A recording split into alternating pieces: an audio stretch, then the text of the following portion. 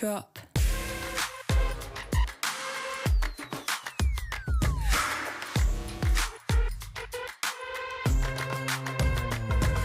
I want it.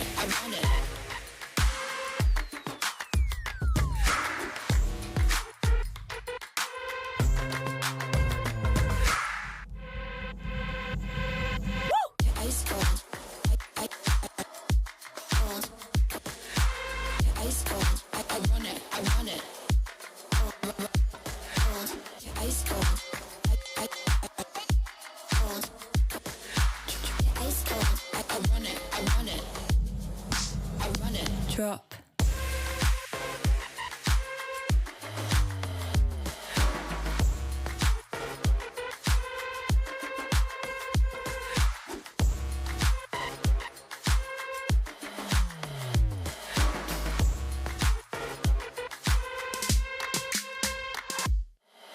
Ice cold. Ice cold. I want it. Ice cold.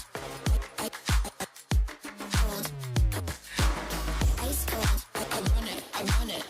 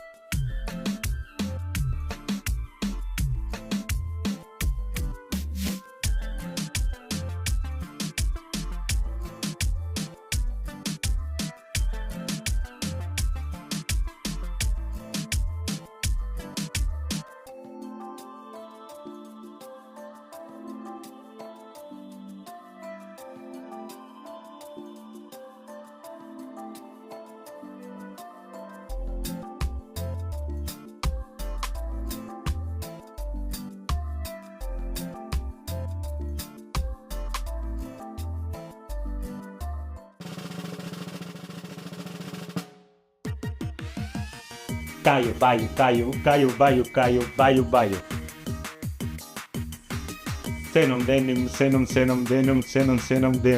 Denim. Ah. Taco, maco. Los cross. Okay. Yo creo que fue un 4 de 10, así que muchas gracias por...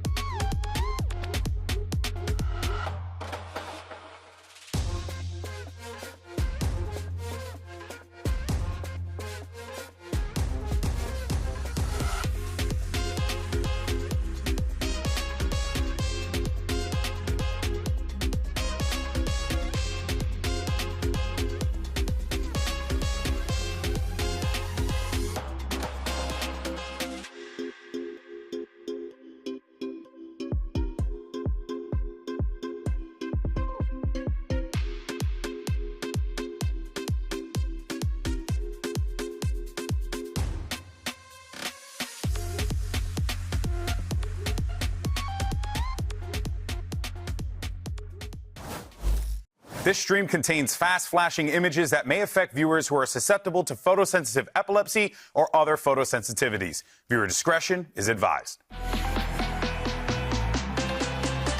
Bora pro primeiro mapa aqui do VCT Americas. Let's go! Let's go! One more is all it takes.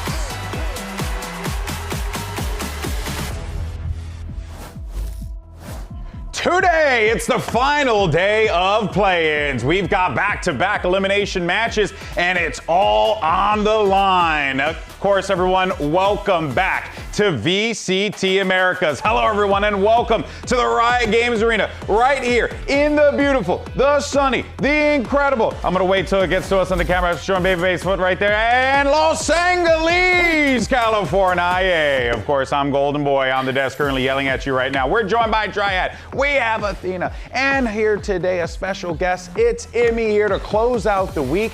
It's going to be a fun time. I'm excited. Emmy, thank you so much for joining us. Happy to be here. Yeah, it's going to be a good time. We have two bald guys. I knew you were going to do it. Yeah. I knew you were going to do it. I'm full committing. Listen, what side are you on? Team bald or team hair? I mean, Sound why off would in the you comments. even ask? Okay, sound off. Just, it doesn't even You're ask. doing Just that to yourself. what Yeah. team you want to be on? Yeah, okay? that's a yikes. Everyone wants It's to be okay, on guys. Team I think Ball. everyone wants to be on Everyone Team wants to be Ball. right Let me here. just lay it to you real fast. Think about it like this. You wake up in the morning, you don't got to worry about anything. Trust. Anyway, all right, let's go ahead and talk about how we got here. Because yesterday we were in the lower bracket and we started things off with Bestia taking on G2. Dan, Bestia, great LATAM squad, really showed the only team that could that took a game off of a tier 1 squad here. Sorry, Emmy, I apologize for that one, Papa. What do you think of this squad? What do you think of this match? It was a little bit unfortunate for them. There was a lot of great individual moments, but yeah, of course G2 was going to do the G2 thing. Yeah, G2 doing the G2 thing to bring the game back and make sure that they win it out. And then moving on to this crew game as well. It was really fun to watch, crew versus Sen, but it got a little bit crazy, a little bit sloppy in the middle, but crew coming out on top, making sure that they're proving themselves to be that better team. Crew are looking really good. They're coming into the roll, but the game was a little bit sloppy. Yeah, that's for sure. We'll be looking out for them a little bit later on today because, of course, we have two great matchups that are going to be coming up. You saw them laid out on the schedule. It's straight up, it's simple. 2 matches remain to determine who are the final 2 teams. They're going to be punching in those playoff spots. It's either going to be Envy or G2, and then it'll be later on EG taking on Crew Visa. Oh man, it'll be good. We already got a couple squads locked in, so you know we'll handle that business later. But it's Sunday, and you know what that means. It's time for the Pulsar Flick of the Week, and this one's going to go to Glyph. And Ben Silly, by the way, nailed this one. He actually did call it. This shot was disgusting. Look He's at a that. visionary. He's a visionary. The tracing through the air, the patience before shooting that shot. Van Silly calling it. Even the players called it. Yeah. Even the players have got Sometimes you just got to call play. You know, you just got to respect the play, right? But look, guys, it's not just the Flick of the Week. That was one of the incredible moments that we saw throughout the last 8 days of play-in competition. No, we have more. So let's determine which were our favorites. Let's find out. All right. So this one's going to be fun. We're going to share our favorite moments, and then Emmy's going to pick his favorite of our favorites. Okay, I like that. I like Athena, that. you're up first. Okay, mine has to be the ace coming in from Bestia. No bias. David. No bias here, okay? This was so clean. He gets this first pick on that player isolated, but then the 1v4 here to win out the round. It was insane. He had such a heroic play against C9, kind of peeking one by one. Yeah, it was good. No, it was good. Sorry. This was really good. Yeah, no, it was really good. So good. Very good hero play coming in from David there. All I remember is just in that moment we were joking about, just take the guy out, and then out of nowhere. Oh man, what a moment. That was crazy. Sorry, Emmy. Next up, a Dryad. We have yours up next. Who you got? Well, I think you're mentioning a hero play, but for me, I love a villain. Okay. I love a villain story. Scandalo. And I love when the villains make a comeback. Demon 1 has been looking insane recently. Yeah, he has. I love the the rivalries. I can't believe it. I love everything that the team is saying. I mean, look at this play. When he's dropping as well, there's a smoke. He doesn't know what's going on, and he gets the flick. How does he do it? No, it's so good. And he always pulls out those things, but you're calling him the villain? Yeah. That's my hero. Wow. This year, that was my hero. This guy right here. All right. I'll share mine. I think we might know this one so far, but this is mine, and this one actually is going to come from Glyph over at Envy. I think we all know this moment. It was honestly a brilliant waterfall of just Sentinel's players just landing in front. This is what should happen when you drop, by the way. Yeah. You just die. But maybe not like this, though. Maybe not like that. Maybe not exactly like this. Oof. Yeah, that was a good one. Well done, Glyph. All right, Amy, who's your favorite? Yeah. Well, the bestie one is close, Hey, but I've got to go with the hero. I've got to go with my hero, Demon One. This guy had to go with his hero. What was that about? That was crazy. You picked was that, it you the picked ball that clip? joke? Yeah, no. Or was it the C9 clip? Actually, I'm not I really think it might have been both. It might have been the sum of all the parts. Yeah. It could be the consequences of your actions finally paying off. Oops. All right, now, of course, don't be surprised, though, later on in this game, if we got a couple more clippable moments, because we got two players that are taking the stage that are probably going to give us some fun ones, Jogamo and Demon One. And in our first matchup, we're going to see two former teammates, two former world champions, squaring off against each other again here. Athena, it's going to be a revisit of this battle between the two of them. Jogamo, though, has a ton of success, and Demon One has had quite the journey up until this point. Yeah, it feels like both these players have consistently been battling to make it to globals, and they kind of have in their own ways. But the problem for me is the fact that they've changed so much since this moment. They both don't know how each other play anymore unless they've just seen it in the server when it comes to playing in VCT Americas. And these points, I mean, you can see the global stats here. Yeah, since 2023, they faced each other a few times, but Jogamo has been dominant with G2 in the America stage. While for Demon One, it's not the situation that he's used to. He's used to facing his former teammates and all across different teams. But this one is an elimination for him, so. Yeah, this one's a little bit different, Emmy, right? I mean, the tension's certainly there. We talked about these players being different, but it's funny because Demon One's playing Chamber a lot now, which I'm pretty sure he was playing a lot when they won the World Championship. He was actually on the Jet Astra, I think, maybe. Wait, was he on the Jet Astra as well? Yeah, he was zooming. Oh my gosh, that's I like to say about these players, Jogamo, the jack of all trades. Yeah. And Demon One's the master of one, They were the two duelists of EG at the time. Yeah, they were the ones. And when you really think about it, like this battle and it coming down to this moment here, it's pretty fun. Storylines. Story! Like storylines! Oh man, it's crazy. It's all part of the script. The It really is. Oh, we totally planned it. Let's go ahead and hear, though, from those two players. We have Jogamo and Demon One standing by with Liz, caught up with them to get their thoughts ahead of this match. All right, Jogamo and Demon One, you guys won the Champs 2023 trophy together as teammates on Evil Geniuses, but today we face each other, a family divided. We faced each other 4 times since 2023. What are the emotions going into today's match? I mean, it's just another match versus Demon One. I mean, it's always fun against him, but I'm kind of excited to beat Stunner. He's my old coach as well, so yeah. How about today? What about you? I want to beat him. I haven't beat him once yet. I beat Calm. I think I beat Ethan. Never gonna beat Boosty, he retired, unlucky, but I need to beat this guy now. Well, let's start off with a nice little fist bump, gentlemen. Keep it clean. I like how Ethan can't confirm nor deny, or rather, Demon One can't confirm nor deny to be Ethan. Yeah. That part kind of rattled me. It's like, how do you not know that? Of course, so with this matchup, it's do or die, elimination matchup here. And let's be real, G2, this is a squad that I think the pressure's a little bit different this time around, considering the situation they find themselves in. It's different too. Look at how far ahead these 3 teams are compared to everybody else when it comes to points. G2 is in a really comfortable spot, even if they lose today, to potentially make champs, as long as either Lev or Energy or both make the grand final. If that doesn't happen, well, maybe things can get a little bit complicated. But they're in a good spot. The thing is, for them, that doesn't usually matter. They're not here to make it through points. They're here to make it to the grand finals. This is a team that loves and has made pretty much every single grand final. But 3, 4? A bunch. They have 4 trophies. They have made it to 7 out of 8 grand finals in America. Gosh. So yeah, they're hoping to keep that track record alive, making sure they're pushing for that. This might be potentially one of their worst performance when it comes to VCT Americas, at least with this core. So it's really interesting refreshing to see that, yes, they have the points, but maybe potentially they're fighting with that mentality or fighting with that pressure of trying to win. They cannot underperform. Why did we do a slow-mo of Baby Bay eating a Oh, wow, that is... I mean, he's enjoying every minute of Look it. at Valen, look and at Valen. Valen cheering on his boy. That's why I came here. Just for this right here. We promised him that together. Oh, sorry, I didn't mean to sidetrack from the No, combo. It's that's just I'm seeing Baby Bay just shove a pastry down his Yeah. throat and Valen cheering him on.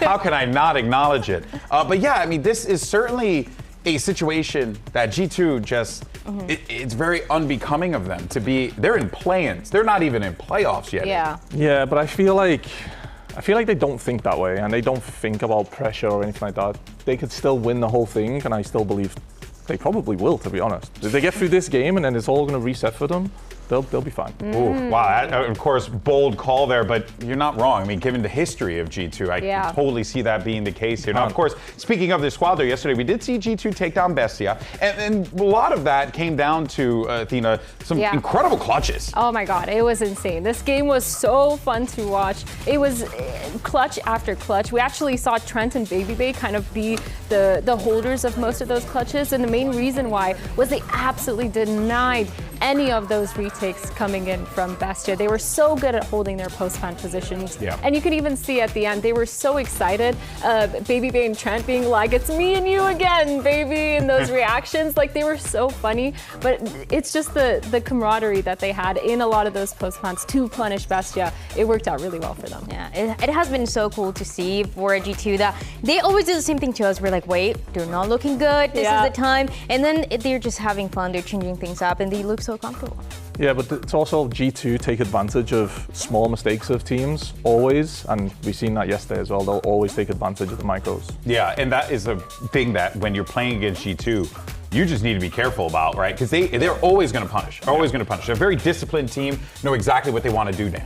And what we're looking at right here are the last comp changes that we saw for Ascent and for Haven. That composition of Ascent, they're bringing it back from Champs 2025, but they were still playing with Jenna P. Back in the day. And for Haven, with this double duelist, teams have to play a double duelist in this map. This is something that we also saw Energy do. They're bringing back from Kickoff and Santiago. These should be the last comp changes that we see for G2, though. This is the last. I think the Euro and Ascent was fun, the way they played. I'm not going to lie. They had a lot of nice little cool tricks, but I don't know if it's sustainable. The solo Euro, you're losing a lot of that mobility when it comes to Ascent. You can't clear as many close corners unless you have that Yoru online, and it feels like there's a tiny bit of the struggle. The thing is, though, they did play it really cool. I don't know if you guys saw. They seem very comfortable. They're basing a lot of their strats off of that Yoru TP, off of a lot of the really quick movements that he can have across map, and it's helped with a lot of their rotations as well. So I think in general it makes sense. They've come up with a plan. I just don't think it's sustainable. I mean, I think the Yoru thrives on defense on this map with the rotations, and you only need a few rounds on attack side Ascent, and his ult is a big power ult that can help you get those rounds. True. Oh yeah, I mean, all that info that you get from the Euro ult certainly going to be a factor, and we'll be keeping eyes on that. But here's the thing, G2, right? They're not going to be able to coast into the playoffs, right? Because their opponents on the other side, Envy, they've actually been looking stronger and stronger each time we see them. And we've been getting great showings out of Kesnet with some huge Glyph as well, dropping numbers too. I mean, Dan, it feels like this is a team that is finally figuring it out, but now they're going to be running into this brick wall known as G2 that have had so much success in the region. And something that has been a win condition for Envy so far has been the post plants because of how good they are at taking space early on. You saw it in this map of Sunset where they're going right away to fight for market control and also hold that choke on Boba. And then you see in other maps like Sunset where they go all the way back pretty much to CT. They get so much space. They're so good at that. I know that it said that it was 83%. It went a little down. Both teams are really good at the post plants, but I think for Envy, this is what they should be caring about the most. Every single map that they played so far, they started on the attack side. Yeah, I feel like a lot of the times we worry about teams overheating when it comes to post plants because they want to keep that space and keep that control. But it feels like Envy has a really good balance between keeping the control, but also making sure they're fighting with that numbers and falling back when they need to. Yeah, and has this success from Envy recently and the growth for them surprised you, Envy? Because, I mean, obviously in the stage, it wasn't that great for them. Yeah, if you look at their matches, then it surprised them, but after scrimming them, we scrimmed them a lot, and they're just insanely good. Like Kesnet and Demon 1 put up numbers. If they can get the space correctly, then really don't put a foot wrong after that. Yeah, well, actually, you talk about Kesnet. You got to talk about the pieces on this team that have helped to bring this one around. One individual in particular, we saw him briefly in one of the clip it section. One of the clips. I think it wasn't your clip. Oh, one of the GP. person who picked the clips. Glyph has really been just a solution in some instances for these players on Envy. I feel like when you're on a team that has this many personalities, you need someone to be able to kind of reel them in and make sure they're playing together. And I feel like the addition of Glyph has immensely helped that. I actually sat down and talked with them a couple weeks ago, and Glyph was telling us how many hard conversations that they had to have as a team to get to this point in the first place. And it feels like there's so much respect now for him across the board on this roster, and they're making sure they're listening to him. And he's able to also put himself out there when he needs to. Which is something that the team has always talked about, the respect, and also when you have so many individuals, you need to make sure that somebody is going to be the leader. And that is something that Glyph has been able to do, which is crazy for the newest addition as well. A guy that was coming from Tier 2, that went all the way to EMEA, didn't find any success, and now he has been looking incredible. I really like what we're seeing from Envy. He's been fragging out too. I mean, last game he was fragging out. This is what Envy needed, and this is what they always talk about. I mean, you were mentioning the scrims. The team was talking about it too. Like, scrims were insane. We're working together. When they were playing these official matches, maybe it wasn't converting, but now it is. I feel like buying into a person's system, and that's exactly what they have done, like you said, with the big personalities. Maybe he said it's my way or the highway, and they both in. Hey, maybe. And so far, I mean, look, I'll take that, right? And I think, like, if you're Glyph, you know what are going to be some of the things you're going to need to lean on in this one. And Imi, I know, like, you want to specifically talk about Kesnet because you had mentioned, actually, just a second ago, how good he was in those scrims against you guys. So what is it about Kesnet? Do you feel like he is going to be the linchpin for this team? Yeah, I feel like when he starts around and he takes space and then he pauses and then they take the next space together is key. But sometimes you'll see him go in and take space, but he tends to take all of the space on his own. If he just slows down a little bit, he gets that entry, he uses their util, that's when they're going to thrive. And then there'll be some rounds where he gets shut out and it goes bad. Real bad. Yeah, it has been tough for a lot of these games for Kesnet, which is really uncharacteristic. He has talked about recently how he became kind of a leader for the team, holding people accountable when they're not doing things right, when a smoke is not the way that it's supposed to be, when people are not playing rank, when they're doing little things like that. Yeah, like this here where he's just getting shut down. Like, he's coming through the smoke. He's the guy who dies. He goes through the cage. He's the guy who dies. If that happens to him, I feel like there might be a little bit more mental aspect where he feels like he's shut out the game. That has always been his thing too, the mental part of the game. The reason why he's able to make so many champs as well is because he has the momentum going, because he's fired up. When the team starts feeling that they can't win, he's not going to be the guy who's turning things around. So you need the energy to be high for him to be performing and for them to win. Yeah, and I feel like when you're looking at this roster as well, Demon One and Kesnet, those two are the players that you're expecting to essentially pop off, or else that winning condition almost floats away. It feels like these two are the main players that you want to see, making sure they're having that impact in the server, and the mental aspect of it, and as well as making sure he's not overheating, not pushing too far, 100% falls onto Kesnet. And I think it's one of the big reasons why Envy could potentially win. You know, it's funny, we never really reflected on it, but how wild is it that Demon One and Kesnet ended up on the same team together? Like, from the start of how things played out with the beginning of the season till now, if you would have told me that would have been the case, and on Envy of all organizations, I wouldn't have believed any of that. It's kind of crazy too. This matchup feels flipped for me. Like, I'm looking at Envy and I'm like, oh, I didn't expect this team to make it this far. And I'm looking at G2, I'm like, I didn't expect this team to be this low right now. They shouldn't be here. Everything feels weird. Oh, it's really topsy-turvy over here, but it is going to be exciting nonetheless. Let's take a look at our predictions, though. And what did the talent team think here? Oh, okay, we got one Envy believer, and that was Elizabeth. Is she gonna be right? I mean, she. I don't think so. Okay, well, maybe not. I was like, yeah, maybe. No, I don't think. I think it's gonna come down to the maps. If Envy can get Sunset and Ascent in the map pool, I think they have a chance. If they can't get both of those maps in the map pool, I think that it's a little bit of a struggle. Yeah, I think after seeing the way G2 played yesterday, it was just, you could tell that they're back in form. They know how they want to play, and they've made a lot of really good strategies to go around that. And I doubted them for a little bit, I'm not going to lie, but I think they're back a little bit. Well, I think, like, it's same thing with G2. I agree with you on that, but I am not sleeping on Envy at all. I still think they're great players on that team. When you're sleeping on Envy, that's when they win. That's when they win. It's really scary, and Kesnet talked about it right before we went into play-ins too, of Wait, no, they way they did this. No. Yeah. Hold on. I don't think this is real. Hold on. Is this rigged? 69. Be Nice. honest. Production, is this rigged? I don't know. I won a poll, so it might Not be rigged. rigged. This is You're lying. chat You're results. lying. This is crazy. Chat I don't results. believe that. Yep. First, We did it. Team bald. Team ball, baby. Woo! at least we have hair. Hold it down. All right, we're Honestly, going to have a that's a real one. celebration, but for now, let's send it over to the stage and get the show started. Our final day of play-ins starts right now.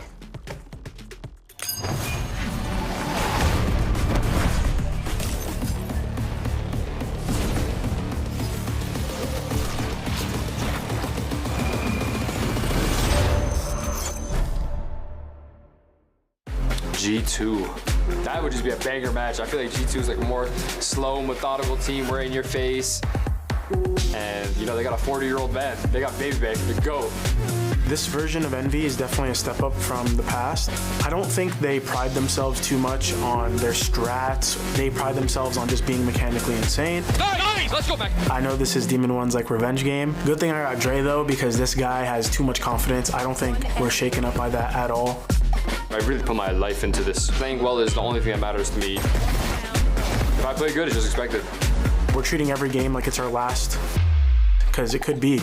They're the kings of Americas, so I feel like if we can beat them on home turf, that should be showing a lot, you know what I mean? All right, folks, let's go ahead and get this party started. And welcome to the stage. Your first squad is G2 Esports. I mean, these guys have been called the kings of Americas for a reason, almost always lifting a trophy or getting to the grand finals. And today, they're trying to fight to make it even to playoffs, which is an insane place for them to be in. It feels like we lost them a little bit across the way, but now they're starting to bounce back. They're starting to find themselves again as a team, introducing that Yoru into their comps, making sure they're playing together in a lot of these situations. And G2, this is a team that's always bounced back when they're faced with failure. But can they do it today against Envy? I think that's a really good question considering their mentality. No, adversity's been the name of the game of this squad for a super long time. We followed their careers for so long at this point here, but their opponents on the other side of the stage also know what it's like to have to dig deep. It's Envy making their way out. The villains, they have one more task ahead of playoffs, and it's going to be a big one to take down a G2 that has made eight instances, and 7 of them making it to the grand finals. It's scary, but if somebody can do it, it's these guys. They fuel from the doubt. They fuel from everybody predicting against them. Yeah. So it can be scary for how the predictions were looking today. Individually, they have been incredible. Kesney talked about it earlier on too. Well, I know that we can win because I'm sitting down, I'm looking around.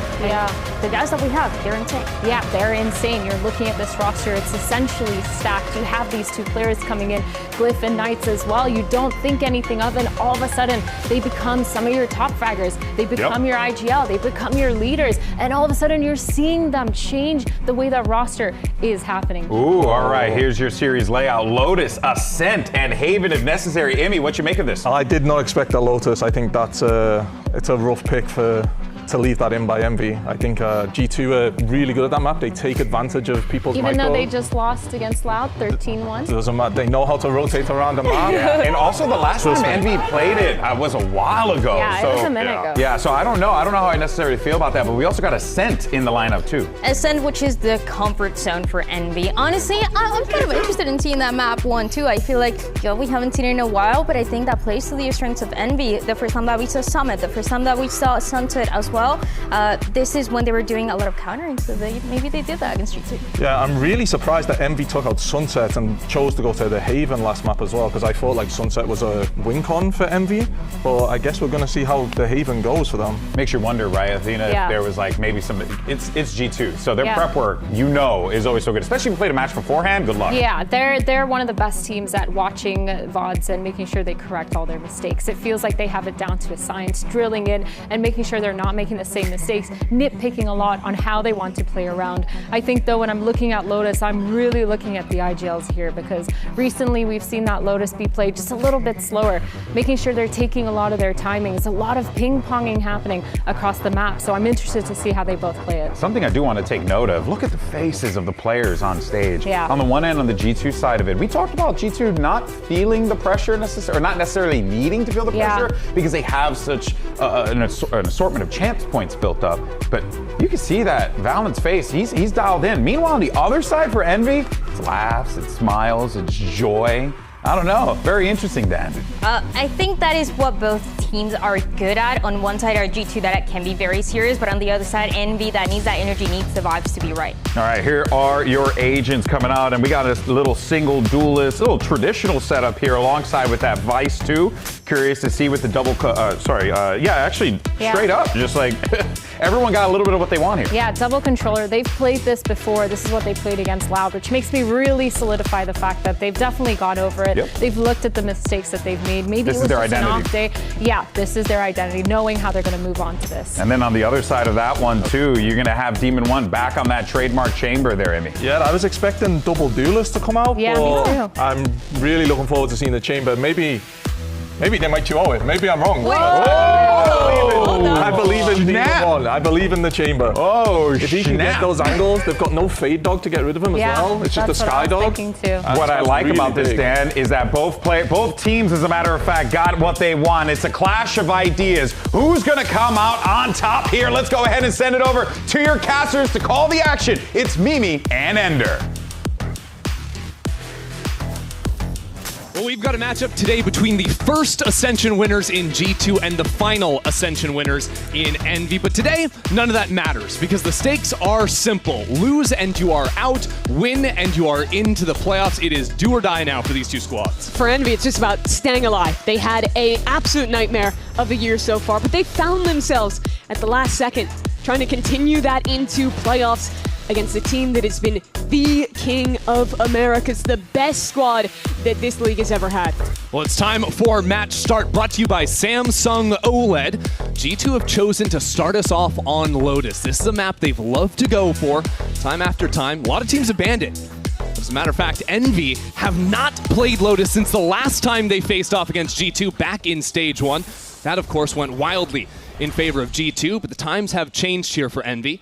Coming into the play-in stage, they've had a little bit of a new energy with them, and they're going to find G2 hiding over in the corner. Trade comes through from Kesna, but still a player waiting in the wings. Already G2 absorbing space elsewhere, though. Valen under pressure, but only one gets through that door. Yeah, Glyph stuck on the wrong side, but he says it's the right one as Jogamo will claim 2 before he drops. This leads G2 now putting 2 players on the flank. Nothing to protect. Glyph has no idea at all, and it's Rossi now. Baby Bay on the other side to start this pistol off the right way, and still no idea that Baby Bay could be on the flank. A hop up to Root. Dre in prime position. Covered by that pillar, but still not decisive yet, and it's Baby Bay to hit first here in the pistol. Really nicely done in that one-on-one. Baby Bay needed to win that. He baited his teammate, he played it slow, but he gets G2 their reward in the end. That was a very messy round. G2, this is a classic play from them. Hiding behind their wall, playing this double bait setup in the close corner. But where it got so awkward was with Envy only having one player go through that door, getting completely stalled out in this space, which allowed an incredibly active G2 defense to arrive just in time with the double flank. Talk about the double bait setup in a lobby as well, with Alert coming online. Paid off in a big way, as now you got Baby Bay and Leaf. They were just flanking together. Coming up with that first round win. Now already 2 kills and plenty of damage onto this Envy squad. There's not too much left for Envy to play for. Just one guy on site though, so if they deal with Leaf, that's a plant. But not when you stick your foot out through the orb. That's going to be wraps. Not quite. This has always been G2's map where they showcase some of the best of their macro as nice. Demon One gets another one of his shots. So I think that this is a big test for Envy in the sense that a lot of this Revival for them has been not only finding their identity in terms of the comps, but switching Glyph over to the IGL, and I think coming into their games with a lot better specific prep for their opponents. And especially that got showcased in the M80 game and their match against Sen as well, where they dominated both those games 2-0. It looked like an Envy who had the read of how to play against their opponent. But this is now going into the map where VALORANT is at his absolute best as an IGL, where G2 are so comfortable in their macro. I think it's one of the biggest tests of the new Envy you could see. And you know that Envy come in here, they know G2 like the map, but they also saw G2 get pummeled 13-1 versus Loud in the final week of regulation, so maybe trying to take some of the learnings there. Of course, I think Loud were super successful in their opening fights, basically every round playing from a numbers advantage. So let's see what Envy can do here now with some rifles in hand, just getting pushed out of that A space for now. Again, G2 proactive. Look at Leaf, walked up with the judge. No, Prowler spots him though. A warning shot and a chance to escape that stun though coming in. Good molly.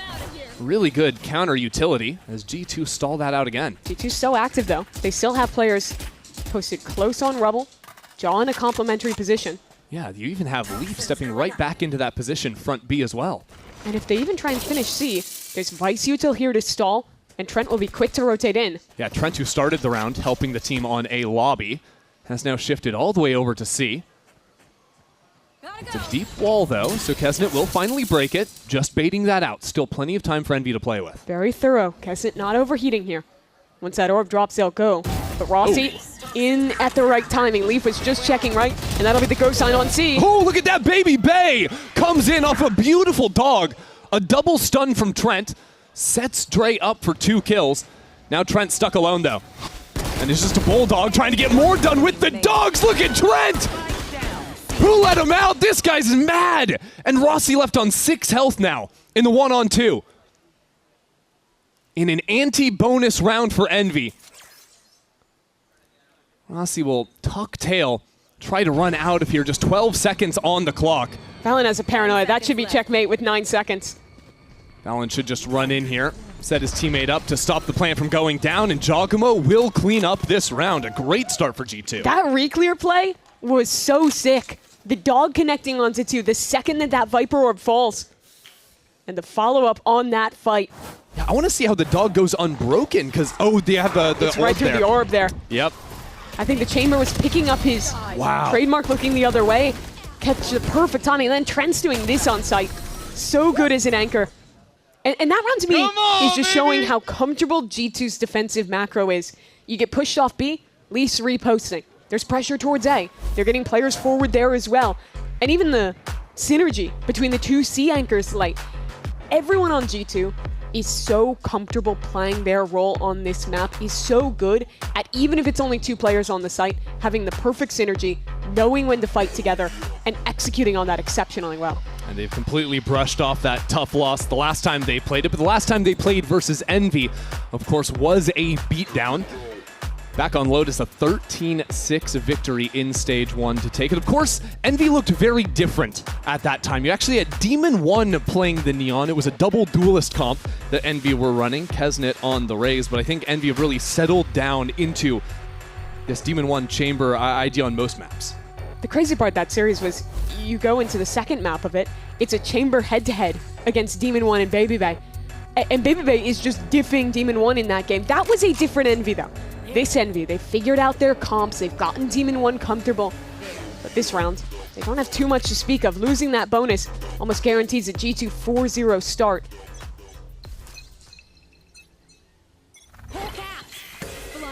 And so it'll be early Rubble control again for G2. And a nice little turn around the corner from VALORANT. Envy looking a little bit lost here. Half the team stuck behind the smokes, the other walking out into no man's land. And now with this forward posting and the spike completely exposed. Baby Bay also closing in. Envy have got to be feeling this pressure. A flash as well. Doesn't matter that Kesnet's in front of that because the flank has arrived. And G2 keep it perfect through 4. Round looks too easy for G2. They clean up another A fight. So looking at Envy now, a lot of their success has been, for me, the maps where they're playing Kesnet Knights double duelists with the Neon Phoenix. They have Demon 1 on Chamber. I think here on Lotus, it's a bit of a harder task. This game, to me, is going to be very reliant on Kesnet. The Des was talking about it, but this team is kind of made or broken on how well he can entry if he has the right spacing off of the rest of his team. And I think that's especially critical against a team that has such good defensive protocols. You need to see him start strong, especially with a heavy lean towards Rubble. Valen once again in a forward position, but this time it is that duo of Kesnet and Knights to completely blow up C. Instantly win that mound fight. And now G2, 3 players left to try and retake. Maybe the Bastion of Hope is a raise rocket for Jaw, and money to go for it. This is a little bit odd because Envy still have 2 players miles away. G2 trying to keep the tempo up here, knowing they have the paint chills, knowing they have the rocket to get involved. He backs into the combo. What is going on? It's a disaster. So now brought down within 1 and still the rocket available. Good flash onto Demon 1. Pushes him away from the posting. And Jogmo not even looking to use that rocket yet. He wants the fights and it's going to cost him. Odin from a high angle too. Finally finds its mark. With the clock starting to wind down, G2 need to get in there or get out. And it looks like they're just going to play for some exits here. Realizing too much time has expired, they'll be happy to claim a few more heads on the retreat. But Envy have finally showed up here to play. Envy's been getting dominated in these early fights so far. This round was different. Very good execution with the slide in from Kesnet, creating space for the rest of his team. They quickly trade out this fight. You can see perfect angle from him as Knights is coming out the other side. Might not be the Neon Phoenix, but those two still have great synergy when they're entering together. Let's go, good job. I think Knights coming into this team in the midseason was one of the biggest changes. Sure, the 100%. Beginning of Stage 2 was rough, but when you look at their run in play-ins, I think so much of it has been around that guy and the value he's brought to Envy. And typically that'll be him on the Phoenix role, taking a little bit more responsibility, but even on the supportive roles, he will still get involved. Now back to fighting over Rubble. This time, though, a good paranoia, and it's Baby Bay swerving around Mound. 3 kills already. G2 very quick to make the adjustments and quick to increase the pressure as well. Demon 1 just backed into a corner, and G2 knowing he has the up in hand, you have to believe the hunt is now on. Absolutely. Do not let him keep his win condition in hand. A great adjustment quickly from G2. They lose that Mound fight in round 5. Immediately in the next round, Valent's there. And I love the timing he's throwing that paranoia. It's not off of the very first point of contact. It's a second later, once Envy has already used their fighting tools. So G2 tuck, and then they re-swing in after the utility has already been expended for Envy and clean up some super easy kills. I think that's one of the hardest things about this meta, where so many of these games are just being defined by these kind of 3v3 team fights. The team that is acting, the team that is taking the initiative is almost always at advantage, and G2 let their opponent take their turn and then fought back in and took theirs to win it. I think maybe that's part of the reason why we see the comp change from G2 coming into the second stage. Trent moving away from the fade, getting his hands on the sky, having the flash for the more active fighting. And now, actually, G2 have picked up the operator the Demon 1 had to match that scoped weapon 1-for-1. Envy again playing early into a 4-1. G2 have stayed very active elsewhere on the map. Already a dog through B. And they're reading that this is likely to be something towards the A side of the map, rotating a few players over to bolster their defense. This round looks a lot more like how G2 is playing versus Loud. They were way more reserved in terms of early fights, playing quick rotates, playing quick retakes as well. But after showing so many flank looks and so much forward fighting, changing it up now here. And because of that conditioning, Envy have been slow. They took their space towards A, now they contact up. But there's 4 players here ready from G2. Oh yeah, and 4 ultimates as well. Glyph does have the Nightfall. That'll be the best way into the site, but now losing Demon 1. That's a big factor out of this round. Envy have also been stalled out by some good Thorns. Unable to pop quickly into this B site, although they do commit a couple key pieces of utility to do just that. Still trying to pull out ultimates, though, is the idea. They never wanted to commit there, and that's going to be a Steel Guard and burn, but Kesnet was spotted on the way out. Valen caught out by surprise there. And now G2 in a bit of a scramble. Players completely separated around the map, and now Viper's Pit encroaching on Heaven. With Leaf out of it as well. That's pressure on the eastern front gone. G2, they still have a rocket. They still have nades, but It's so awkward with all the smokes here on site and still utility being sent their way. The first shot has to be perfect. They have to punish Kesnet, but he still escaped somehow. And Rossi's cleared up into heaven. Envy have completely swarmed in and taken G2 apart. I can't believe Envy win that round. It's a 4-on-5. G2 have pretty much every ultimate, and that B play was so telegraphed. But the critical point of the round is Kesnet. He takes a risk, sliding into Link completely alone. Valen whiffs his shot, and this is the kill that makes the difference. Takes the smokes out of the equation, means G2, instead of having 2 players together on different fronts, are spread all across the map. And you know that Envy is a team that once they feel that energy, feel that momentum behind them, they are a tough team to stop. Oh yeah. So they go back to the same mount fight, already ulting in for Knights. Knights is just on the site. Anticipating that when BabyBay is weak on this side of the map, he very often falls back into spawn, waits to regroup with his team, and play with the numbers. 5-on-5 retake, but Demon 1 has the AWP and a teleport out. He could disrespect this Raze rocket, even if G2 use it. Oh, he's so far up. Kill the Raze, and the round is won. He's got Leaf instead. Still, that's numbers, and the paranoia pushes G2 back again. So Envy stick up on site. Demon 1 teases this again. He wants a little bit extra as the Nightfall goes deep. G2 still without positioning on this site. Trying their best now as the showstopper. Hops on up there. Leg shot comes in, and Jogamo deals the finishing blow on Demon 1. And the hold is good this time from Valen. Sticking the defuse. It's Rossi out of nowhere. 4 kills and the round. That is crazy from Rossi. Comes up massive in what turned into a 1-on-3. Sprays down the remaining players in kind.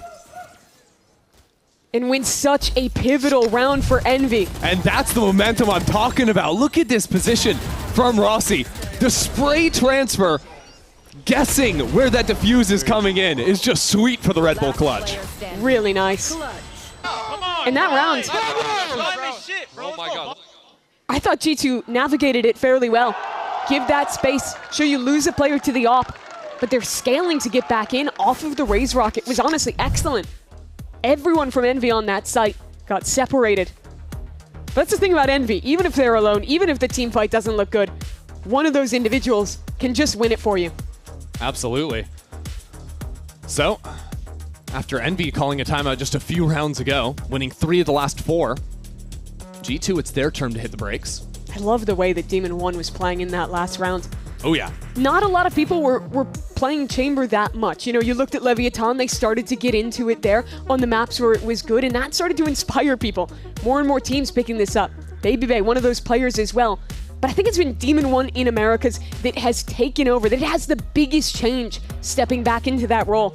His impact on lurks, on that chamber, in so many of these maps for Envy, has been absolutely palpable in the turnaround of their season. And he knows how to punish enemy team tendencies as well. He knows he's playing against a Sky instead of a Fate, so he knows he's not going to get cleared on that close corner. He can go for the aggressive peaks, get the punish. And he's so confident when he does it. So G2 have gone back to that A main hold that was working for them to start this half off, but with the mess of smokes going down, a little attack smoke here for Kesnet to hide in. And it's hard for G2 to stick up in that space, especially on the weaker buy. Jaw committed in this corner. Kesnet's reading it. He knows. But still, it's not so easy. With some utility, able to counter out on the other side. Jogamo trying to jump up and over anything that can be thrown his way. And G2 really trying to support Jaw here. There's flashes coming in, everything thrown up, but with that wall to cut off the site players from their duelist, this has allowed Envy to get all the way up into spawn. Still going. This is wild. His spacing is way out in front, and it pays off. Something Imi was talking about on the desk was making sure he can keep it reined in, but in a round like this, him seizing those reins himself, he has completely taken over.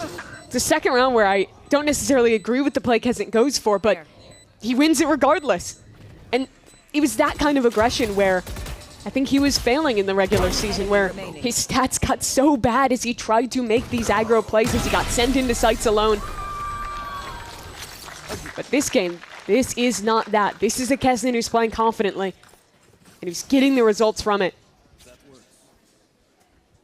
And it goes back to that idea of Envy. When they're feeling good, when they're feeling alive in the server, they're seizing moments like this. You play a little bit without fear and can just make it feel so overwhelming. When you play against a team that's taking opportunities like that and they're hitting their shots, it's a very different beast to try and conquer. Focus now. G2 is a team that is bigger than the sum of their parts. It is built on their structure. If you break that down, that's where they can start to struggle. G2 playing heavy B-side this time. BabyBay left alone on A. Shift of their setup out of the timeout. And the rotates won't be very quick either. Let's see if BabyBay wants to actually stick around on side. I don't think so. He slips up the rope. He almost always gives when he's alone anchoring. Yeah, he is playing close on that in case anyone was going to try and go up this rope. Anticipating some overpush from Envy. Holding this heaven space is important. G2, they need to clear out Rossi. And Rossi's been the problem. Remember that 4-piece to get the ball rolling. After it was such a disaster, but this time they think Rossi's covering their back. Knights has to turn around and deal with Jaw. And now has to set his attention on Heaven. Knight's being asked to do so much in this round. He's patrolled every entrance into the site from G2, but it's too much when his entire team is playing off-site. Now Trent has worked his way back in. Demon 1 and Kezit, they're stuck here in tree, and it's a perfect flash from Trent. G2 right back to business. That was a great flash to close out. But that was a round where Envy's team fighting got flustered. They believed that their flank was being held, that Rossi had their back, but the Viper wall up in his face. We've heard earlier in the year some of the more chaotic comms when we've listened into Envy. This felt like one of those moments to me. Yeah, because, I mean, Rossi easily could have calmed. He doesn't have the line, but when 3 other people are trying to make some kind of proactive play too, it can be hard. And in contrast, G2's comms are just the cleanest in the league. They are so calm. They're so focused when you listen to them. That's what comes from experience, from being in these big games through years and years together. And so in that idea of one team being the disciplined squad that takes fewer risks, that plays it by the books, Envy have still found ways to challenge in some of these rounds. Envy was successful with these big fights towards Mound earlier in the half, but this time the spike isn't there with them. They'll bait out the Vise wall and let it stew for a moment. Knights has just found a way to walk straight through his smoke covering, and Leaf's making tons of noise as well. Envy want this fight in a big way, and BabyBay unable to support his teammate. He'll simply have to fall away. Trent has Seekers for this retake, and the weaponry, it's still there. There's still a chance. Does Envy want to try and take a fight? They group up towards spawn. Oh, they if want they can go early, BabyBay dead. Oh, that's big. His teammate's just behind, and with Envy fighting up in both spawn and waterfall, G2 are crushed. It's a second C post fight now where Envy have gone for a forward fight like that and found massive success off of it. It shows to me good preparation for how G2 plays. They love that C retake, and disrupting it, getting ahead of it, that's the key to success. And you compare that to the previous round on A, where it was much more reserved from Envy. Granted, A site, it's hard to play forward unless you're inting up the rope and just gambling on that. These C post plants, they have simply figured out.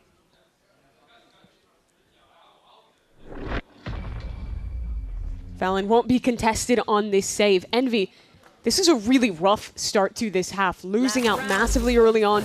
G2 looking like themselves with the defensive macro, but like you were talking about, I think for Envy it just takes that one round, that one moment of confidence, and that to me felt like it was that Rossi 3K. Don't play rank, bro. It's so easy. Yeah, don't play rank. Yeah. Kesnet knowing that Leaf prefers to watch VODs instead of play ranked, so the call is let's just play ranked and beat them in it. It's real. They're playing it, they're succeeding. But it goes back to this idea of two teams that could not play the game in a more different way. No. A true contrast of styles here. Envy continue to try and keep the heat up, but it's all a ruse this time. 3 players front B. As they will slip out of there. Already into the B site though. Knights is TP'd forward past this line. Jaw backing off the cross. It's going to be another 5-on-5 retake round. Can Envy get the forward fight they want yet again? G2 have full awareness. They've covered the flanks. They know no one's coming in on their extremities. And they can threaten to push through B main themselves. As long as Trent stays alive here, they'll have pressure on multiple fronts. And by tapping the door, they encourage Envy to keep playing ranked, keep charging forwards, back towards their own spawn. And Rossi there, trying to dance around it a little bit. Trent still holding his own. Falls away, buying time for his teammates to push back into the site, and Demon 1 drops. A good flash, sends Valen packing. Oh my word, 3 kills. He's packing bodies there. With Glyph miles away from the rest of the team, Glyph into the clutch situation, but it's Baby Bay to shut him down. G2, they might not play ranked, but they've played a hell of a lot of matches against aggressive teams, and there, they controlled the aggression perfectly. I love the way that Trent is playing that angle, jiggling in and out, knowing that his life is the win condition. It sets Valen up for this perfect flash. It honestly could have been even more kills than this. And as soon as Envy don't have the aggression they want, as soon as they just have to sit and stew on a site, that's where G2 takes over. G2 leading at the half, but still plenty of Valorant left to play. We'll be right back after this.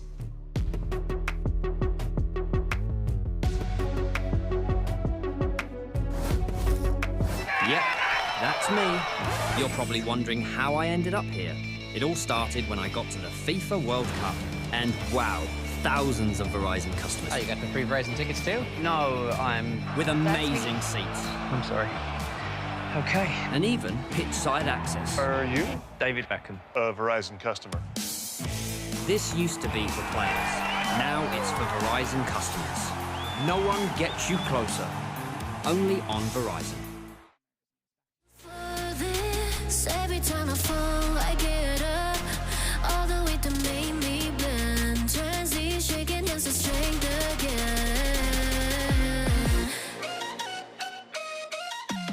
All right, Leaf, you are an absolute menace in the server. You, I think, just make people's days infinitely worse when they see you across the map. Do you ever feel bad about ruining people's days with your gameplay? Yeah. Thank you for your sympathy. This has been Elizabeth Marchini with VCT Americas News. Back to you.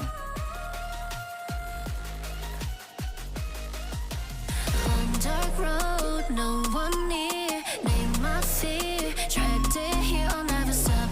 Watch me go. I rise to the top and let them know I'm built for this. Every time I fall, I get up. All the way to make me bend. Turns these shaking hands to strength again.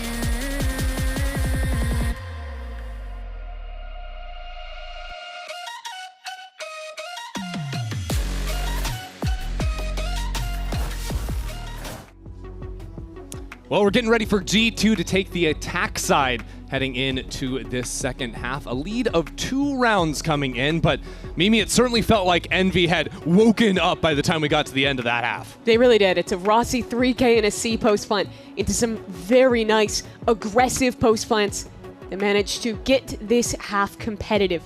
But let's remember how the game started. It was G2 pistol rounds. They got a bonus off of that, and they built some huge momentum.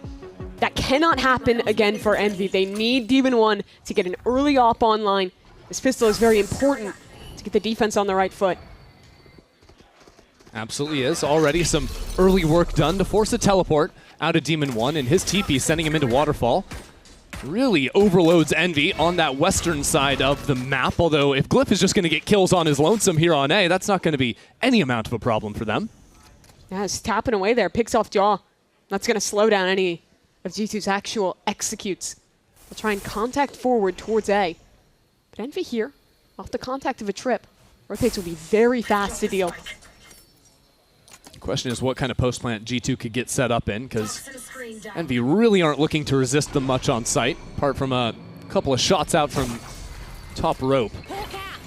But with that smoke coming down now, let's see how far forward G2 want to play. Valen especially with that frenzy on a close angle underneath the smoke can be deadly. Trent has a flash in 3 seconds. That's their chance to try and activate a peak, even the odds in this round. Trent's utility was sublime in that first half. And right now, Baby Bay just keeping these players pushed away. Now the frenzy down in hell. How do Envy solve this problem? They're going all down into drop, nobody up on top rope. Just fighting as a pack, but there's that frenzy, 2 kills already. And now Trent in a tough to clear position. Such a problem, Kesnet will deal. And now Leaf into the clutch. Needs one more bullet to take take a second pistol for G2, and he is just about perfect. Red Bull clutch to kick off this second half. I think Leaf might have just ruined their day with that one. That was so nicely played in the 1-on-2. But I think the critical moment of that round came before this Red Bull clutch. It was the fight towards drop and Envy's decision to fully path that way.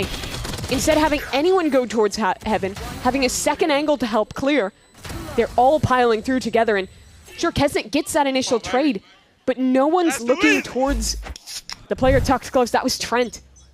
Yeah, and even if there had been one player heaven, it's still a 50-50 because G2 put 2 players in that position. Yes, and there was a player just late. Yeah. And so Envy, they've already lost Demon 1 again, and this is going to be a player that we're going to look really closely at in the second half because Demon 1, very quiet on the attack side. That's all right, but when you move over to defense on the chamber, get rifles in hands, it needs to be lights out. That is your X factor. If your chamber player isn't finding success, then you're basically playing without utility on one of your agents. And playing with that chamber means that your C-hold is so much weaker than when you have the Vise. G2 is able to pretty much always have players rotating into sites to flood in time because the Thorns are just such an excellent tool to stall time. It's a tough position to be in because it truly is feast or famine. And you had G2 in that exact position in their loss versus Furia that sent them down into the lower bracket. That was a series where BabyBay was on the chamber and struggling. Yeah, and that's where, you know, even though they have a good op player in BabyBay, it shows the priorities in how G2 wants to play the game. They want to play a type of Valorant that is consistent, that is going to succeed in most matches, that doesn't rely on any one player popping off, versus an Envy who is so volatile. We've seen the low of their floor, we've seen the extreme height of their ceiling, but how they show up on any one day can be anywhere in that band. Good for them that they've been showing up in this tournament so far after not finding success for the majority of the year. This is always the best time of the year to find that magic spark, right? You don't care how kickoff or stage 1 went, as long as you can make a run here, and this would be the match to start that off. Demon 1 just fully deals with Leaf. Of course, there was that shot that took him down to 10 HP, but nice opener. Still clean from him. It's a good sign for Envy. G2 will still try and recover this round, but again, they have to face into Demon 1.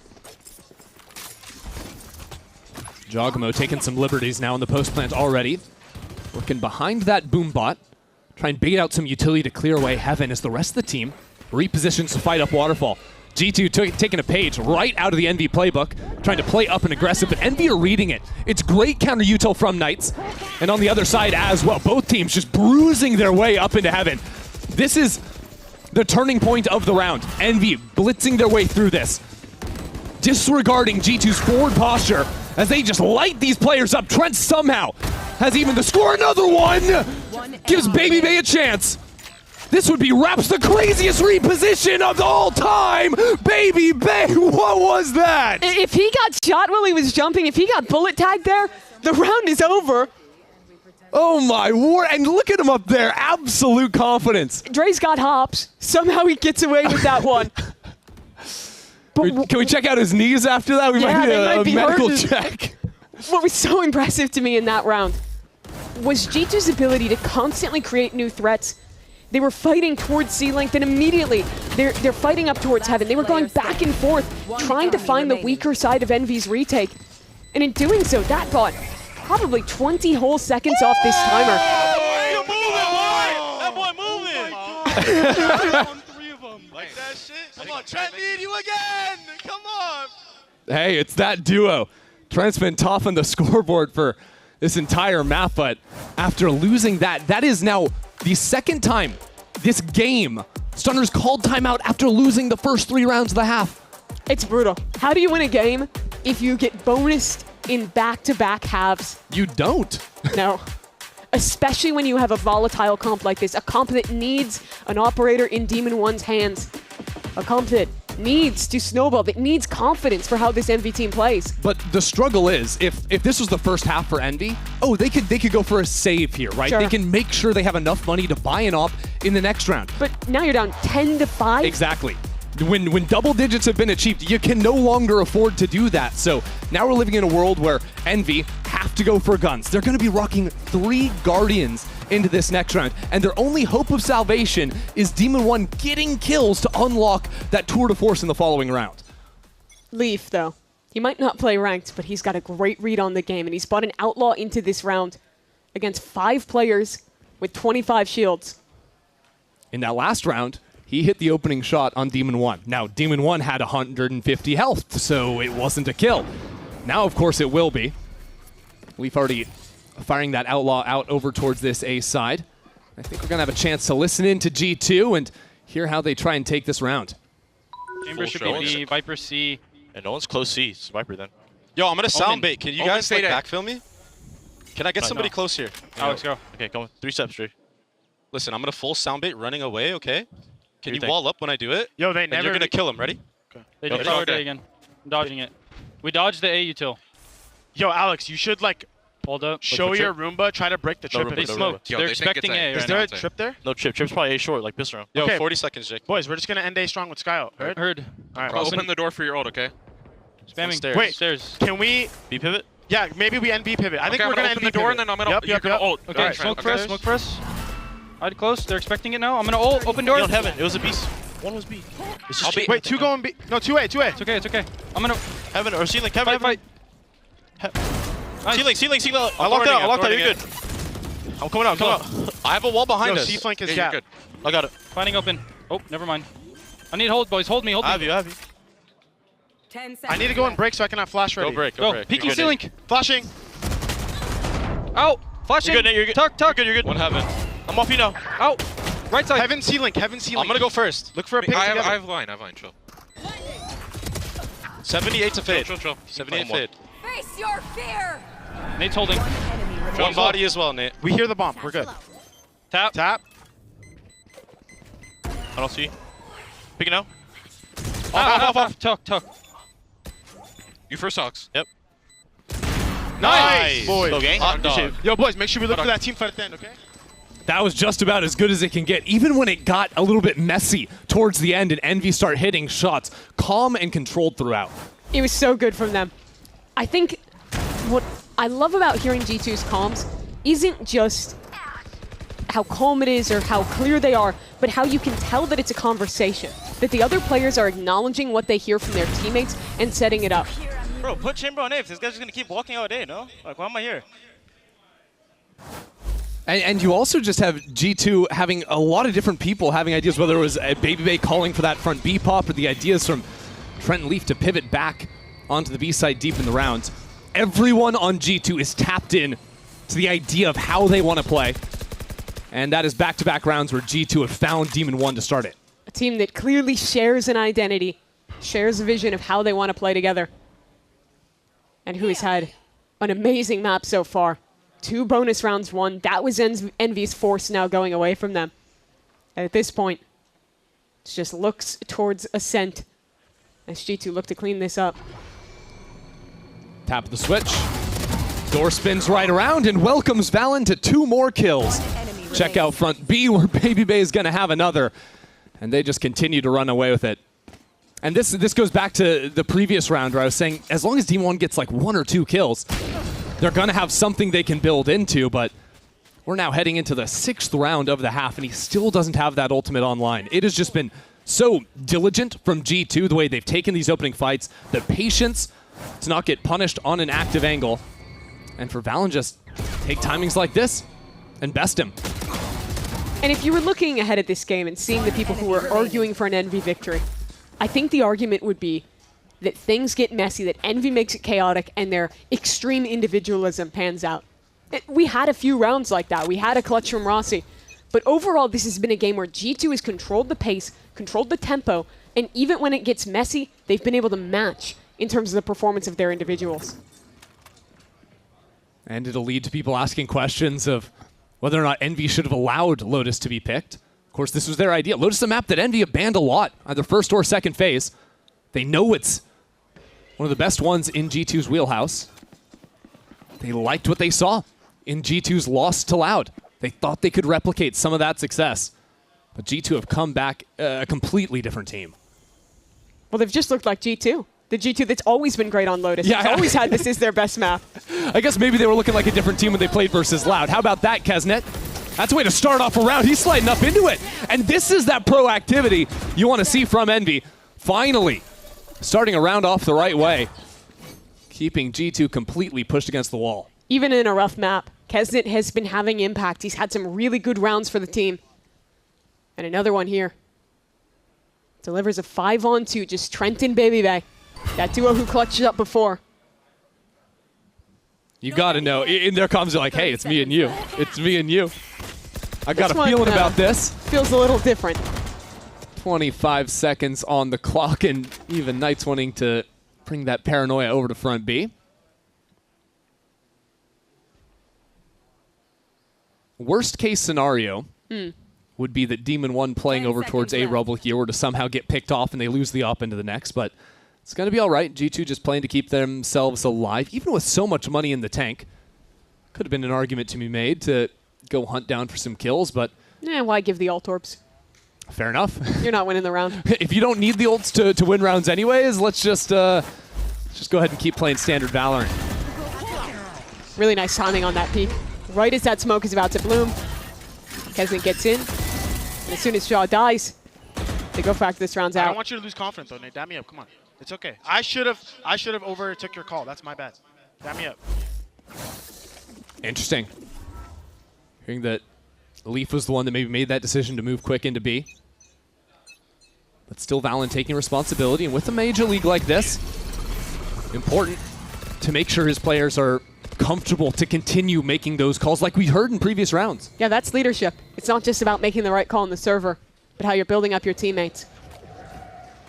And from previous times where I've been able to listen into G2's comms, specifically on Lotus, Leaf is a very active caller. Especially mid-round when he's playing this lurk position. He tends to get a really good picture of what the map looks like when he's getting proactive. As that is rough. Demon 1 wasn't even trying to fight. And down goes Kesnet too. Kesnet hitting the floor. Glyph is somehow skirting around this site. It's ring around the rosy from him, but he's completely surrounded and still finds two. He did his best to try and give Envy a chance into this round, but now Knights is going to go down to the showstopper, and G2 take care of business here on Lotus. Yeah, Lotus, it's still damn good. They had an off game against Loud, and we thought they had a chance on this map, but this looked like the G2 we know. A structured defense, a perfect attack side as well, only losing that one round. Gets him across the board 13-6. I was consistently impressed with both Trent's shooting, but also his utility. I think he got so much value. Those mid-fight Sky Flashes punishing Envy. That Sky Dog here in the first half was completely absurd, and that's what started this snowball. Winning the pistol, winning round 2, winning the bonus, not just in the first half, but in the second too. 2 bonuses is pretty much impossible to come back from. Big credit to G2 on that one. Envy now in a tough position. Ascent, that's their map choice. It's coming up the second. But who I'm looking at is Demon 1. He had a nightmare of a game 1 here. He couldn't get online with the operator. But we're heading to his home map with Envy Season on the line when we return.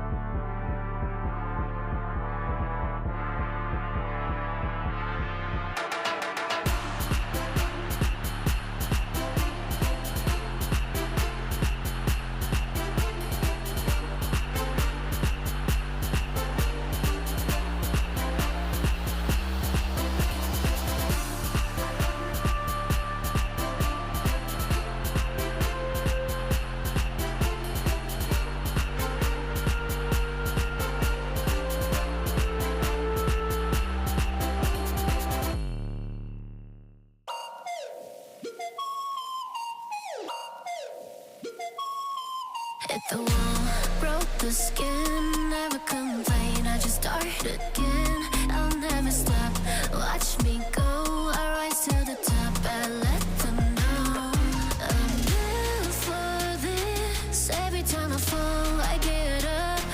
All the weight that made me bend turns these shaking hands to strength again.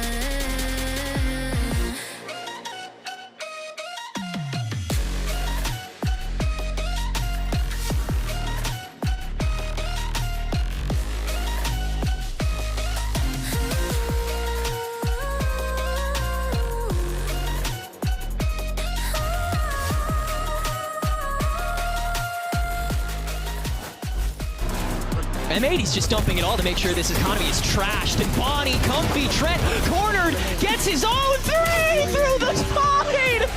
Run it back is actually going to push. What a flash from Knights as he takes things into his own hands. This may cause a problem for them because now they can be sourced out. It's up to Zekin to come around the corner to win it, but it's Knights! For the coach of G2 Esports, Josh RT. Well played, sir, on Lotus. I think a lot of us were a little surprised that they picked Lotus, but I'm gonna go to your Ascent, right? Ascent that you told me yesterday that, you had to convince your team that this was gonna be okay. You played beautifully against Bestia. What did you like from your Ascent yesterday that you'll be taking into today? All our practice came to fruition here. Now we're gonna face a more like meta comp. I think there's gonna be a lot more, let's say, explosive like set plays from NV that usually they caught a lot of teams off guard. I saw that like they start to slow down a little bit when MIBR like put a little bit more resistance, and I think we'll do the same thing. I think our comp naturally does that, so that's cool. We're gonna have some challenges on attack for sure, so we're gonna have to grind out a few rounds here and there, but I think our defense will carry us. Well, best of luck, Josh. Great analysis there from Coach Josh RT, and of course we'll talk about Ascent in just a little bit here. But G2 do manage to pick up their map pick, and look, I think overall, Athena, this was a start that you're not all that shocked given how good G2 have been on Lotus in the past. Yeah. But I will say 13-5 was a little bit of a shocker for me given how good Envy's been playing. Yeah, it was insane. It was kind of very fulfilling to be watching that, especially if you're a G2 fan. It felt like every single plan that they have was put into fruition. That first half, it was a little bit of a struggle. 7-5, they actually brought it back just a tiny bit. They were winning and were up 4-0, but it became a little bit rough. The thing is, though, Kesnet was one of those players being the main reason to bring it back on the attack. Yeah, like I said, if he takes his space and then he slows down and then they take the next space, which he was doing perfectly. He did his job really, really well. I think G2 are just too strong on this map. I'm really surprised they left it in. Yeah. They have all their fundamentals down, they rotate correctly, but Kesnet was doing an insane job. Yeah, we saw a little snippet of that with that comms round where we saw how good their util was in that post plant from G2, making sure that they're focusing and playing off of each other really well. But Kesnet, I mean, he put up a really good fight. You can see he essentially did his job every single time, especially on attack. That's where he was thriving. He took that space, like you said, and he also performed really well considering it was a 13-6. Yeah, I think they shouldn't be too down on themselves. If they can go in and do the same thing, I think the rounds will come. Yeah. I think if the guns are firing the way that they have been, at the very least in that one, like there is like a very good possibility here for Envy going into Ascent, right?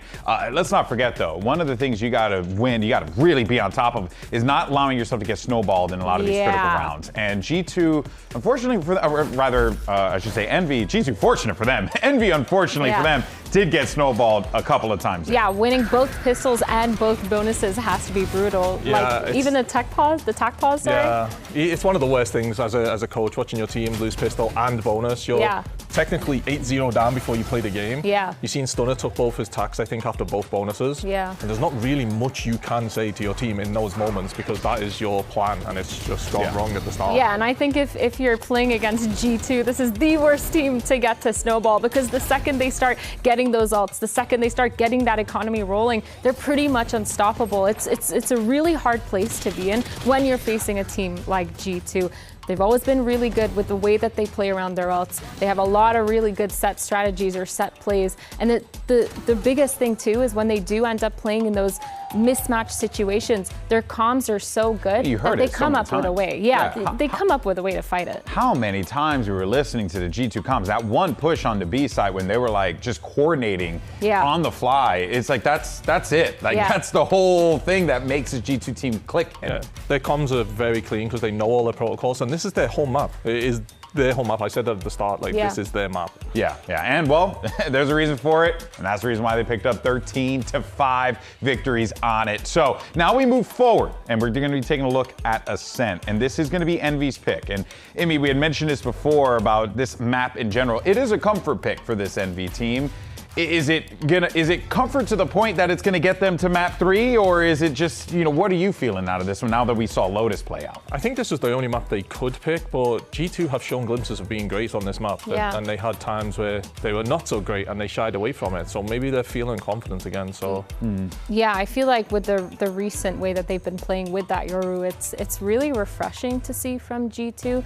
But I have the same concern, which I mentioned earlier, which is the sustainability of playing that solo Yoru. It's really hard. Also, they just have tape on it already. Yeah, exactly. They just saw it. They've seen G2 play it. Yes, they looked really good on it, but there's only so many plays you can make with that Yoru ult. Yeah, no, it's true. And we're really curious, genuinely, how this Ascent is going to play out here for G2, given what we've seen from them before. But we do know that Envy love this map, and this is something that they're hoping is going to bring them to map 3. But for now, though, let's see what's going on with Coach Stunner. He had an opportunity to catch up with Elizabeth ahead of map 2. Here with the coach of Envy, Stunner. And now I want to ask you about letting Lotus through. I misspoke in my coach interview with Josh RT. I said you guys pick Lotus. You let them pick Lotus is what I meant. It's one of their best maps, arguably one of their most maps they're best on, famous for. Why did you let the Lotus through? I mean, it's not much of a choice. We have to ban Breeze in this situation too. So yeah, I mean, it's just as simple as that. They are a great Lotus team, but I think we threw away a lot of rounds in that game. That could have went our way, and then maybe we have more rounds to play with on the defense. Would you say you're most comfortable on Ascent? Oh yeah, 100%. We're a great Ascent team.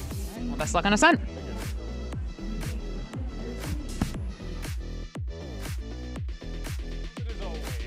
But of course, what is on the line here? If G2 pick up the win, they will punch their ticket to the playoffs. But again, this is G2 we're talking about here, Myrna. This is a team that has been competing for trophies time and time again. This time they may not even get that chance. Yeah, 100%. It feels like they're sitting pretty on those championship points, but they really have something to prove by making it to playoffs, to show that every single time they've made it to that playoffs, made it to that grand finals of Americas for a reason. And for them to stop that streak now will basically point out to these players that this is not the best form that they're in. It's going to be exciting. I'm looking forward to it. Imi, actually, let me get your thoughts on this real fast. We talked to the coaches real quick. I just want to hear from you. How are you feeling? Is this going to be Envy maybe forcing map 3? Honestly, listening to the coaches, I think Josh sounds like he has a great plan, and he's the best coach in Americas for me, and they've won it so many times for a reason. I think they're ready. All right, you heard from Coach Imi, you heard from Athena. Let's see what's going to happen as we get ready for map number 2 after this short break. Don't worry, Mimi and Ender got you on the other side.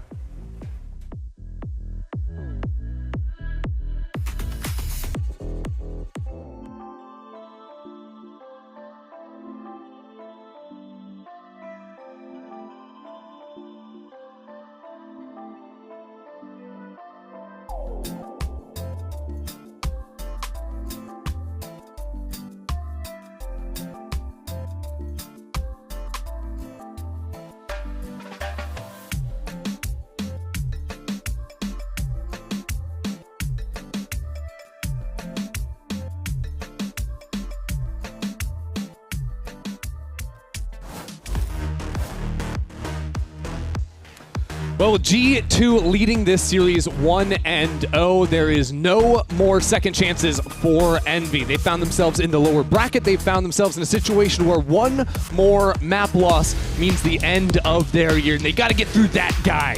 Baby Bay on the other side as we bring up Agent Select and get things underway for Ascent.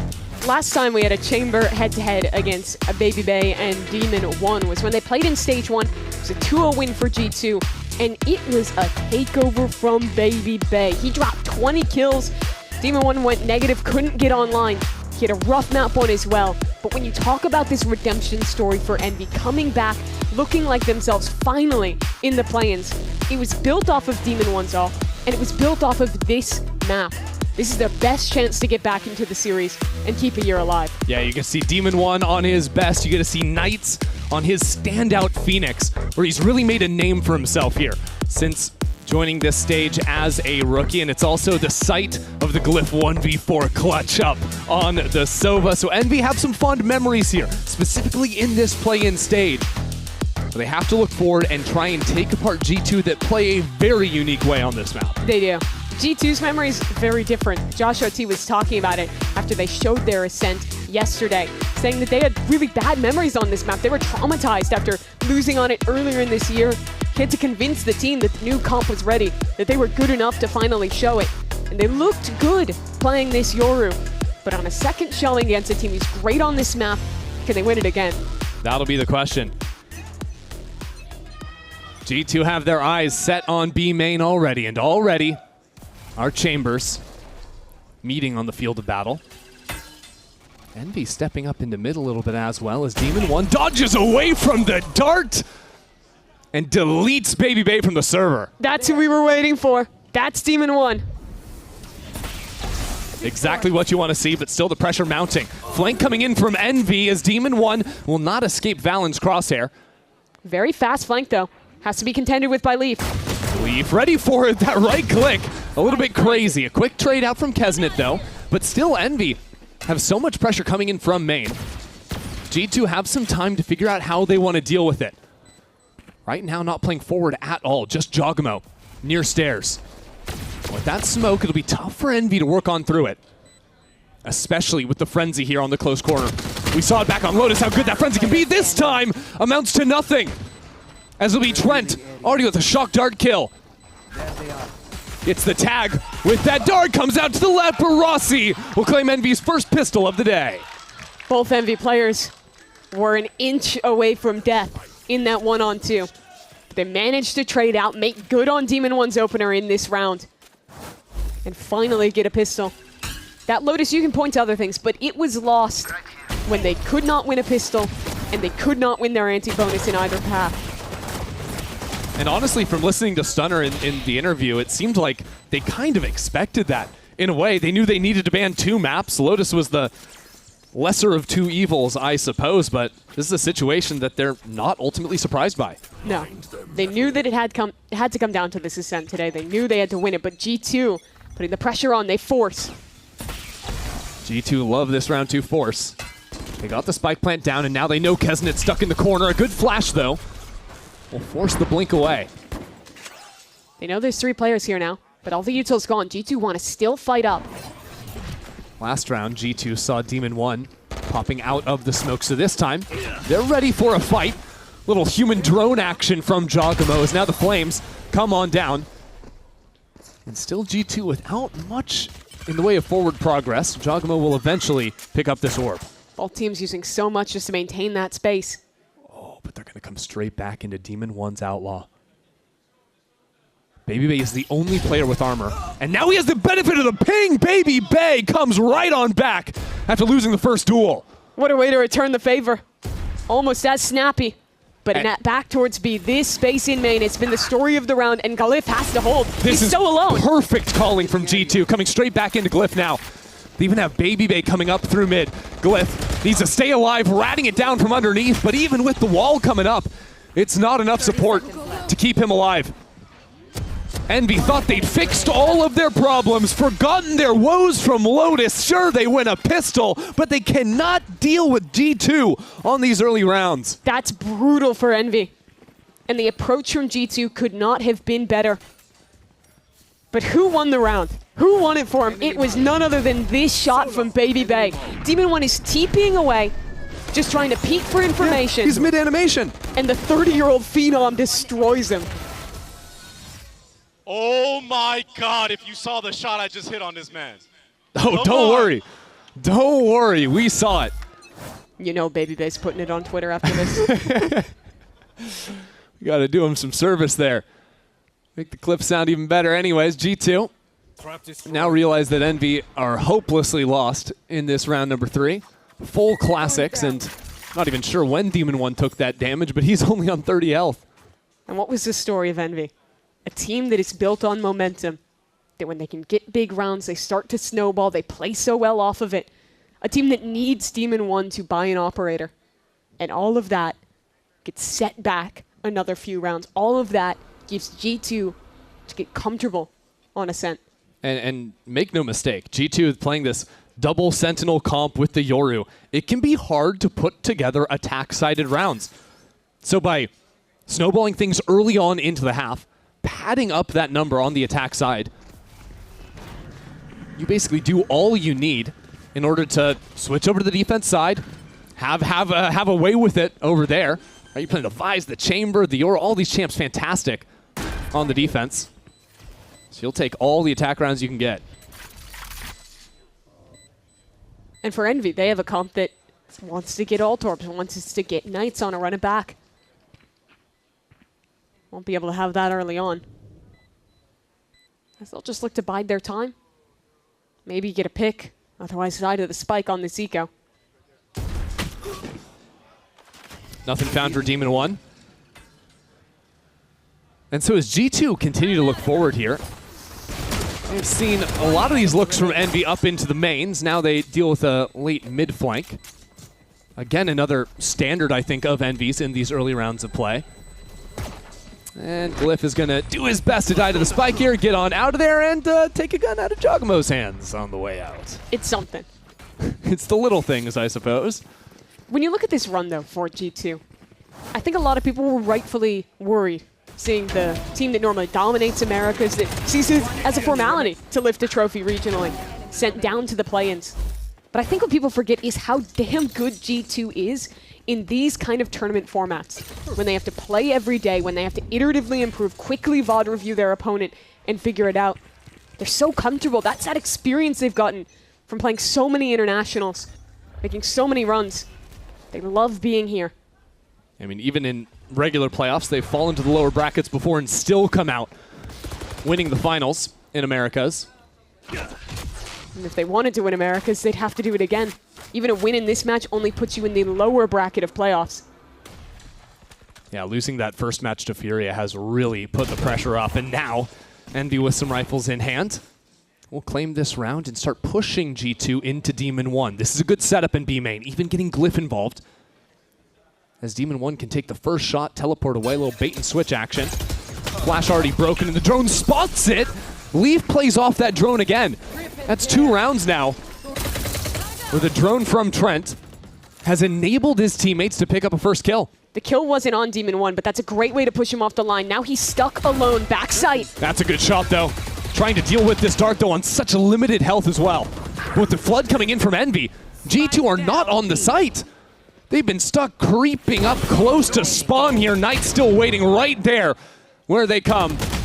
And now on 2 fronts, Baby Bay is going to get shut out of this, and we're tied up at 2. Really nice support for Demon 1 there.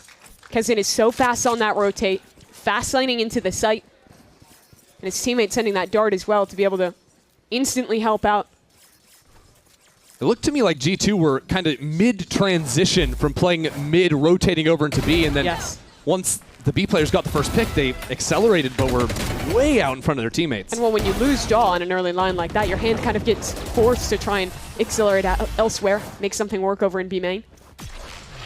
Dimensional drift for Jaw. He's got a shotgun off of it. Yikes. Well, good news for Envy is they're all playing Market, playing off this site, so it'll just be a quick retake for them. Actually taking a big amount of damage on Demon 1 in this spam battle as the drift was skirting into sight. But now with a couple of teleports, Valen's down in there, and G2 still have 3 players back in main. This is a weird post plant. Belief is banking on the fact that he's got this Steel Garden. The ult's big, and there's so much utility on top of it to stall this retake out from Envy. This is abnormal from G2. You don't see many rounds like this with 3 players back into main. And there you have it, Leaf. Buying time as this late flank works underway. Kesnet trying to find quick kills, but Envy are going to need it much faster. And Trent has finally showed up, but those shots are horrible. G2 now backed into backside. Another flank from Leaf going through mid, but G2 are completely separated. Rossi finds the first. Rossi moving in for the next one, and now it's Leaf. To win this round for G2, he has found the opening, and he delivers. That's such a strange round in the end. G2 with 3 players sitting off-site in a post plant. The win condition goes topsy-turvy. But in the strange setup with the ultimates, they buy so much time and give Leaf the opportunity to come in with the Red Bull clutch. That was rough from Trent, but his teammates had his back. Yeah, somehow Leaf just has perfect coverage there to hit the planter. And then the spam through the box, just seeing the top of Rossi's dome. So we're back into A main from G2. Valen, that's just a spam kill bot mid. How many times on Lotus did we see Demon 1 get spam killed through a wall? Just his shoulder spotted. It was a big problem for them. And now on an eco round, Envy have somehow fought back with numbers in A main. That allows Knights to recover the rifle and get on out. Keznit going for a fight as well. Missed his mark. Has to run away. G2 have a lot of space though. Leaf already walked up. Tucked towards Pizza and looking to cut rotates. Yeah, he's in a great spot and tracking 2 against the Neon. No easy task there. Knights will throw up the wall to heal on up. But G2 have broken the angles of Envy a bit. Already have cut back into this A site. It'll have to be Knights for a chance in this round. That rifle he recovered previously. He's got some coverage now, but baited out by the planter. And Valen will cover his teammate. Didn't want to use the ult in this 2-on-3, tried to take a timing. And as soon as it doesn't work, this becomes a very hard round for Glyph.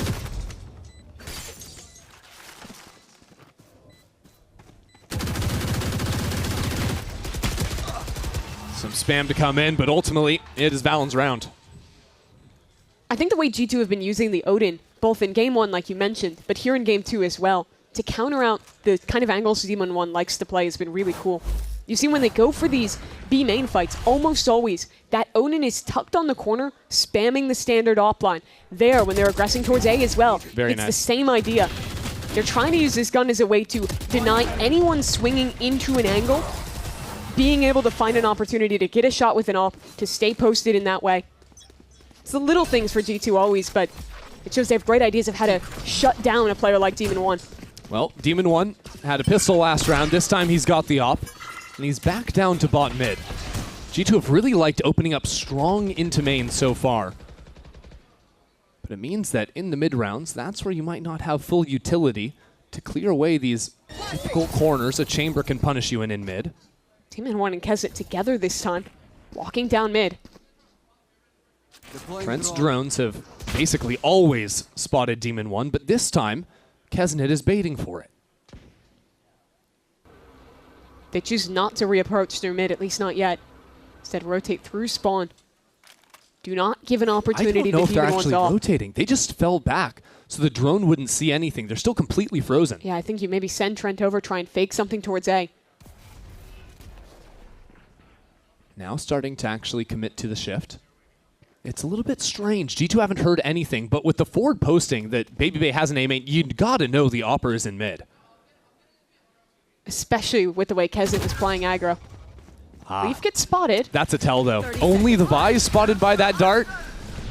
No more surprise out of that, so G2 have to rip it into the site. Still Jogamo with a great first shot. Knights now running it back. He'll have a second lease on life here as that door is closed. Still quick back into it with a slide out into the open. Keznit is lighting it up here. Ducks down undercover with 10 seconds left. No chance at all for G2 to break free of A main. The double duelist from Envy coming up in a big way, quick on the action there to shut down G2 and claim this round. If you can't root Envy out of mid, Knights and Keznit will always be there on the site you're hitting. He was so fast on that rotate. G2 still had players scrambling into position. 2 were caught behind the smoke in main as Keznit goes for this play. Here's the running back too that bought time even before. Knights in his second life helped his teammate to succeed on this retake.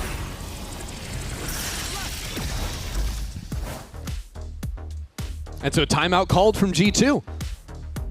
Josh RT wanting to make some adjustments here, and really I think what you have to look at after how G2 have been playing so many of these rounds, so much for that control over mains, I think they might have some different ideas to flush Demon 1 out of the mid space. Yeah, I think that has to be the approach they're going for here. figure out how to disrupt him from that space. And then with a comp like this, as soon as you do have ult rounds, you can return to these kind of main opens into harder site hits. They have a lot of really good tools to get a gimme round with something like that Yoru ult.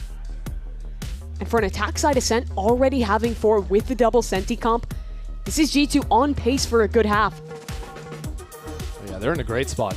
And I think especially, like, usually when you play these double Sentinel comps, taking mid control is the #1 thing you've got to do because you don't have as hard executes onto the site, so being able to split into a site can cut off a lot of your weaknesses of your comp. I think what you see with G2 when they run site hits is you've got a lot of Thorn lineups from Leaf, you've got tons of utility to stop people from flooding in, but yeah, that last round there was nothing to cover Heaven.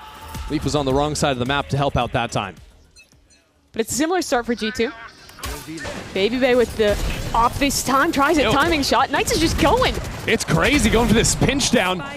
Mid-end be on an anti-eco of all things. They do this a lot on anti-eco rounds. And I can't say I've ever loved it.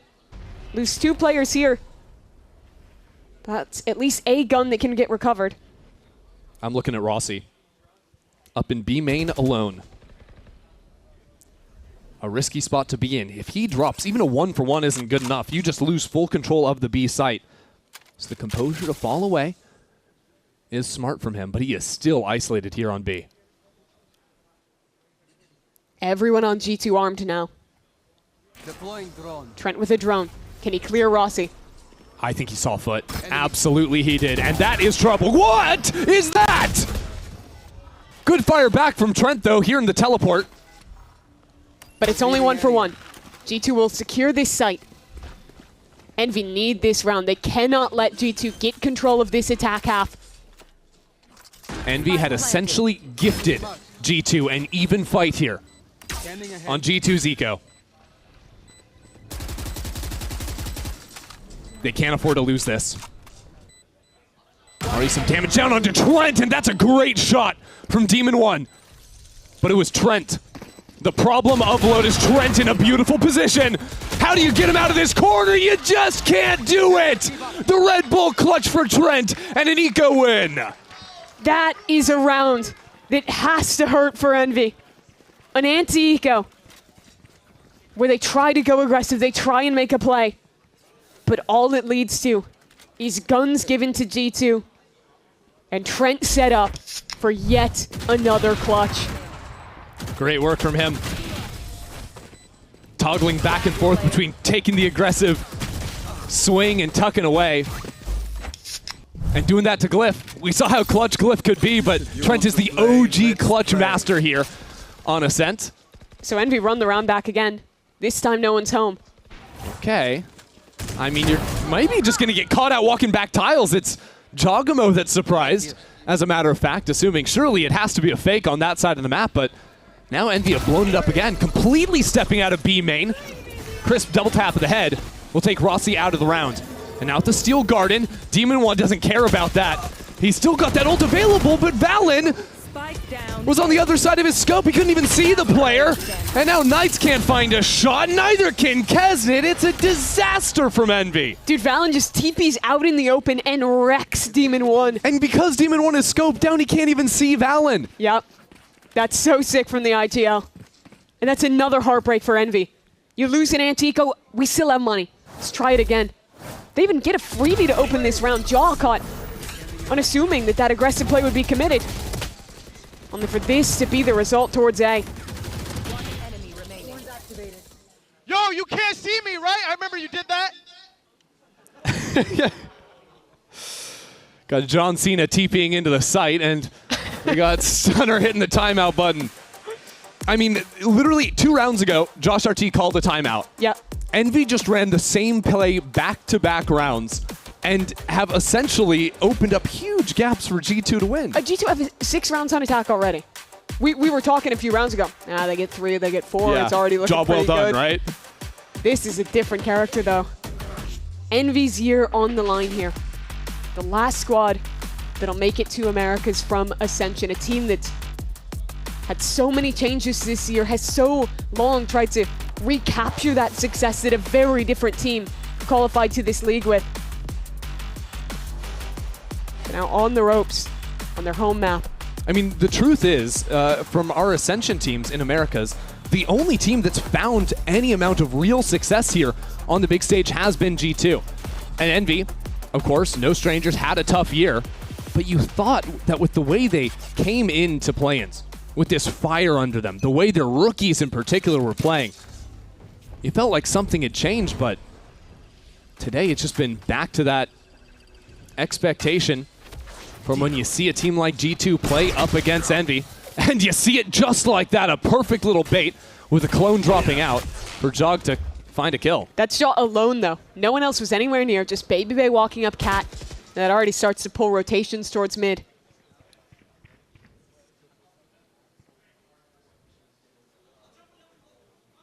Another little walk down from Kesnet.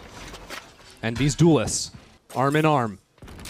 They've loved to step out mid in these mid rounds and throwing for the swing. Baby Bay can't even do it, but Demon 1 has found that success. 2 kills outside of B main. Numbers taken for Envy. So now Leaf and Valen to try and recover this round. This was the round that Demon 1 needed to get online. Finally. Big impact from him with that 2K. Now Glyph is in a good position in tree, but it's a little bit awkward when 2 guys are approaching through mid to tree. 30 seconds left. I like him giving space. If you die here, give up the Hunter's Fury. It's a big loss for Envy. And with just 20 seconds left, if G2 wastes too much time here, Hunter's Fury could just end their round, but I don't think it's quite enough. And Glyph doesn't even commit it. He doesn't know where that second player could be. Could, of course, be hanging out on the other side of the door. Run it back and a dart for this retake. But look at Leaf, off angle in heaven. Oh, he's in such a good spot, but that run it back will spot him. He has to fall down. And for Envy now, with ultimates to commit, with this round gifted back to them by Demon 1, this is one you cannot lose. But now with Valen showing that aggressive look from main, and Leaf somewhere here on site. How do you find him? How do you deal with him? Valen had already teleported over to this other side. They need to stick the half, and it's a wide swing from the rookie to secure this one for Envy. G2 has won so many of these late round clutch situations in this series. But this time Envy clean it up. The 2 new additions, Glyph, as well as Knights there at the end, following off of the excellent work early from Demon 1. It's a 4-on-5 that they had to recover from. But this was the moment. A lineup between the 2. And another round back for Envy. And I think so important that Knights found the trade on Baby Bay in bot mid earlier in the round. That equally could have changed the complexion as B main is the focal point. A fight up from Envy, sliding forward. Joglo sees it all, but he's just gonna watch his teammates die. And now the Hunter's Fury comes online. It's Jog with the shotgun. And G2 have blown open this B site. Somehow he's still alive as the flames are nipping at his heels. Knights holds the line, holds his ground for now. His support is slow. He's fighting his own way back into this as now a flank comes online. Finally, Demon 1 enters the site, and it's Valen to flee. He might be the captain of this ship, but he's abandoned it. Valen will play this 1v3 from A. That was chaos. But now settled in a 1-on-3. In Glyph's position, hell. Glyph is watching this one from the grave. He knows what you can do here, but the silent drop has failed. Doesn't matter. Demon 1 comes right on down to keep this momentum in Envy's possession. That round was fast. Envy try and fight for main. G2 try and fast exec with the Yoru ult. But this time the team fighting is there for Envy. Crazy play from Jaw. Popping out of the Yoru. Looks like the Jaw we saw at the beginning of this year. There's more and more on that roll. Fantastic work from Knights to stay alive. Really was. He's been the impact player in these last few rounds. I would say in these last few series as well. For sure. Completely found his footing here on the Tier 1 stage. And now to try and tie things out at this half.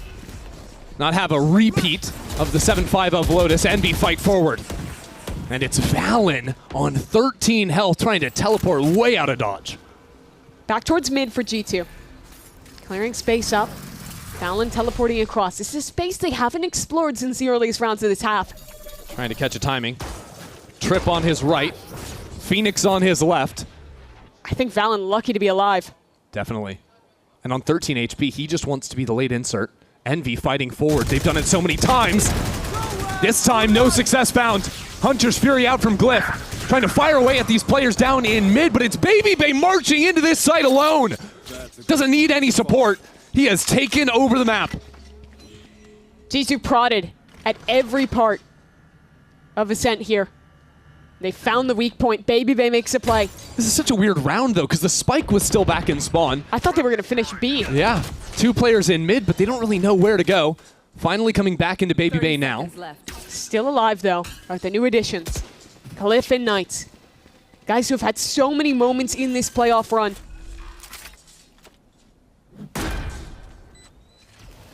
No flashes. They've got to win these fights honestly. Right here. Little jump peek and a drop down in from Knights. Tucks into the corner, what is that? And now they're running back. Knights has a chance to do it all. Gets the teleport as well. He's insane, but his Phoenix Feather is being chased. He needs that kill. It's not there. Leaf has found him. No more clutch here. G2 take the round. That was so damn close for Knights. Your heart breaks for him. Desperately trying to defend his body. But Leaf, the cerebral player, knows the win condition. Knows that the only way to end this round is to work the flank. The quick thinking and the micro on these plays was insane. He's so good. Knights just... Dude, that guy just hero rounded on us. And he almost had it. That would have changed the entire complexion moving into the second half, but it is a repeat back from Lotus. Envy with one more chance when we return.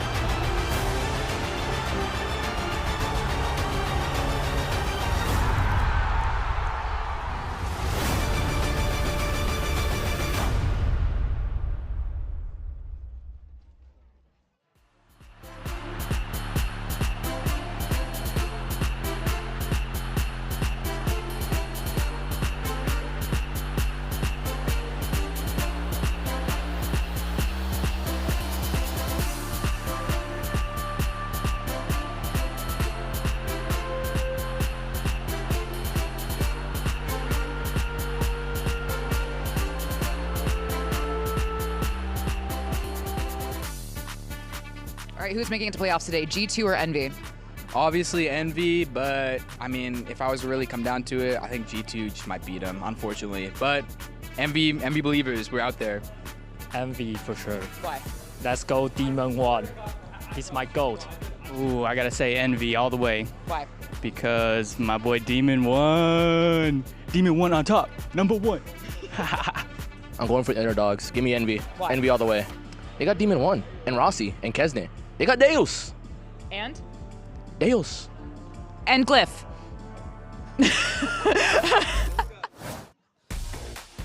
Well, you heard it there. The house has Envy winning this one, but they're going to have to fight back from a deficit.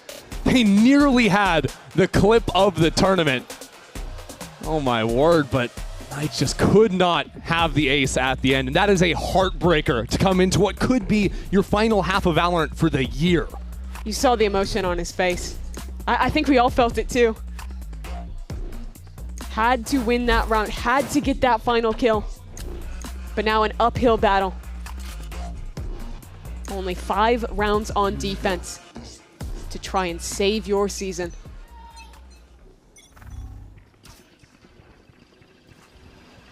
BabyBay and Demon 1 met here on the opening pistol, and it's BabyBay to win this time around. Instantly breaking the players in B main with that slow, stalling out Evident Envy in market. It's going to be tough to work back into the site. I like the fight towards spawn. Try and get a pick on Jaw, but he's already gotten across the tuck. Yeah, he can teleport out of here if he needs to, and he will as the spike comes back into mid. Valen a little bit labored in those shots, and lucky to have Trent here patrolling in mid as well, but these jump peaks have proven such a problem. I mean, look at that! Envy are jumping around the server. It's absurd, and it's Knights to come right back from a 4K with a 3K to start this half off right. 7 kills in the last 5 minutes from Knights. That young man, he has an agent, he has a map, and it is Phoenix on Ascent. He's so good. How many of the Envy wins in play-ins have been driven by him in these positions? Feels like pretty much every single one. Let's go, boys. Let's go. Let's go. Let's go. Let's go. Let's go. Let's go. Let's go. Let's go, Rossi. Still believing. Taking the Phantom in this round too. Remember how this map started off? Same situation, but Envy forced up and won the second round. That started the bleeding. That led to 7 rounds for G2. This time a different story, no force up, and Envy committed to the big guns. G2 are stacked here on A. Demon 1. Oh, that's tough. Just one right click to the face. And your lurk's out of it. So Valen, without that pressure, can switch over to the Paranoia. Invalidate that entry fast lane. This is still a 4-man stack on A, and they don't have anywhere else to go. Babybase, he's closing the gap. So sliding into the site now, Kesnet has it all to do, and he will be steady with it for now. Doesn't matter if they lost that opening player. Kesnet keeps it calm here. It's what they needed. Round could have gotten a lot scarier if those entries don't go your way. Well, the way back in would certainly be a kill from Babybay, but he's brought a knife to a gunfight, and that'll tie up the score here at 7. Good entries from Kesnet. He plays a big role as a Neon on this map, especially on these attack sides. Unlike the Jet, who can always find that pocket on the dive, have space to play around your Cloudburst, you are putting your life on the line every time you slide forward. You're trusting in Knights to have your back. In this round, it's well executed. Well, Leaf picks up that beloved Odin on the Vise. It was tearing him up in the first half. Right here. So by all accounts, G2 should be able to stabilize here, but if anyone on Envy is going to disrupt the flow, I'd be looking at Knights. He's the one with the gun. But with Babybay inside of the smoke, they got to be so careful. It's a crispy shot from Babybay, and another one too. His TP was right into the corner. He only had a Guardian. But he's putting up clips like that. I was thinking about this game, and so much of that head-to-head for me went to Demon 1. How insane he's been, how Babybay's been maybe in a bit of a slump in some of these earlier games. But this looks like the match in Stage 1. This looks like Babybay stepping into the chamber role, facing the guy I think a lot of people, especially the fans here, would consider the best in slot, and diffing him. Well, we knew that in the offseason, when G2 were looking at who was going to fill the shoes of Jonah P, they wanted a chamber player. That was really between Babybay and Demon 1, and Babybay won the spot. You hear the legends of how Babybay was tearing up the server in Trials. Of course, what he brought to the team out of the game as well. But now it'll be Envy. Backs against the wall. Let's hear them. Flashing, I'm flashing. Could be one more. Blind guys, I'm smoking one. Why is this Thor's here, Care? Can we walk out after? Space to cat. Guys, I have cat. Go. Cat, underneath us, behind you guys, 25. 2v1. Behind you, mid 1. Bingo mid. Guys, bingo mid. Wait, Max. 80 Vise. I'm one off right now. After fight. You're good. Crossing the site now. 80 Vise. He's holding you with Odin there. Yeah, I'm crossing the site. I'm gonna plant. Yeah, go. I'm playing for spawn right now. There you go. You're OTP spawn. Yep, I'm a blinder now. Not sure. No, I don't know. I'm darting. You go serious and Jugo market? Yeah. Big TP. One market. Okay, Max, it should be heavy B main and market, okay? Nice. Recon 5. Market. One in the walkout right now. 74 Vaz. Walking out one without a... Out where? Out market. Connor, that guy is at 74. Just walked out, done. Could be lane. Could be market as Just well. look, Play lane. Play it safe. Yeah, smoke per bomb. Smoke bomb.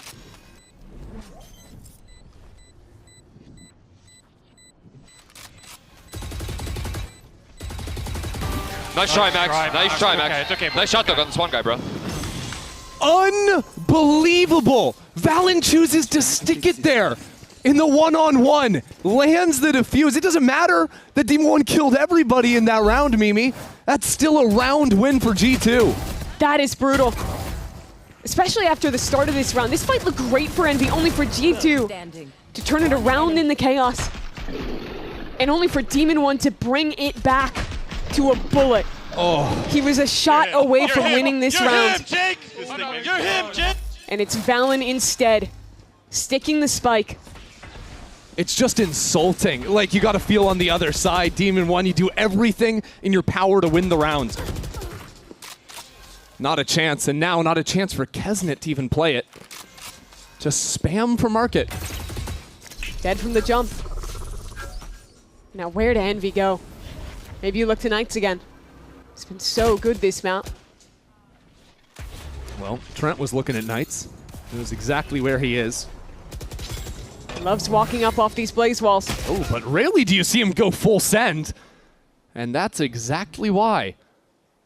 That angle, anchoring close. And it's desperation now from Yeah. Envy. You already lost one duelist, so Knights wants to make a play. Now you lost both of them, so now you really got to do something. And if you're Demon 1 that just lost a clutch to time, you want it even more. Now they've heard Baby Bay. Sets up the teleport, but they're just going to cross anyways. Ignore him entirely. Still with the double hold on backside here and the late round dart to play off of. Someone's got to break that quickly. Nobody broke it. That could be trouble as the bullets start peppering Envy. We're now in crunch time. 20 seconds left on the clock. That's a great paranoia out of Rossi. Bunches these players back up on site, but they're getting shot at from their 6. They're getting surrounded now. Envy trying to fight through this madness on the site. Rossi now with 3 players staring at him, still has to recover the spike. Hope has been lost. Baby Bay charges in and wins a 10th for G2. This game is slipping away from Envy. Kesnet spammed at the start of the round. Knights desperate to make a play. You can see the desperation coming in. And G2 on the other side, they still play to their style. They play structured, tucking back to back in the boathouse.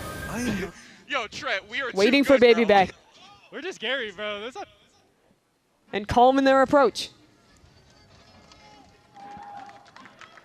Envy's economy in a bad spot. Another timeout getting called. They are quickly running out of chances here on Ascent.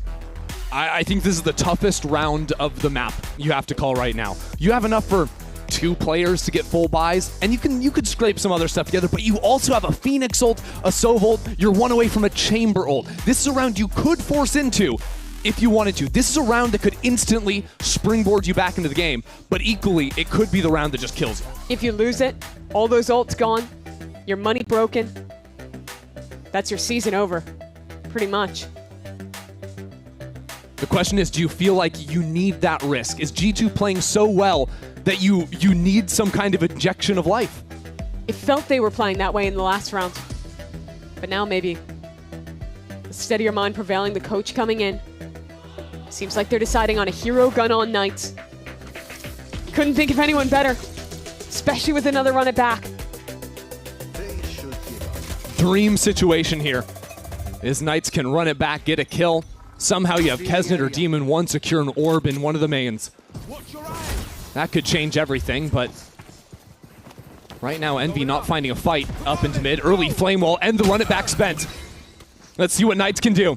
He's isolated from his team on the wrong side of the wall, and he's got no time left to play with. Hasn't even seen a single player he has sent backwards. And now Kesnet creeping up into mid. Leg spotted, duelist down. Envy have mid control, but at what cost? It's the same thing again. Trying to make a play in the chaos, it fails. And now Envy look to scramble back towards A, back towards Valen. Eyes on Valen. Nasty off angle. He has such a good position to hide behind. Just a 1-for-1 though, as Jogamo enters up into the fight. Only 2 left alive, and it's 18 HP combined. Rossi on 1. Envy made the choice not to force up here, but they did spend the run it back. And risking G2 falling within 2 of this series. And 2 within Envy. At the end of their year.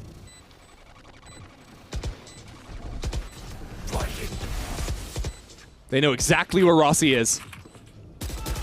Nowhere left to go. Baby Bay seals the deal once more. It's the 11th round for G2. And that was the call to save. They didn't full commit into this round.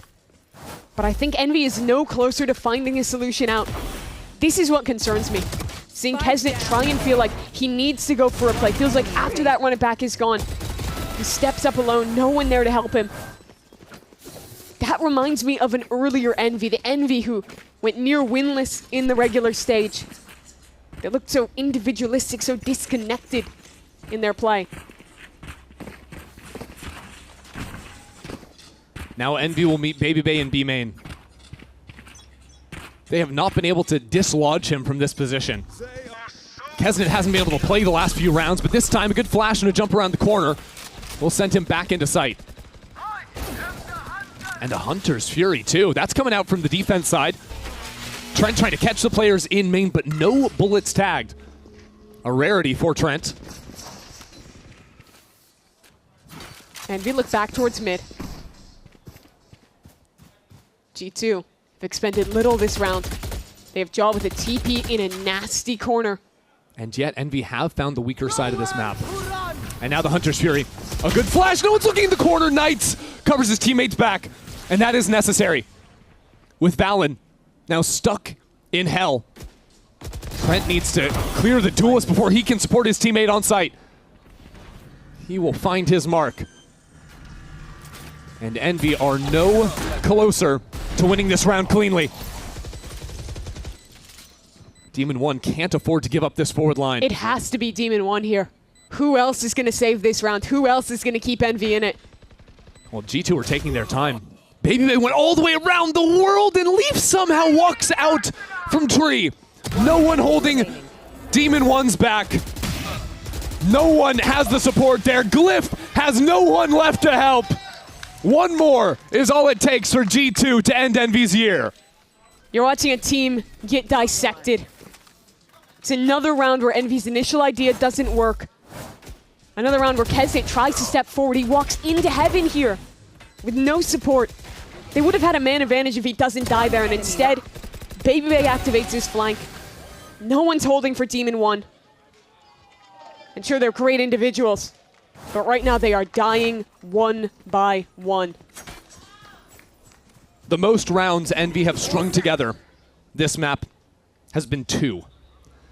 They now need 5 in a row to force an overtime and stay in it. After the surprise at the start of play-ins, staying in that upper bracket, looking revitalized. Now Envy, backs against the wall. Wait, did that the drone missed see him. Dre? The drone did not see him. Demon 1. Careful. He won't step onto the line. Oh. So that mistake unpunished for now. And Envy once again have found the lighter side of the site, but only for a second. There's already a rotate coming online. And there's still thorns here. Makes it so hard to actually get through. B main is the gambit for Envy. Their last chance here. Baby Bay has their exits. They can't walk out of here because Baby Bay is holding the line. 2 kills for him as he continues to dominate. Envy making a mad dash back over towards the A side. A quick teleport out from Jogmo sends him back up into A heaven. G2 have 2 bodies on this site, but Envy have brought the entire pack. Some spam out early as Leaf steps straight into Kesnet and gifts a kill back over to Envy. It might be desperate from Envy, but they brought it back into even numbers. 3-on-3 now for the post plant. G2 slow on their approach. Jaw towards heaven. Still a flash to activate out of this space. Kesnet, 2 kills already in this round. Needs so much more. Who will be the hero? Who will be the hero for Envy to stay alive here? 1 apiece for Demon 1 and Rossi. As Trent has so little to work off of. Demon 1 holds his own. That's the first of 5 for Envy. It's a start. A start to get back into this game. This looked like it was the checkmate. Baby Bay holding the flank, getting 2 kills. But Kesden, who's been punishing so many of these rounds. Demon One, who feels like he's been absent in this series so far. Nice, guys. Come on, guys. Go. Those 2 players activate. 2 kills each. And so back to a B open for Envy. See if they stick it this time. Baby Bay, tour de force already primed. Knights will throw up the wall, and he gets right in front of it. Baby Bay's out of his mind. Demon One out of the picture now. He was the pair of steady hands that secured the last round for Envy. And now again, Envy have to move into A. So you want to pivot A, but Jaws here waiting, tucked into Wine. A perfect timing to set his teleport. That's the retreat. A little jiggle, now he's spotted. Needs to buy some time before the TP comes out, and Glyph slides on in there to punish him. Envy got in front of that play up in main. And now with the run it back ready. Knights moving back up into heaven. He'll take the heal. That's all good. Envy pushed G2 back with the paranoia. They've tapped into a little something here. Another man disadvantage that they've turned around. Another opportunity to keep this game going. It's a good post plant. G2, until they break that door, they can't actually disrupt how Envy want to hold this. And finally, as it comes down, Valen has toppled the first domino. A wide swing in from Trent. Kesnet holding his own, and Envy buckle up, because they're about to take G2 for a ride here. Baby Bay's got to teleport away. There's no more time left to play. Baby Bay is going to farm some kills here on the way out, but Envy are not out of it yet. Envy found success in these last 2 rounds with the late A pivots here. It's a mistake coming out from G2. They lose that player tree. Jaws' only retreat hadn't had enough time to make it all the way back into cover on site. As soon as Leaf dies, that's a protection gone. And that is a dead Jawjimo on the teleport. The rookies, Glyph and Knights, that's who finds the opening kills onto the site. After last round, it being the 2 veterans in Kesden and Demon One. A different opening. And we have favored B in these last few rounds now. They set up to split towards A, but again, Baby Bay is here. How does he know? He's in the right position every round. And now a paranoia will send him out of there. Trying to catch him out with the Hunter's Fury. Glyph unable to find the mark, but Kesden has already claimed Valen. No more smokes. Told out in main. Jawjimo can't hit his either. Hold on a minute here. G2, they don't even want to play the round. It's a save. This is starting to feel like something real. Go, go, go. This will be the first time Envy have won 3 rounds in a row. And doing it with ease as well. That change in strategy, as mentioned. Even with Baby Bay being in a new position, they have the utility to flush him out regardless. Yeah, the coverage of their utility on these executes has looked very good. Baby Bay had no factor in that round, had the TP back immediately, was locked away as Valen and Jaw could not come up with the shots on site. And this is what you fear with Envy.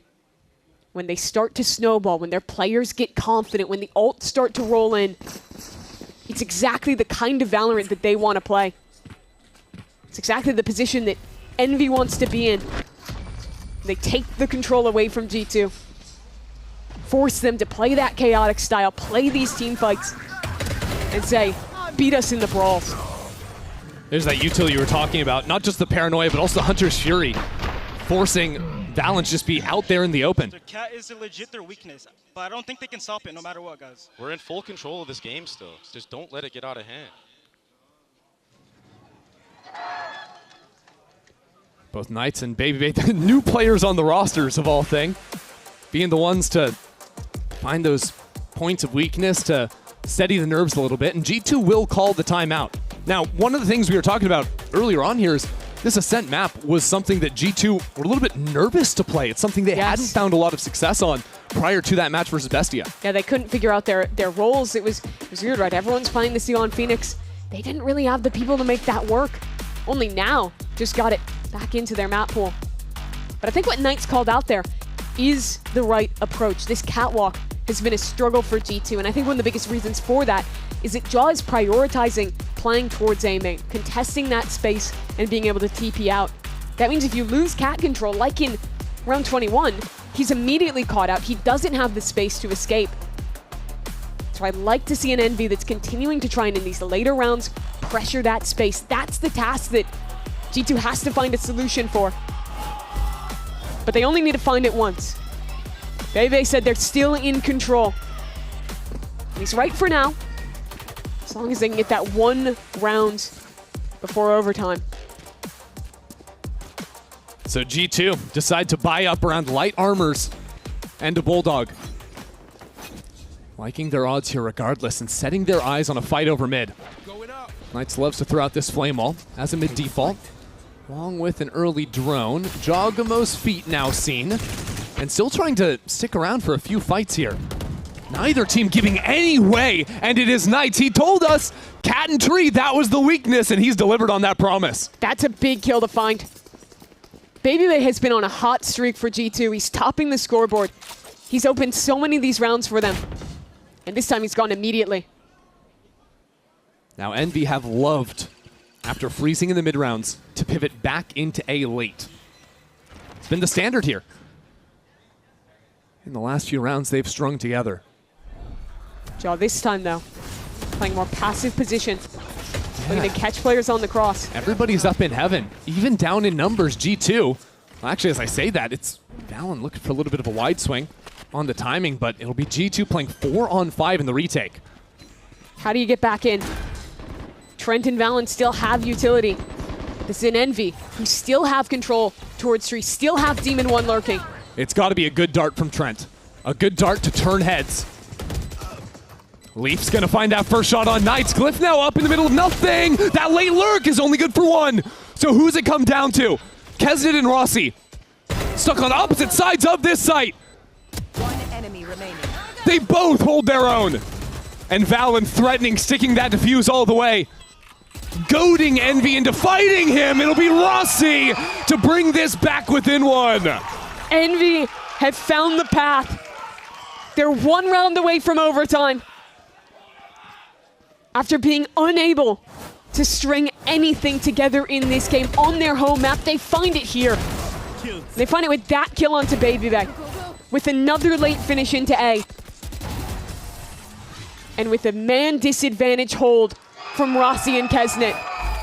And can I just say, for as much flack as Kesnit has been receiving in recent games, topping the leaderboard here in that round, getting a critical kill in the post plant. These last rounds that have mattered, he has been stepping up for the team, being what his team needs from him. But the job is not done yet. G2 have changed their setup. This time using the Vice Wall towards Tree. And trying to deal with that gap. Yeah, they droned out B main. That allows Babybay to have the forward line. That means G2 are way more comfy to shift heavy on A. That dart goes deep. Teleport back, giving up the forward A main space. G2 allow Envy to advance in. Tandem play, deep on site. First shot won't be there even against the stun. Kesnit drops, and now it'll have to be Knights. And the rest of the team come flying on in, catching players isolated and scattering G2. Envy is winning every fight. And from a massive deficit, they now have a man advantage to bring this game to overtime. But who is it left in the 2-on-4? Babybay and Trent. This duo has had an X factor like nothing else today. Now working forward on their own. That last chance to disrupt Envy's dreams here in the play-ins. Peppering through this wall, but Knights is right there. 5 in a row. Envy do not go down quietly. In the group stage, this team looked dead. It looked like they would disappear in the play-ins, but they came back when you least expected it. They found themselves at the final moment. And they've done that again this map. Needed more rounds in a row And they'd streak together this entire series. And they do it. Find these late 8th finishes, find the individual form, and push G2 to overtime.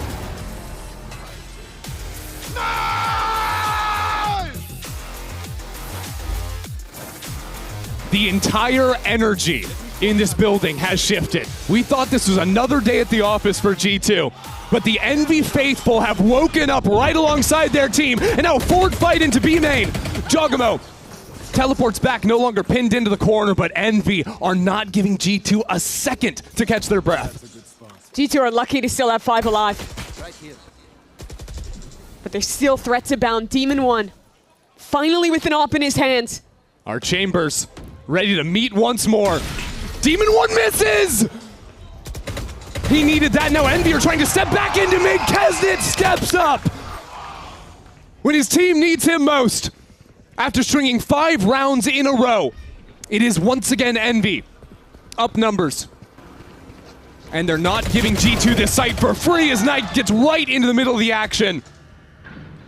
G2 don't know what to think anymore. This game, it is not about Demon 1 today. It is about Envy as a whole. Every player has had their round in this comeback. It's Kesnet here. G2, they're committed to A, and Envy know it. 25 seconds left. Leaf is trying to make footsteps to bait some rotations, and he succeeded. It's a Sova 1v1 on A for now. Get this kill, Trent, and you have the plant. All of a sudden, it is doable. But Glyph is playing to live for now. Brings his teammates right back into there. Glyph will do exactly what he needs. 6 seconds, and Kesnet comes right around the corner. A 3-piece to steal the lead back for Envy. This is a big game for Kesnet. Huge. He's been having the worst year of his life in terms of individual performance. Stage 2, the worst stage of his career. This is a guy who's been on lower bracket runs, has been to almost every Champions, and has been an MVP in Americas. But he was at a low 0.6 rating in the group stage. But in the play-ins, he found himself again. Showed some big games. And in this map, when G2 was at 12, when their season was about to end, he is showing up again. In the last 10 rounds, he has completely turned it around. Babybay was at 25 kills, something like 4 rounds ago. Yep. He was the man with the hot hand. Kesnet has snatched that title. Stolen it back completely. And now G2, after 6 in a row, those woes, those doubts start to creep in. Ascent, a map that used to be so good for G2, and they couldn't figure out how they wanted to play it. Seemed like a day ago and today as well. They'd fixed all of that. They'd figured it out. This comp was working. But now, in those critical moments, they have looked lost against the relentless aggression of Envy. So now it's G2's last chance. No op in Babybay's hands. Just a rifle and Jaw alongside him in mid.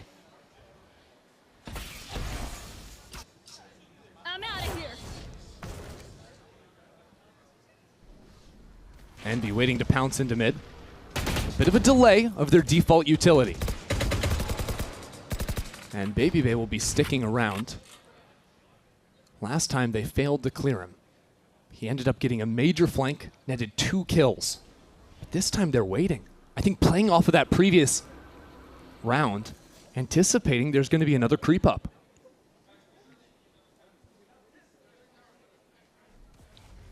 Envy are so slow. Finally, the smoke going up mid 1. And it's a good smoke too. It blocks off, importantly, this angle Babybay would have onto Catwalk. A little bit deeper and have a pixel to play on. Ooh. We're limited time now. But Envy, by throwing the smoke over onto A, oh no! Babybay finds some spam, and that's going to force Envy to heat up. Leaf in a good spot, and they're fighting up to heaven! Kesnet! What is that? He's come all the way around the world! flanking G2 against all odds, and he's there again! Valen will drop. It's Baby Bay and Trent once more. Some time to plant the spike as Baby Bay is out of the picture now. Another round that Kesnet has handed to Envy. Unless Trent has something to say about it. Kesnet has given the map to Envy. Has held out this year and given them another shot, but a quiet jump over to the top, and now the swing! It'll be Envy turning this series on its head. We're headed to map 3. 7 rounds in a row for Envy. Their season was over 15 minutes ago. They were out, all but 1 round away from it. But instead, they stay alive. They deliver in every key round. Kesnet takes over the map. And we go to a 3rd. Absolutely absurd. Watching Kesnet at the end there, Knights as well, nearly with this ridiculous play of his career. And still, Envy came back into the second half. Still, Knights was actually the guy, setting Envy's head straight, telling them exactly where they needed to go. And that shift in mentality to start hitting this A site late into rounds is exactly what turned this series around. An absurd comeback from Envy. 12-7 was the score, and now they still have a chance here to stay alive and head to playoffs. We'll find out if they can do it when we come back.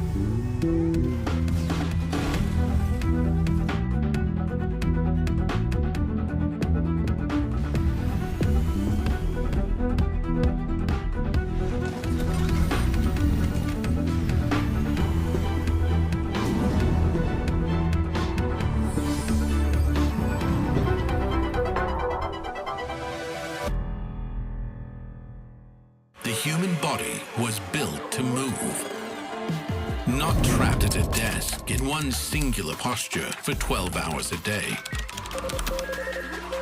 It's time your chair evolved. This is Secretlab Titan Evo.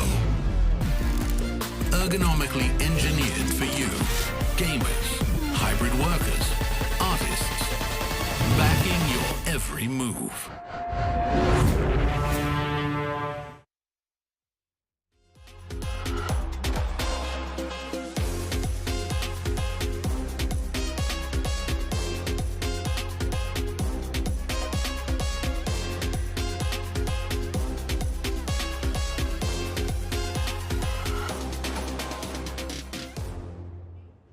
All right, we are technically still in your rookie year, but you've been here for, I feel like, a hot second. What is the greatest lesson you've learned at your time at VCT Americas? Greatest lesson I've learned is probably bringing focus and energy to the team. Very simple. What have you learned from your teammates as well? Very funny players to play with and work with. Best luck today. Sweets like a boom, hey. What you reppin', dog? Houston, Texas, dog. I ain't bum, but I'ma be a legend, dog. Ain't no questions or no second guesses, dog. Phone on D&D, I'm not accepting calls. We forever ball, leaving with it all. Whole city out, we going wall to wall. Hey, yeah, drop the confetti. We had to show 'em who ready. Flooded the watch with baguettes. We max it out, we go legendary. Yeah, we taking it straight to the moon. These diamonds just lit up the room. I go celebrate with my dogs. We handing out sweets like a broom. Hey, up, taking off. 247, not taking off. VDS stones ain't breaking off. All I know is win, I don't take a loss. Yo, taking off. GT3, I'm taking off. Locked in, we ain't finna play with y'all. Locked in, we ain't gonna play it off. I grind through the winter. Yeah, I grind through the summer. Go M8, he's just dumping it all to make sure this economy is trashed. And Bonnie, comfy, Trent, cornered, gets his own 3 through the side! Run it back is actually going to push. What a flash from Knights as he takes things into his own hands. This may cause a problem for them because now they can be sourced out. It's up to Zekin to come around the corner to win it, but it's Knights!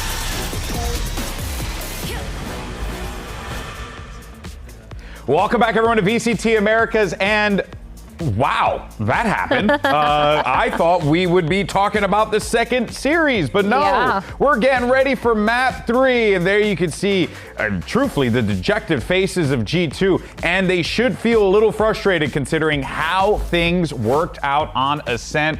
Mimi said it best 15 minutes ago, 20 minutes ago at this point, Envy's season was basically done. And then Kesnet decided, not today. And that is how we're here. We're going to map 3, Dan. That's insane. That second half was exactly what you should be expecting for Envy. It is an attack side that has been incredible for them, that has given them all these wins, and it's also a half where everybody was counting them out. It's kind of crazy too, because when you think of G2 going to overtime, they usually almost always win it. And this is the first time we've seen them actually fall in that overtime. And it feels like one of the main reasons was because of the way they were playing, the way that Envy came back in that last half.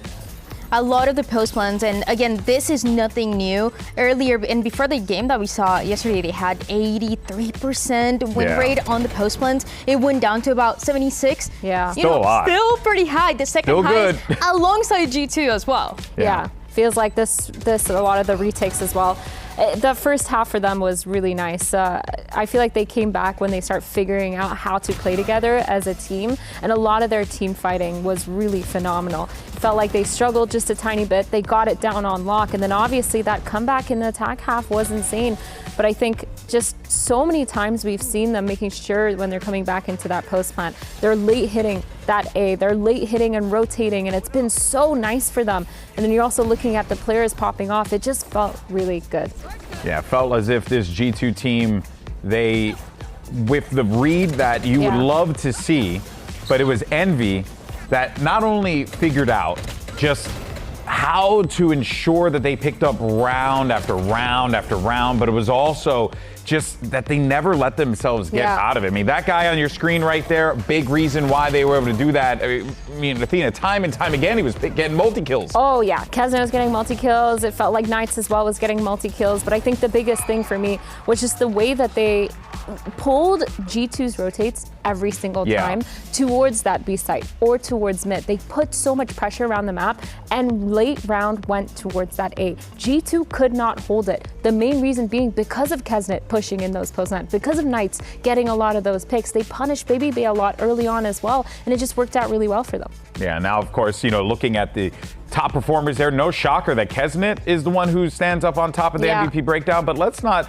get ahead of ourselves here and talk about the guy that's right behind us, because Knights, since joining this team and being in that more secondary, duelist position in the Phoenix, and his impact has just been felt through and through each time. He is incredible. I love this duo of Kesnet Knights. What Knights is able to do, what he was just able to do, I feel like it takes confidence. And for a rookie, for a guy that joined this team recently that just turned 18, you're asking a lot for him, and he's actually delivering in a matchup like this one. This is elimination for them. Yeah, he's keeping up with Kesnet, which Kesnet is one of those players that's made globals before, that's made masters before, and Knights as a rookie is keeping up. Not only that, but we also heard in a lot of his reactions, he was saying, guys, this is it. We're winning.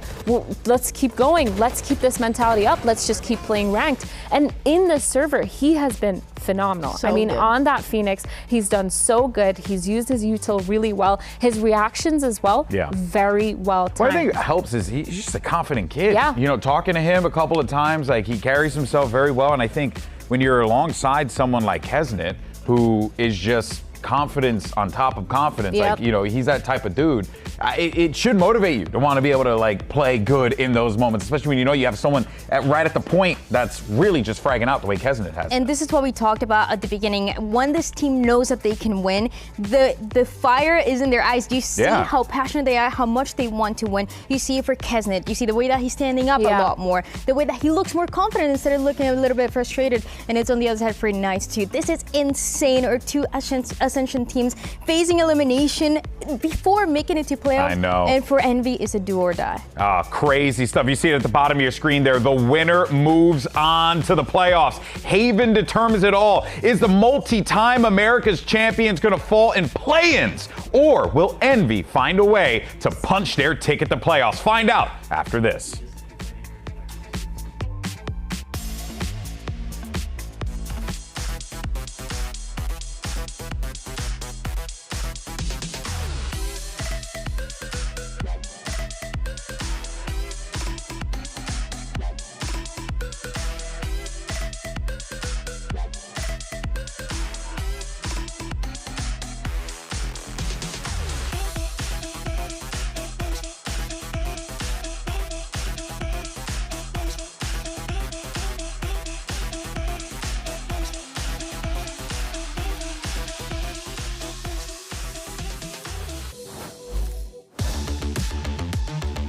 Welcome back to VCT Americas, where if you tuned out during the middle of map number 2, you might be surprised not to see Evil Geniuses and KRU jerseys on stage. But after Envy mounted a comeback, down 12-7 to win 7 rounds in a row and take it, Mimi, we are now on Haven for a do-or-die match 3. And Haven's an interesting one. Videss was talking about it at the beginning of the day. Envy could have gone to the sunset. They took us here instead to a Haven where both teams have been winless in stage 2.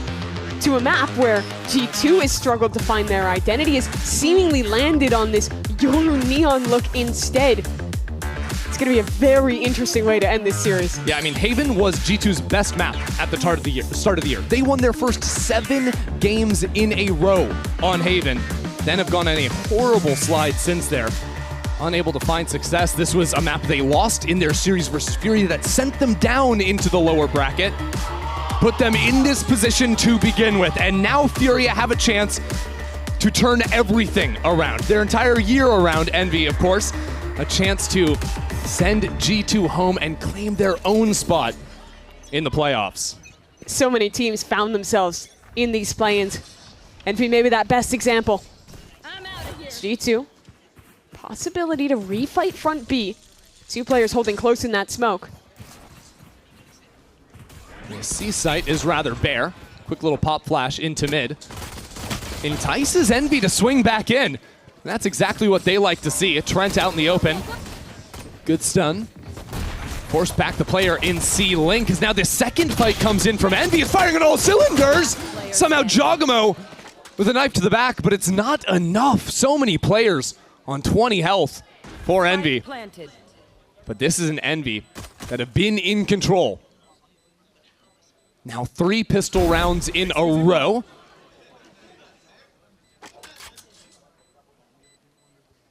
As long as Baby Bay doesn't have anything to say about it. But with walking into Garage, it's a freebie for Demon 1. And Envy do secure it. Really nice team fighting from them in this pistol round. I think G2 had a good read with that flash re-clear play in mid, but you see Envy step back, wait for their opponent to use their tools, and then re-step into the fight. They do that twice this round, both times to great effect, trading off each other, and looking clean to start Haven. G2 have made a choice here. You rarely see the defense side round 2 force up, but the last time G2 and Envy played, they played on Haven, a map in which Envy won both pistols and lost round 2s in both halves. And that is what G2 remember. They remember that 13-4 scoreline on Haven. And that is why they've gone for the Stingers here on round 2. And you look at this series. They win a Force Buy on Ascent. They win both pistols, both bonus rounds on Lotus.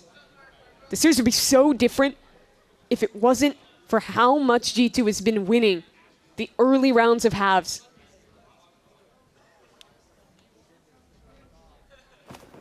This round looking a little bit different. Envy, flame wall up, Torque into Garage. Now this doesn't tell G2 a whole lot, but we've seen a nice spot over here. Unfortunately, it's just with a Stinger. It's too long range to actually make anything happen, so Kesnet will land that first blow. And Envy should have an easy plant here. Rossi hanging out maybe a little bit too long in mid, and that allows Valen to sweep on in there and claim a kill. So that's just a pistol. Demon 1, Kesnet, they're both alive with true rifles here. choosing to bring this fight up straight into G2's face around the side of that wall. VALORANT will fight back, evenly traded out, and now Demon 1 is down. Envy in a 2-on-3. Playing the long lines, but no HP. It'll have to be Glyph. You can't let it happen again. That's the first. Holding it down. Glyph can't do it. G2, once again, have stolen Array around 2. How often do you see a team win a defensive force buy? How often do you even see them commit to a defensive force buy? They never do it. Because it's objectively a low EV play. The risk is so high, the weaponry you can get is so poor. And this wasn't even Envy going for like a light buy FPX. No, they had big guns here, and they still lost. I think that's what cost it. The Demon 1 whiff in spawn. He needed that kill. That was the difference between securing CT control, leveling out this round, and letting it slip away. Of all the ways to stop a 8-round loss streak for G2, it's the defense force up. And so Kesnet has a rifle somehow because, of course, they only bought 4 guns in the last round. Let's hero Kesnet. Give him a chance to shine and maybe, just maybe, figure out a way to play this round. We saw some insane back and forth with the Eco wins in the Sentinels game yesterday. This has some echoes of that. Now, it was just a stinger that Knights picked up off of Jog's body. But Envy have been calling nicely around G2, and I want to go back to when they started winning rounds on Ascent. Sure. Envy consistently were finding the weak side of the map, getting good mid-round calling, and hitting into isolated single players or the side of the map that didn't have Vi's utility. Now they found themselves an open C site. Valen, the only one in the neighborhood. Yeah, it is a Spectre. They Without armor on the other side, yeah, that thing becomes a whole lot more lethal. This flank is so fast. They have no idea with that smoke on the trip. ADS there on the Stinger. It's a weird buy, of course, the G2 picking up what they could from the previous round. And Glyph could still be an issue. Backside for now. Trent just trying to stay alive, and that's a great shot out of him. And Trent will take another one as well. You thought maybe there was a chance for Envy in a round like that, but G2 will keep it calm here and take another. Nice try to Envy with the Kesnet hero buy. He gets him a great opening pick. They call a pretty solid round. But G2's superior arms win out the day with this double flank coming through. I'm just happy to see Kesnet keep up the performance. There was a lot of individual moments on Ascent, but I don't think anyone shined brighter than him. And I don't think anyone needed to Good play, Jake. more than him. Baby.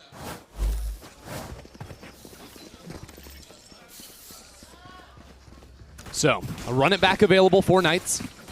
Attention over mid now from Envy. And that's exactly where G2 have this double stack on Garage. Could turn into a bit of a bloodbath. Kesnet has been seizing space so early on. Previous round, you saw him get in front of the C's on A. This time, it'll be behind the drone. Instantly broken away, and the teleport to set up the bait. Valen right on the opposite side of this flame wall. Envy don't suspect it, but it may not matter. Push through A. Envy are already aware of it. Now, with both sides of the map striking for G2, Envy are all out of sorts. Demon 1 can't even steady it there. G2 just took over the map. I love the trap play in Garage there from G2, baiting in for Valen. But their aggression on the rest of the map is even better. Seeing that heavy presence in mid, they're so fast on the flank through from A. And that crunch absolutely decimates Envy. That was their buy round. That was their round where they finally had to run it back online. And G2 decimated them in it. It's cool how Jogamo on the flank was actually using his fast lane. He's giving up the idea that he was going for the flank. Didn't matter. Use that to close the gap. Find a couple of quick fights on different angles. And against a team that plays this chamber instead of the more common Cypher on this map, I think going for a lot of defensive flanks is a great idea. That trip is so much more vulnerable to getting smoked off, fast laned off, anything, that even if you're just early conditioning these ideas, Envy is going to have to be, for the rest of this half, afraid of these fast flanks. And still, I don't know if they need to reinvent the wheel. I felt like in a round like that, G2 had the exact answer to the strat that was called from Envy, right? Envy go for this garage idea. There's a trap play in garage and a quick flank coming through A main. Yeah, checkmate. Yeah, you've just been beaten on a macro level unless somehow you have a hero move to steal back in. What I really want to see this map and what I felt was missing on the attack side of Envy's Ascent is Demon One's lurks. He has been so impactful in these play-ins, when he's playing the chamber, when he's getting proactive in the mid-round. I feel like he hasn't been finding his mark yet today. I think if he can come online along with the rest of the team, that could be the difference for Envy. Pistols for Envy and back to early mid control. I will say I'd love to see them go back to the A main fight in future rounds. Even just to get Demon 1 embedded down short, I think makes a world of difference in how they can play their macro. And the last time we saw it, you saw that Kesnet can actually beat the timing of the default C's that's been thrown out with the fast feed on the Neon. And now actually pulling the trigger on the ultimate to take this forward space on B. It's just going to run out of time. Yeah. B can be a little bit messier, though, for defense side to retake, especially versus the weak guns, especially with full site control. How often do you see teams play completely bunkered up on site? No one far away. And if Envy can isolate one of these two sides, one of these links, pick up some guns, maybe there could be a chance. Knight certainly thinks so. But I'll have to be ready for Baby Bay. Slow on the approach as the star clears away. And now G2 pinching on both sides. Oh, it's nice with those pistols. All of a sudden, Baby Bay is not the insurance, he's the necessity for the team. And Glyph, who's a mile away with that Hunter's Fury, stuck in a firefight, can't pull the trigger on the ultimate. If he had been able to use that, it's a guarantee round win. And it's great presence of mind of Jogamo to chase him down and make sure it's not a possibility. Baby Bay is the reason that they won that round. He was so late working back through Garage. His teammate had already died C-Link that they thought, we have this side of the map secure. We can pivot the fight elsewhere, but that's exactly when he arrives. Takes down Knight, trades Demon 1 backside, and buys the attention to allow Jaw to arrive on this late flank. So here's that A main fight we wanted to see. Now Kesnet can get in front of the C's. That Trent usually throws outside A lobby for that quick fight down on A long. Instead this time, working on to short. But a high angle held by the Omen. And Envy are going to stop in their tracks after getting the forward posting of Demon 1. That's exactly what I wanted to see. Get him active with the Tour de Force. Give yourself an option to call back into. But now where do they go with this mid round? Do they pressure elsewhere? Baby Base just walks down mid, holding this aggressive angle. Crazy position to be in. But of course, in range of his teleport, send him back into Link, and that's exactly what he's going to do. There's 3 players on A still. Envy. Going to try and put a little pressure, drone towards Garage, and that's the pick they needed. Good pick. And now that drone not going to sell a fake over there. Usually you'd have the flame wall. And Envy have already shown 4 players on this side. So quick slide up from Kesnet, worried about 2 different angles, and separated from his team. That's a spacing issue. And G2 will punish it. Demon 1 can't even pull the trigger. So Envy sent scrambling. Leaf out in the open and punished as well. Rossi's found a pathway back in. Another flank from Bebe. Jog's just activating alone. No one looking at him. Last round, it was Jog and Baby Bay to win it. And now it'll have to be Glyph finding some way through this. Jog has no idea, but he still gets the kill. How's he moving like that? I mean, he looks like he's in he zero G. Glided up the box. I hope he's explaining how to do that, and we can get a chance to listen to it. I think he unplugged his headset, and he's trying to wait that one out, plug it back in, get the defuse. Looks like a ballerina. He's moving in-game and out-of-game, yanking that out of its This is socket. the moment, though, that cost Envy the round. Kesnet cannot be that deep 30 seconds without the rest of the team able to scale with him. I mean, Jogamo just embarrassed Envy. Look at that. Oh, it's the quick hop up. The short hop off the box. That's so sick. As Bro's he pulls playing the Tony 180. Hawk. Oh my word, what is that? Because you can see the tracking from Glyph. I'm surfing, boy. I'm surfing, boy. Let's go. He thinks Jog's head is going to be on that lower angle where he initially dropped. Because why wouldn't it be? Why wouldn't it be? Oh my word. A mind-bending movement. That's so sick. Look at this walk down from Leaf. C long.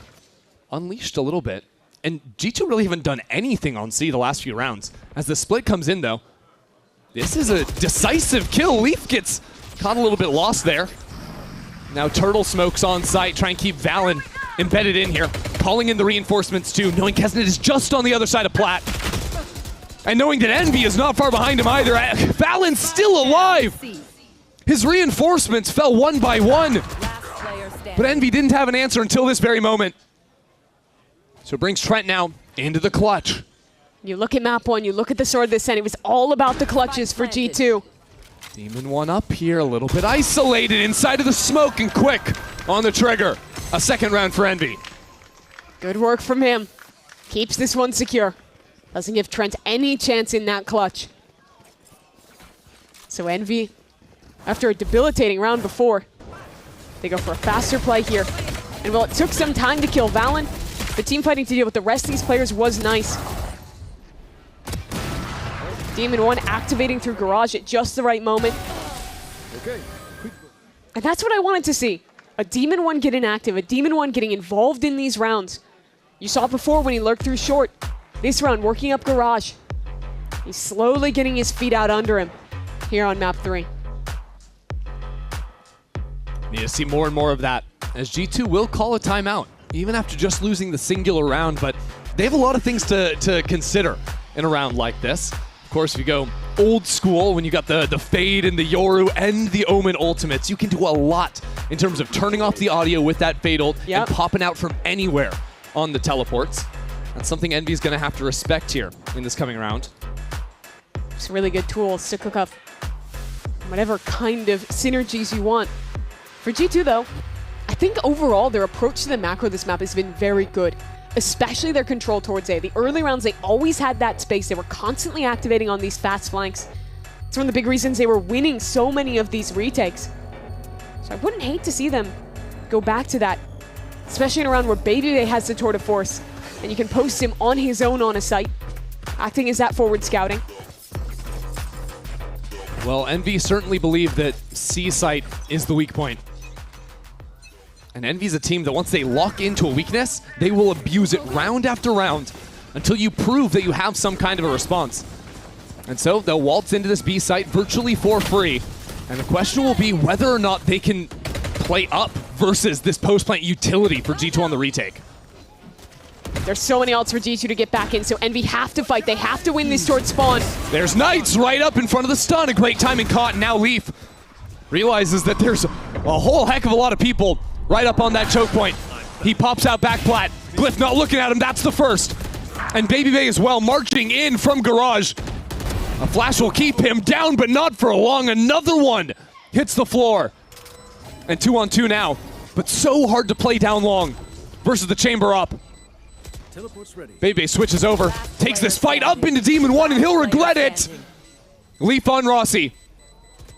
And not a clue in the world. Finally learns where Rossi is, but there's no time. Envy found the answers. They found the weak site. They pinpointed exactly what they needed in the post plant, and they executed on that idea. Back-to-back rounds, abusing this C site. Nicely played in that late 2-on-2 from Envy. But this is the moment here. Knights going aggressive, recognizing the threat of the ultimates, and dispelling them, wasting time early in that post. Let's go, Rossi. Nice, guys. Now I want to see more of that from Envy, fighting deep in these post plants, getting close towards CT, against a team that has shown you so many different flank looks in their retakes. I think that's very effective. Try and punish what's been often the weaker side. Baby Bay wants that timing out of the smoke, but sent packing. And this is all a ruse. Look at A lobby, look at mid. 3 players on other sides of these angles. And Leaf just getting dropped there. It's good shooting from the Envy crew. They've worked all the way through B site and realized, hey, we got flanked through A. That means nobody's home on that side of the map. And they'll take it for free. Just a stinger late walking in from the B site. Valen has a fight here, but with now Knights backing away, he'll lose his opportunity, and they spot him. Now this round is a 4-on-2, but kind of a 3-on-2. Demon One not a factor, and now it's a 2-on-2 on site. Giacomo slides on forward. It's a good flash from Knights again. 3 kills for the rookie. And Envy within 1. I just think his Phoenix util is so good. Whether it's when he's playing the slower rounds and is getting a ton of value out of his wall and how he's conditioning on the last map towards mid, on this map towards garage, or later in these rounds, always getting value out of these flashes. And how he's fighting off his teammates. Clean 3K from him. It's another run it back online.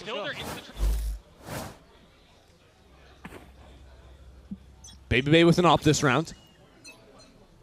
G2 still no big differences on this C side. But maybe quicker on the rotate from Baby Bay could be an option. I mean, Envy are really staggering the approach here. Run it back behind the fast lane. No one else behind it. But they've already lost a long control. The ult is just going to fizzle out. And the Hunter's Fury from Glyph trying to play off that, and he connects. Wow. I mean, that would have been a round-changing kill had it not been for the walk-up, had it not been for Trent taking care of Rossi, taking the smokes out of this round. This is the right pivot from G2. Baby Bay has the perfect angle, but he whiffs his shot. Kesnet lives. That one. And now the overwhelm is here. The stun doesn't even take a chance. Envy, bring the heat. You miss one shot, and they will pounce on you. It costs the round here. If Kesnet dies, there's far less of a go factor. And now it has to be a clutch. G2 desperate for an opportunity to get back into this round. Well, that's some spam through the wall. Try and equalize a bit here. No charges. Still tough to work on through this when Envy know exactly where you are. If anyone could do it, it would be Trent, but not today. We're tied at 5 apiece. 2 maps in a row where G2 have this fiery start. Look great. Here it was off that force in round 2. But Envy figured it out. They find a weak C site. They start abusing that. Now they start to play some of these mid rounds here. Baby Bay missing that shot. Fast acceleration into the site. Enemy remaining. And now 4 rounds in a row picked up. And you see again, it reminds me of map 1. They start to win rounds. They get the confidence underfoot. Start to make bigger and bigger plays. And so this bye looks eerily similar to that round 2 force-up from G2. They won it then, but this time playing up against a stacked Envy that have once more found the weak side of the map. Tethered up for a moment, and that allows the rotates to come online now. Already encircled by Leaf. They're hitting into a stack. This could be trouble. The Stingers at close range are absolutely devastating. And Giacomo and Baby Bay from backside have done it. Rossi is the last alive in the blink of an eye. He lost every single one of his comrades. What can you do for us, Rossi? What can you do? One more is required. Do you read this flank? Leaf is fast through sewers. He expects it. And Rossi has time. If it is a flank and he waits this long, he could be gambling on Leaf, assuming that, well, Rossi himself walked all the way back through G2's own spawn. But it's a game of chicken. 30 seconds left. And in a game of chicken, it is really hard to make Leaf break. He's a player so confident in his decisions, his positioning, that he has not even moved a muscle. And Rossi, perhaps reading that, has finally found the gap on out of here. He's second-guessing his timing to actually plant on C. Chooses to work for the B side instead. Now in this post plant, he's got the pull. Another star to play on and the ultimate. But with him retreating all the way, he is trying to play for maximum time on this spike. And Leaf couldn't find a gun. Still just a stinger in his hand against an Astra in a one-on-one. Rossi is miles away. Leaf knows he's got to tap this spike quickly, because the pull will come online. Stop the half stick. For the second tap, there's a stun ready to go for Rossi. He lands it perfectly. That is beautiful. The IGL, after finding an open site, after calling his team into success in the last 4, this time walks into his stack, needs instead to come up as an individual, and he delivers the Red Bull clutch. By all accounts, this was a 1 round from G2. A 3 versus 1 on the Stinger force-up. But that's why you gotta love Rossi on the Astra. Yeah. No other smokes agent can clutch it out like an Astra. And now, we're down into mid. Leaf wants this fight, and Babybay's holding his window. There was a smoke here, but he doesn't care. He's peeking over it. And you have no idea he can be up in the sky like that. And now Valen locks down C2. Any hope of a fire back momentum starter at the close of this half from Envy has been stuffed out in the blink of an eye. That is a big round for Babybay. This half had turned into an absolute nightmare for G2. I mean, they were up 5-1 at a point. Yes. Haven't won a round since. Till now. Till Glyph. The leader just wondering where it went so wrong.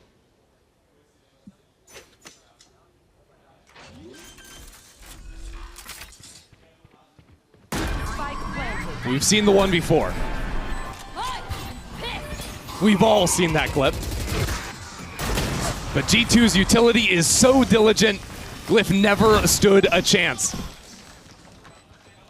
G2 tying things up for the half here. I mean, you couldn't ask for it to be any closer than this. In a series that G2 had, by all accounts, won for themselves back on Ascent. It is now dead even to close the first half of this final map. Such a sick map 3 here.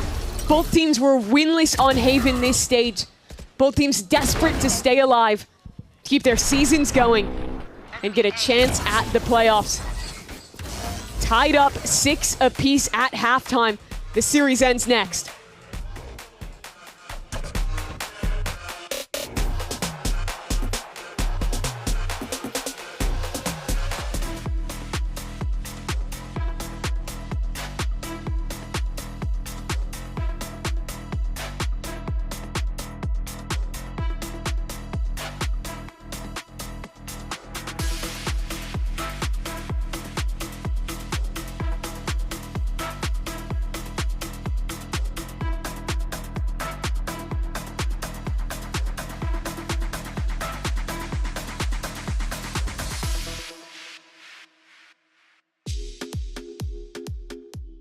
Yeah, Glyph has been IGOing for all of Stage 2 here, and yeah, he picked it up at the start of Stage 2 here, and yeah, he's been improving a lot. His calls are honestly insane.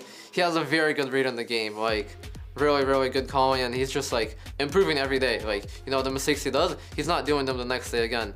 And then if there's other mistakes or whatnot, like he's like learning, and then improving super quickly, and just like actually like becoming like one of the best IGLs in the game right now.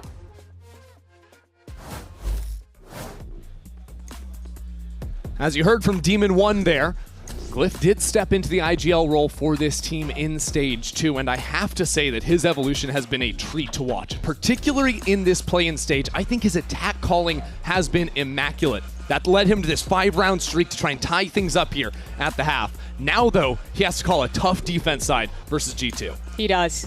When you look at the turnaround for Envy, I think a lot of it comes down to the style of his calling. Started to play a lot of these slower rounds, work the map more. You saw good prep coming in from the coaching staff as well in the approach to their games. You've seen that today. You've seen that in some of these attack sides. But what made the difference back on Ascent wasn't just the good read, those late finishes towards A, but it was Envy's individuals heating up. It was them winning every big round, stealing momentum out of G2's hands. Envy have won the last 3 pistols in a row. Let's see if anything changes here. Demon 1.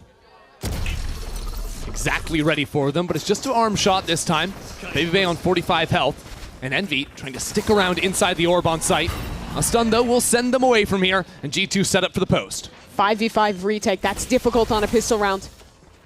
Yeah. You look to Kesnet and Knights, those two to make the space, get Envy back into this round. Especially these A retakes without a paranoia. No line control.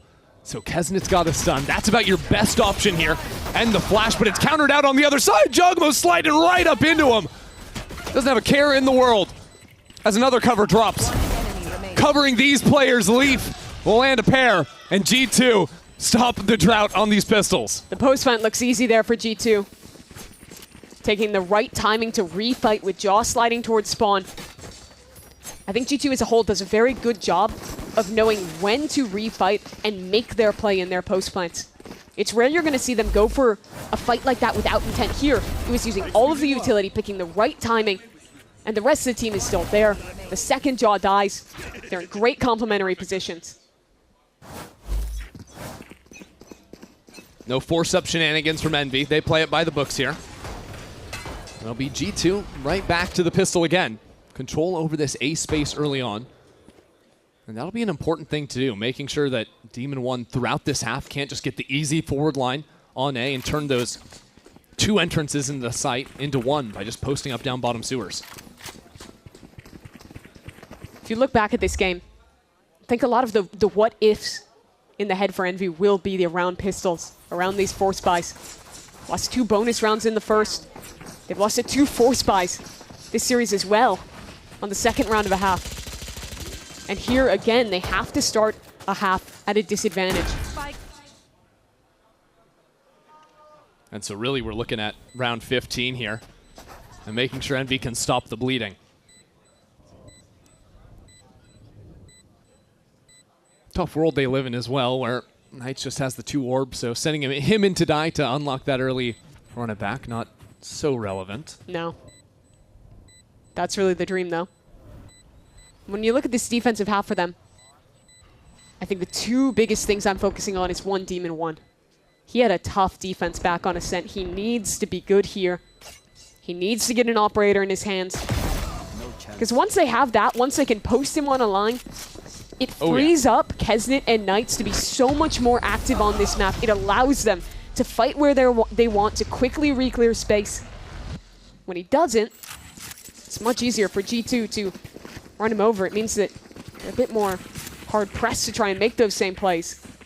And to his credit, first half was looking solid out there. It was. Especially more of a factor in post-plant situations, I think, than super early on into the rounds. That'll be the different role he has to play. Envy buying full light armor here. They have the money to go for heavy, but wanting to get this econ rolling and have the buy in the next 2, regardless of dropping players. That does leave them especially vulnerable now to this bonus round of G2s. Early exchange towards A. Envy hold on to the space. G2 just staking their claim with a trademark. Down C long. That's where Demon 1 is. And some footsteps heard. Demon 1 would have heard that on Trent, so he is very prepped. You already see the rotations coming in from his Neon, abandoning that A side. Starting to shift over. But Prowler will force him back, and G2 ping-ponging left and right around the map. See the chamber on C, look elsewhere after baiting out the TP. The A site right now looking quite weak. Yeah, but it does seem like Envy have the reads, right? Like, yeah, this both rotate's duelists coming in. Starting to shift back over. Sometimes if you keep alternating back and forth, you can get caught in windows where you don't have support on either side, but G2's slow play allows Envy to make this happen. They sidestep the dart, though. And a fake wall on B side. I mean, that's going to be instantly learned from Kesnet. An easy kill, and now the forward flash too. Glyph is lights out there. 3 for him on the round. Working off of a gorgeous curveball from Knights. Very good from him. Another late round where it's 1 flash from Knights, setting up the team to fight and winning out the round. That young player. So much of Envy's success, I think, tied to getting him in. Look at the roots of this team. And that call must have come in so early, too, because Knights was playing over on the C side earlier in that round. Instantly rotates here, takes that forward fight on a beautiful timing. Let's go, bro. Glyph the one to follow it up with those 3. But now, this is the round that really counts. Both teams have weapons. Envy posts heavy towards mid as Jaw will just push Glyph off immediately, seizing space A long. Envy with a full mid trap, double B, double garage. Let's see how convinced they are of that, because this drone is ill-advised. Nobody here on the site to come into Glyph support. Now Envy have to work their way up against a wall. 5v5, they got destroyed on their A retake attempt back on the pistol. This one's going to be even harder with no Sova. Their comp struggles massively on A retakes. They're trying to come 3 up through heaven because you can't really break out of the choke point on the floor. You can't break out of here either when Leaf is shooting like that. Good Lord. Just putting on a clinic, making Envy think twice about dropping out of heaven again. This is one of the reasons why I really want to see Demon 1 get an AWP in his hands, because I think it solves a lot of your problems towards A, of being able to contest this space. When a solo Sova is playing that space, if you take one wrong time and greed for a drone like Glyph did, these Neon comps are incredibly fast to accelerate and punish you. And if you die in that position, if you're down a man without an Omen paranoia in your comp, retaking A is pretty much impossible. And look, I feel for Glyph. You know, the scouting report clearly states that G2 are old men and they work rounds very slow. They crawl forward at you. That's exactly where G2 changed the tempo and catch him where he thinks, oh, I have got the timing. I can do this. The good news for Envy, though, is that they do have the operator for Demon 1 this round. He gets to help bolster the A defense.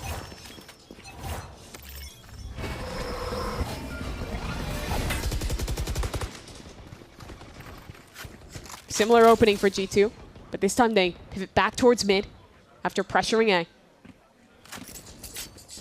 Still a very passive line for the chamber over towards A, but of course that tripwire controls sewers, but forward intel lacking for Envy. G2 haven't explored much towards C on their attack side. But now they look to walk back towards this space. A drone just went back towards mid. Yeah, and this is what I was talking about. Envy sometimes can over-rotate and leave gaps. Oh, they're re-clearing this. But it's a re-clear, right? Yeah. Had G2 been looking to actually execute into C there, it would look great for them, but because G2 are trying to transition back into mid, this slow play, and the scouting report paying off there. Rossi's in a committed angle here. If he dies, this is trouble. This is a tough spot to be in, but he's fought through, and Trent is so low HP. That's a collat headshot through the wall, and even though Rossi drops, Kesnet is still there, and Kesnet has a chance to win this round. Spike not planted, moving forward onto the line. Belief is there to secure it. It had to be Kesnet. Demon 1 was still across the map. He was the last bastion of hope. And now Demon 1 has to clutch. 2 health on Trent, 30 on Leaf. And the scouting ultimate, but the drop is heard. Trent is in exactly the right position. G2 up on 10. And that's not just a lost round. That's also the operator. The weapon they had been waiting this whole half to get online. Gone. Won't have that again in the next. This is a good re-clear idea from Envy early in mid. They got a quick punish onto Baby Bay. But here, it's both Knights and Rossi getting caught off in these positions. And Leaf, really the man to take the risk of this round. That fight towards spawn. Working back in here as well. Let's go, boys. Let's go. It's not a super high fragging game from Leaf, but he has been so impactful in these critical post plants. I think that's his strength as a player, seeing these complicated situations and finding exactly the position, the kill that gets his team out of the bind. Exactly. Always finding the answers deep into rounds, but now Envy need answers quicker than that. Of course, like, again, it's another round where they start off with the early kill, but can't really navigate holding onto that site so easily. And also, previewing it, their money is horrendous. This is the exact same situation they were in on Ascent. Same right? timeout as well. Yeah, 10-7, you're down, you don't have a buy, you can't really afford to force up, but you have to find the answers after getting crushed these last 5 rounds. There, they gave a hero gun tonight. They lost it. But then they started their run. They found their gap and worked back into that game. Here it feels like a harder task. Yeah, it's also the difference of which side you're on. Yes. I think on that Ascent game, they were on the attack side. They could, you know, focus on the points of the map that they knew were going to be weak. They could keep execing down Cat. Here, they have to respond to G2. It's harder situations to figure out for a young IGL. Very passive start from G2. Just waiting for any aggression to come. Demon 1 just disrespects the dark cover, gets in front of it. But you can tell that G2 know exactly how Envy like to play. Just completely guarding for the aggro walk. Wait for a re-clear, wait for a fight. Punish that. And then you can go. Now the question will be, if time ever comes into play. We're far away from that for now, but Glyph having the Hunter's Fury can pose a big problem, especially as we work now under a minute. G2, after pressuring in mid, the spike still towards A, and look at Envy. They've been inching forward in this space. Demon 1 and Kesnet, two big names to hold this space down. Yeah, G2 have to spend a bit of utility. That's a collide kill down short. You're joking. Kesnet has come alive here in the last two maps. That was a hero gun. Now Jaw has to try and make a heroic play. He dives into B. But he's leaving because Leaf is over on the C site. It's under 30 seconds now. No Hunter's Fury anymore. And a site opened up for G2. Rossi could be a difference maker. In window, into the corner, not stunned out, tries to get that backstab against Jaw. Look at Leaf in spawn. Behind enemy lines now. Kesnet has his knife out. He had no idea that could even be a possibility. And so one of your guns is down. Demon 1 now has to step up to be that guy. But Baby Bay's holding him. Now it's G2 closing in. Even numbers. The lifeline Kesnet had extended to Envy has all but been extinguished. Baby Bay has stepped up for G2, and they continue to extend this lead. 3v5 victory for G2 on their anti-eco. And who's the one to get them out of the jam again? It starts with Leaf. I mean, that should have been enough. Guns recoverable, a 3v5. Trent never even saw him. Then it's that fight towards spawn. It's Baby Bay getting active into the round. Enemy remaining. Great position. Yo, Nate. Assalamu alaikum, brother. You want to play? No doubt for G2, it seems, in getting that round across the board. Demon 1 up online, but no forward line. Again, relegated playing deep on this A site. And G2 are looking for the pop. Oh, he waited for Jaw, but the shot wasn't there. Just missed, and now all of G2 have made it underneath his scope. He's already on 57 HP, another miss. And there's not a second chance. That's a hit on Jaw through the floor. It's another 5v5A retake. Envy have not been able to win a single retake on this site. This retake is for Envy's year. Knight's ready to run it back. That's the first shot. Envy have shown up now. 5-on-3. As Jaw steps right into Envy's face. Envy still need to find a way back in as the drop comes down. And now Valen is there. Valen to shut them out of it, but Rossi comes back in and brings Envy right back up. Envy, they fall from heaven, one after another, dropping into Valen's lap. But the last man to do it, the last man to fall, manages to save Envy. Unbelievable. And again, it was 11-7. Again, it's a big Envy play. Keeps them in this game. Rossi had that 1v3 clutch earlier. Now with the drop out of heaven. Brings his team ever closer. Holds on to the op for Demon 1. The win conditions are there. The light at the end of the tunnel. They can see just a flicker.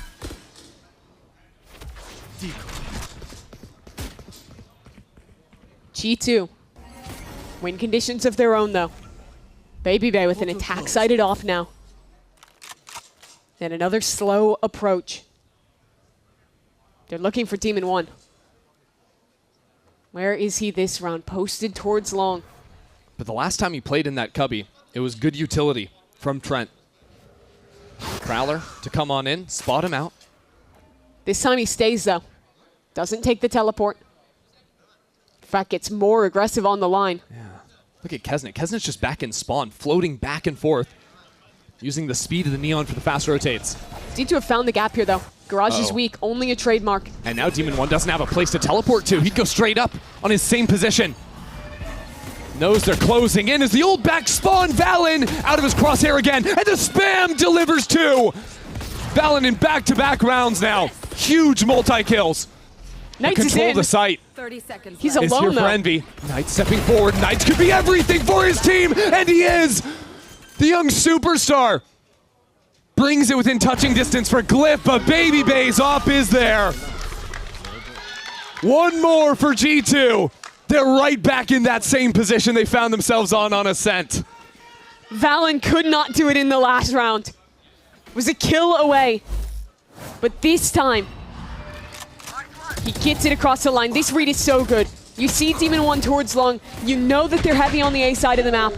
TP backside. Force Demon 1 to have nowhere to go. Look at the buy. Look at the buy for Envy. They got nothing. It would have to be Kesnet, really. He's got an ult. He was a hero last map to even give Envy the second chance on Haven. On Ascent, he needed to win 5 in a row for his team. Now 4 is that magic number. Go, go, go. The first challenge. Demon 1 teleports away. Stuck on the A short. He's sticking around there with a Phantom in hand. They know exactly where he's gonna be. And out the utility behind it, a rare miss. And Demon 1 holds his ground. Now he falls down though as Kesnet trades evenly. It's one after another for Envy. It's all falling apart. Rossi left alone in a 1-on-3. A stinger is all he's got. With Envy's year resting in the balance. He will drop. Trent will take it. G2 will advance to playoffs. Envy might have gotten close, but close is not enough against the Kings of Americas. G2 stay alive here in the lower bracket. Incredible bounce back from them. There's a heartbreaker on Ascent. Show up to a map where you have not won all year. Or rather in this stage and be able to deliver, make it to playoffs. What people expected from G2, but damn, did Envy give them a fight today. A month ago, it looked like they would have no hope of playoffs, no hope of success. And they breathed that life back in. They brought it close today. But against America's best Ascension team, against America's winningest team, it was not enough. G2 in their rightful position in playoffs, ready to defend their trophy. G2, they're still gonna have to fight through that lower bracket. It doesn't get any easier from this point out. But for a team that has never missed a stage 1 or 2 final since joining the league back in 2024, you know what their eyes are set on. It's set on another America's trophy, and this is just another day, another step of that journey. So many teams had struggles in the group stage. G2 was one of them. Had to figure out their identity, figure out their comps. And it meant that it didn't work perfectly for the players on their squad. Every day they're getting closer to that. Showing us an Ascent that can slip back into their map pool. Showing us a Baby Bay that can make up for the struggles earlier in this stage. Look dominant here in the big matches.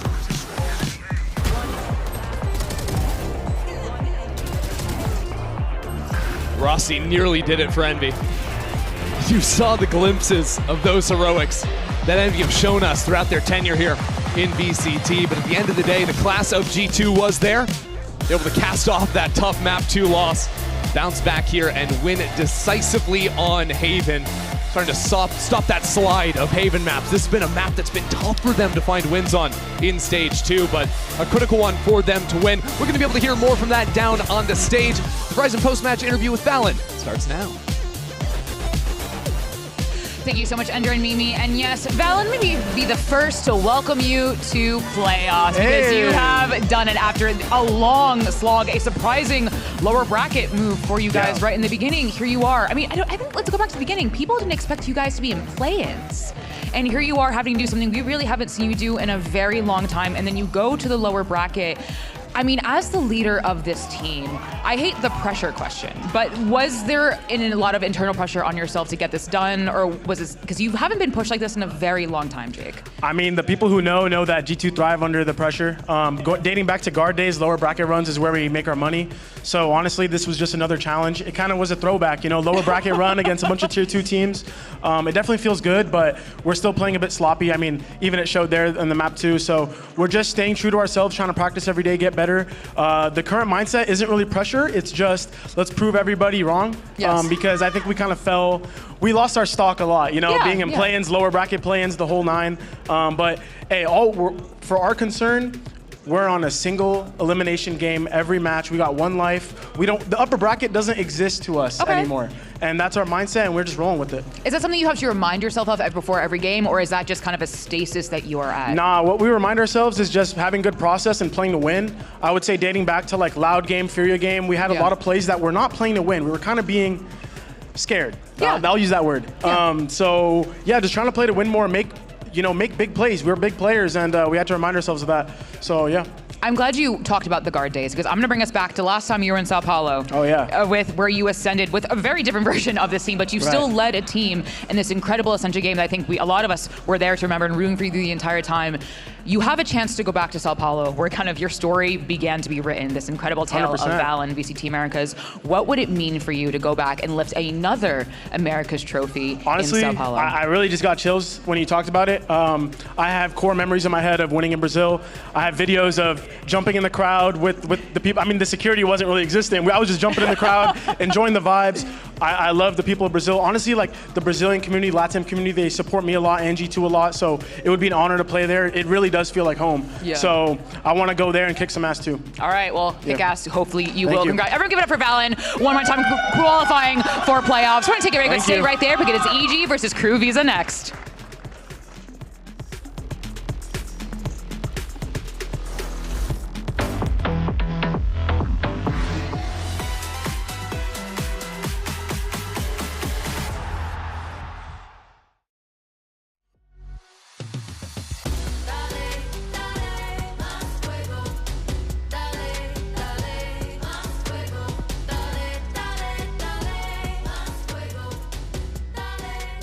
All right, who's punching the ticket for playoffs today, EG or KRU?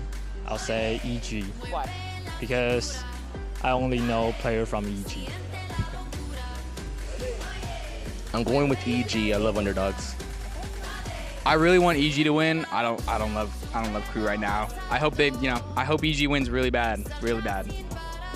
Ooh, I don't know either team, but I'm gonna go EG because that's the only org I really know.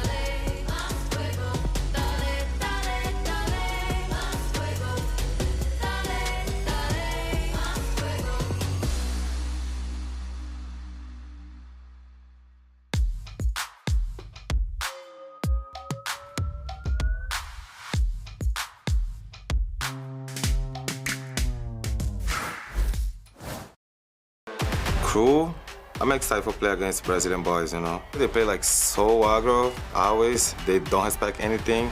Está sendo pressionado, o Manito na base!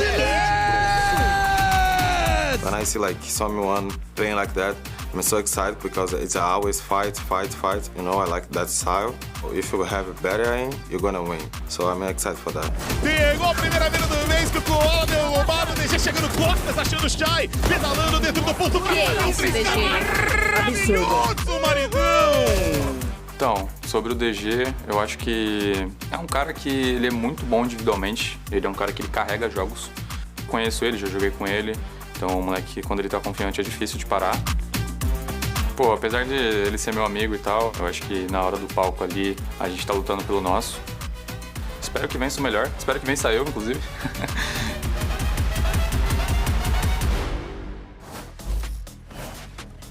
Welcome back, everyone, to VCT Americas and our final match of play-ins. It's KRU Visa taking on Evil Geniuses, and of course, this is for the last spot of playoffs. Last splot, that's right. All the splots are up for grabs today. Of course, I'm the person who's bad at his job. I'm Golden Boy. We got Dryer, we got Athena, and sticking with us, our guest. It's Emmy here to yap about the games. And what about that match we just saw? Dan, I know you had some pointed analysis you wanted to make about that past result. Whoa.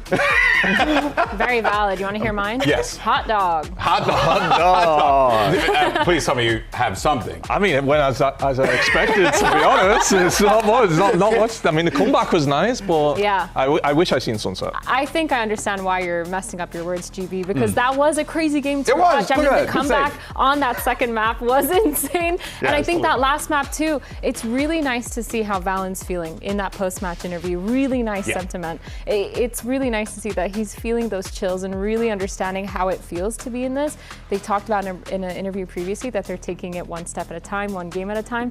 And we can tell that maybe the pressure isn't there, but definitely the emotions are. And when you're at this point in the competition, you pretty much can only really do that. Take it 100%. One game at a time here. And well, let's actually use that as an opportunity maybe to pivot into the next two teams that we're going to talk about here. Because look, folks, it's no secret that this Evil Genius lineup, they are a team that enjoys getting their preparations all lined up, their homework. They have great protocols. They do everything that they could by the book. But what's going on with the team right now? I feel like when you're looking at these protocols, they're really nice here. E.g., they're using that mid control to retake mid after losing a player off of a drone. They're just so good with their set ways, setting up a lot of these strats for success and getting a lot of early game rounds in. And I feel like when you're watching rounds like these where they're pushing down mid or just being aggressive, it's usually set and it's really nice to watch. Yeah, I agree. They do have nice protocols and it is very set, but I also think that's a weakness because I do think they're very readable. Yeah. And I think I can talk about it now.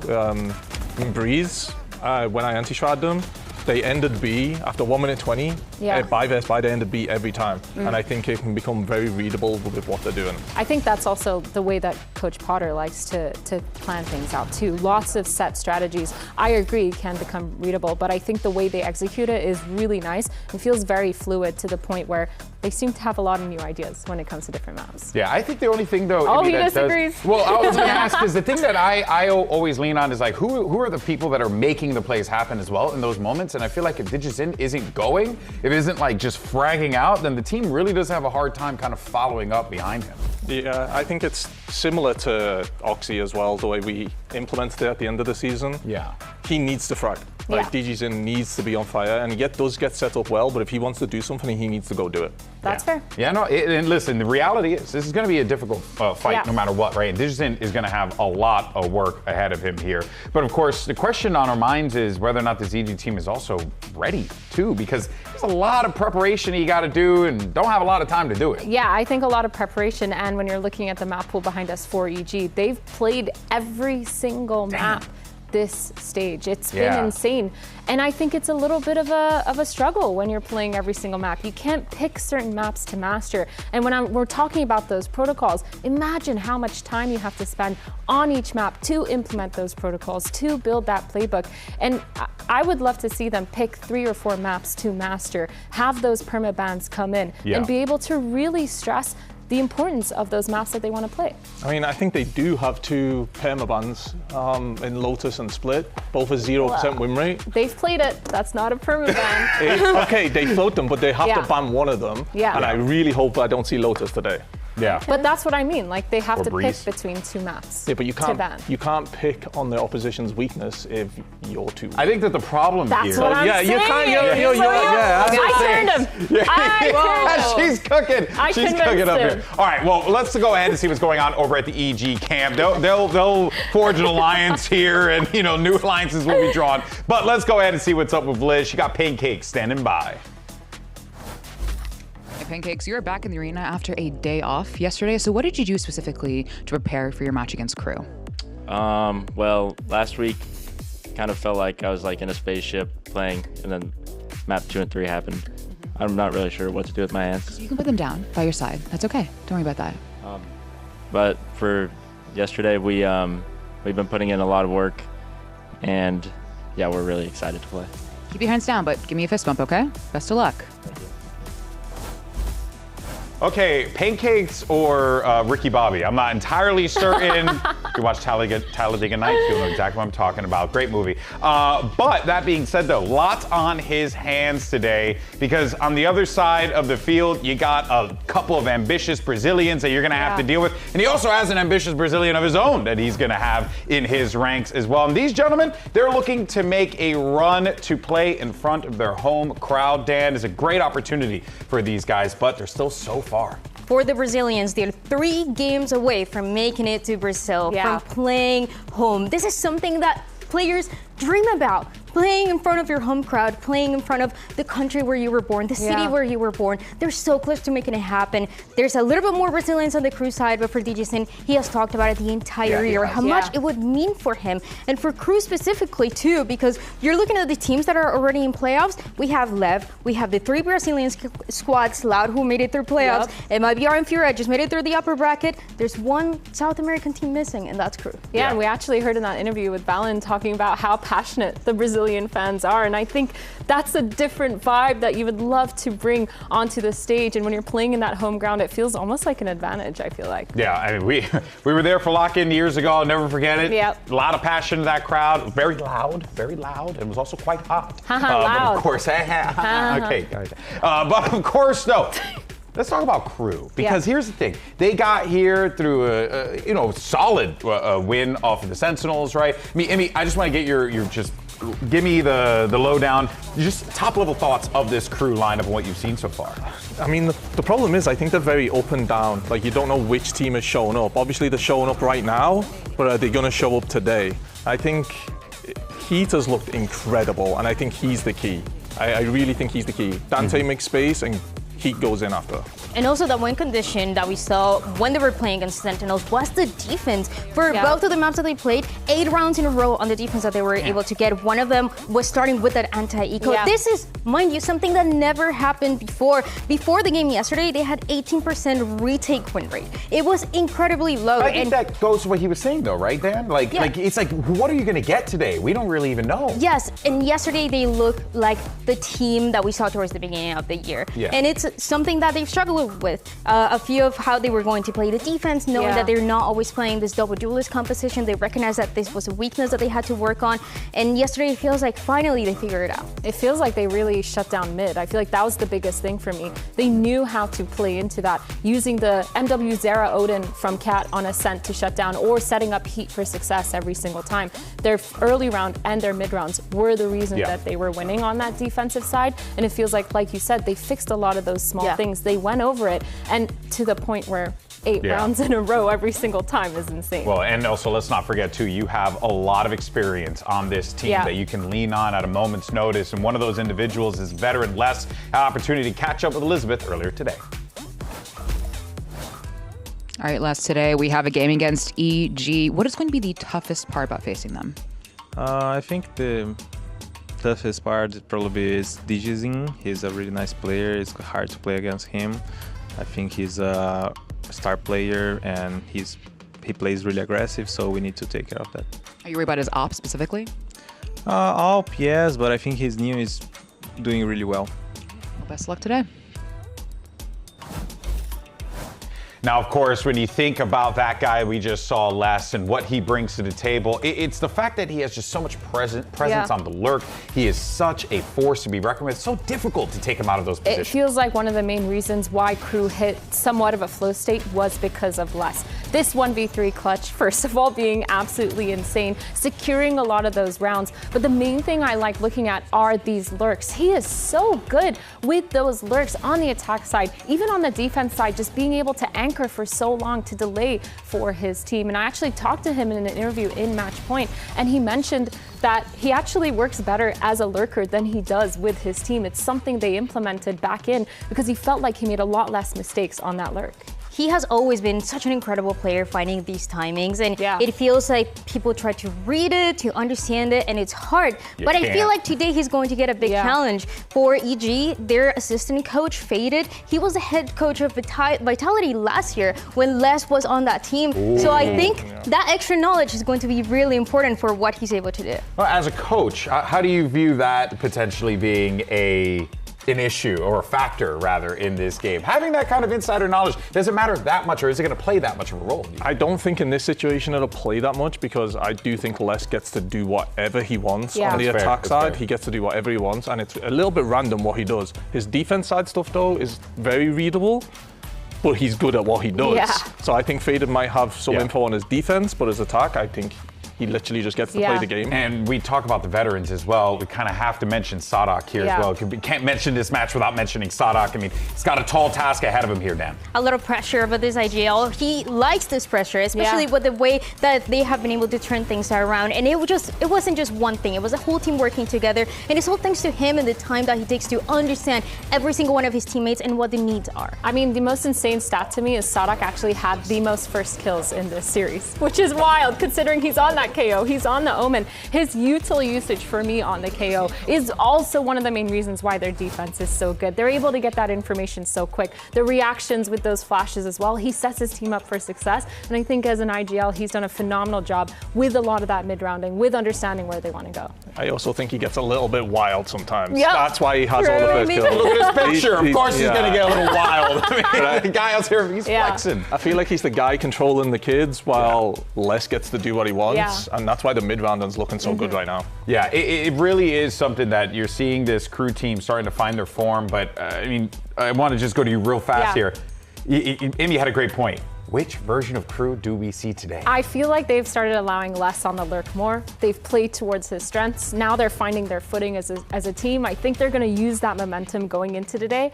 They found that flow state, and I'm really happy with the way they're playing all of their roles now. Yeah, I think a lot of folks are pretty stoked about the way KRU is playing right now. But let's go ahead and send it down to the stage and bring out your two teams. Here's Evil Geniuses and KRU Visa. And of course, for both of these teams, a great opportunity lies ahead. Win here, punch your ticket to playoffs. But unfortunately, if you hold the L today, your journey, your season comes to an end, Dryad. KRU, this is a team that, if we remember at the beginning of the year, and a lot of teams were made for championships, or for champions in general, but KRU specifically was a squad. You bring veterans in, and now they're in play-ins.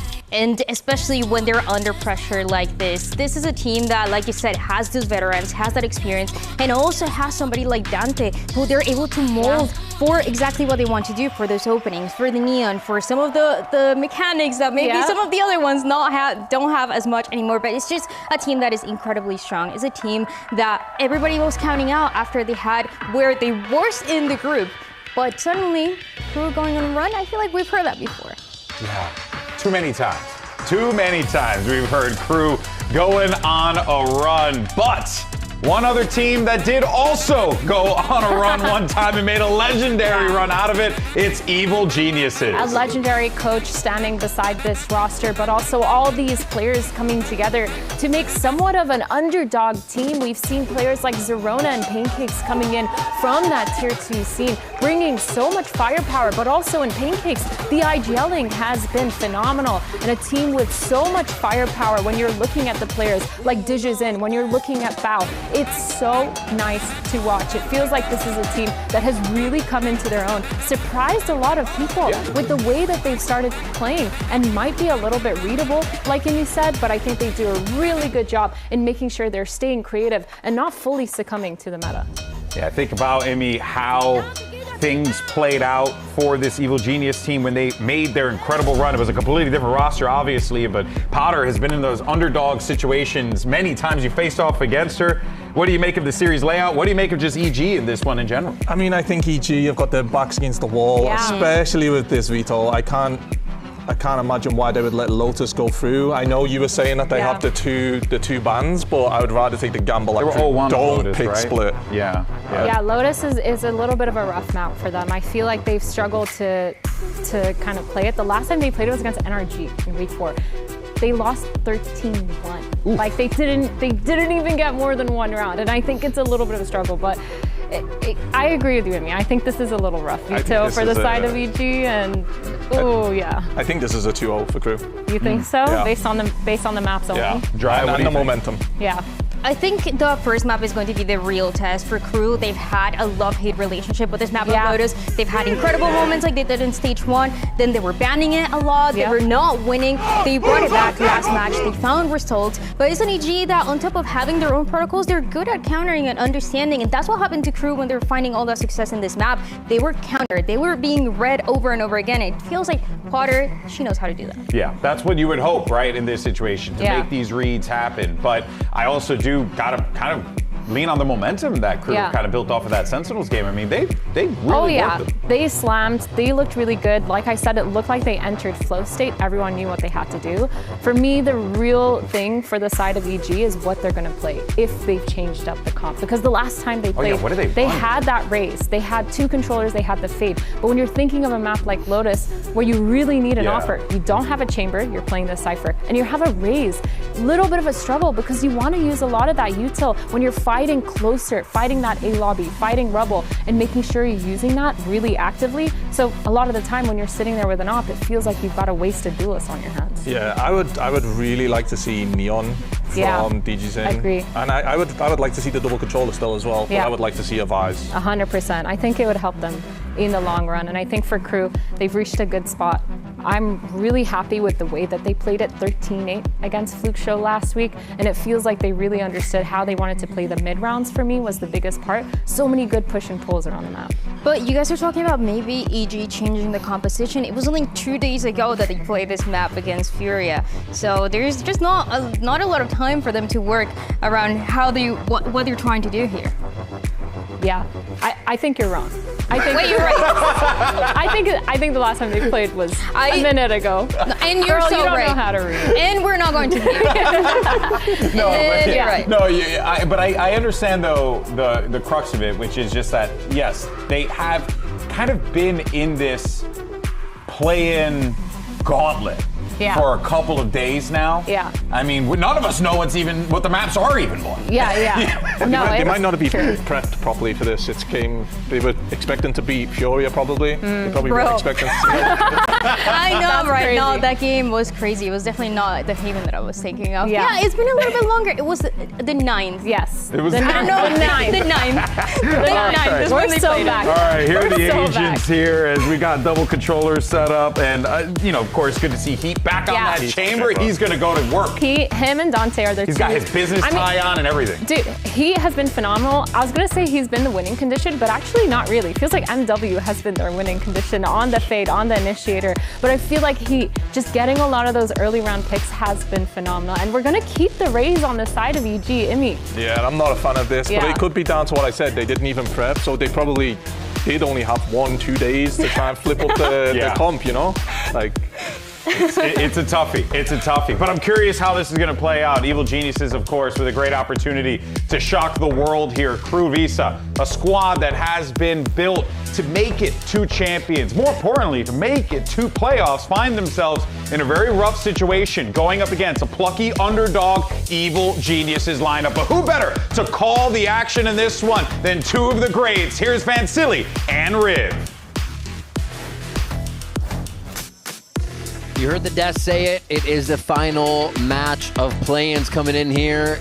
Qualification and elimination on the line for 2 teams, Evil Geniuses and Crew, who have been searching for an identity throughout 2026. And here, they have a chance to really solidify that and prove it as they catapult themselves into playoffs. One of those teams being Crew, going through the same storyline, right? Having a very weak stage, going to the play-ins, but then starting to own in the play-ins and have found their identity. But this time around, can Crew actually go on a run without Kesnet, right? Remember, they always made champs until last year. They missed it, and then Kesnet went on over to play with Envy. Now, hopefully, with this new roster for Crew in 2026, can they go, take over EG and try to make it at least to the playoffs, as Lotus starts off with 5 players of EG looking to fight here on the A side.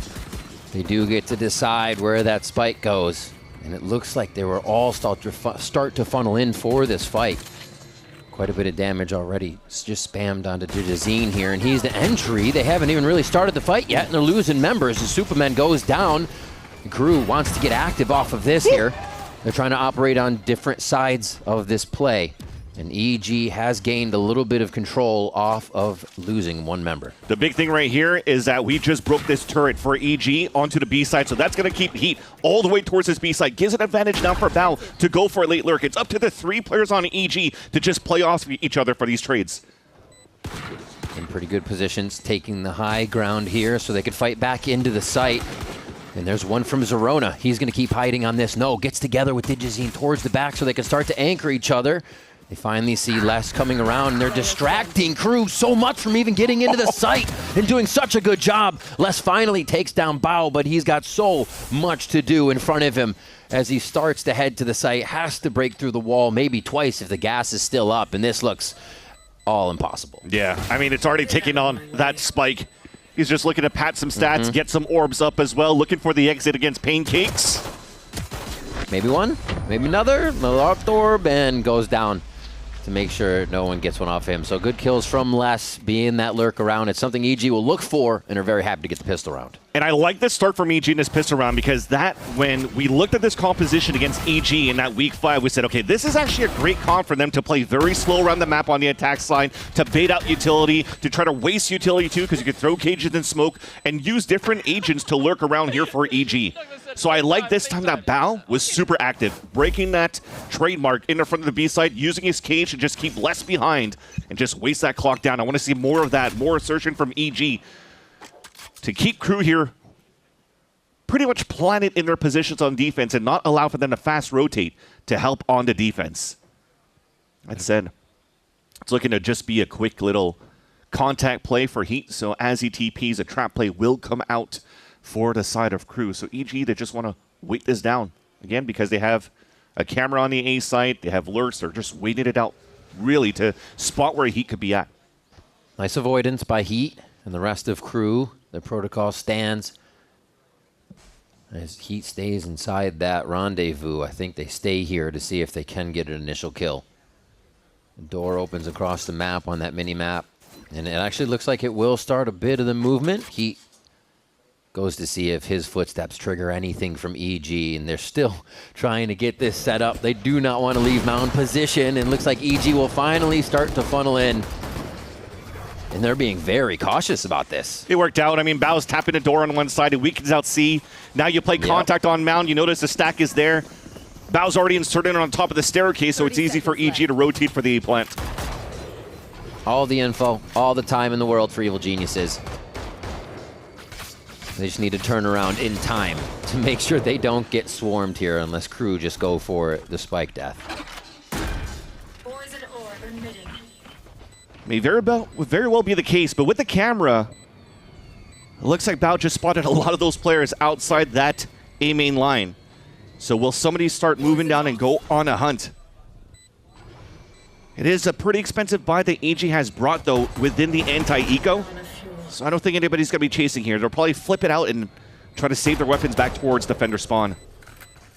Oh. Gonna dive in. Where the kills come from. EG starts to rack them up one after the other, and it's only going to be Sadak messing with the door and seeing if he can't get a smoke kill. He's going to go down to the spike. Another nice round from EG, playing information on the map and taking no chances to start against KRU here. I want to take a moment to talk about the Digizine on the Raze as well. The Des mentioned, and even Les mentioned, the respect that is given to Digizine as a Neon, but he's coming out here with the Raze. And I still think that this works quite well for Evil Geniuses for this specific matchup against KRU. Because for KRU, they're playing a Viper and a Chamber. When it comes down to stall util onto that C site, there's not too much. So EG could start defaulting a lot on this side. And when you want to try exploding on the site, you could do the Omen Bully Smoke and Satchel in, and nothing's really going to stop you from no Razor Vines. Maybe there's just a Snake Bite. So using this util to spot where Heat is going to be at, force him to TP, gives the space for them to take, and he can start exploding here, just like this. Ooh. Well, they found the heat map on that one, and it is bright red over towards Mound. He gets out safely with a TP. And now EG, much like Pistol Round, have to work the 4v5. but they are not as close to the site this time. After losing Digizine too, I mean, taking that pressure at the beginning was just trying to, again, push Heat back and grab an orb. And then it could reset, you could pop it to the C side as you have your bonus round, but lots of Guardians that they have across for EG. It'll be once again a slow play to maybe go for some snipe shots with these Guardians. 2 players walking in slowly. Puts a lot of pressure on these two, especially to get Zerona over here without having that Digizine entry. And they still leave Bao around to listen for the lurks. Nice job encroaching in. Full contact play here coming from both teams. And KRU takes advantage there with Heat pushing in for another kill. Bao. The timing is almost there. He gets slid on in the double peek. KRU reads in the mind of Bao on that here. Superman forced to push forward. And it looks like KRU will shut down that bonus round very nicely in a flawless way. The wall contact was nice for EG to move into the C site. But just unfortunately here, as they're spamming from the waterfall, KRU that is, to deny that plant, he just finds his timing to walk forward, catches 2 players off guard. Nobody protects Pancakes as he's trying to get that spike down right over here. You have to comment actually on how effective these slide tackles have been for Dante for the last couple of weeks. Taking on a little bit more of that kind of jump out and wiggle around sometimes too. Getting into that we see from Mata and other Neons. He's starting to hit a bit of a groove there after a decently tough stage for him. For this round number 4, you even out the playing field. Because for EG and the anti-eco or whatnot, they haven't taken any orb control in their defaulting. So nobody's really close to like big ults to really explode, so it's back into like these protocols of playing off each other and making sure that they're trading to farm up the pips for somebody like Digizine on the attack side. Good read at least to start for Heat. He's starting off here on the A side. He'll be the first contact to try to fight into the control and maintain the A line. He's been big to get that first blood already. MW Zera is able to get a spray through 2 with that Phantom. Very deadly. And now EG don't even have that wall to move safely.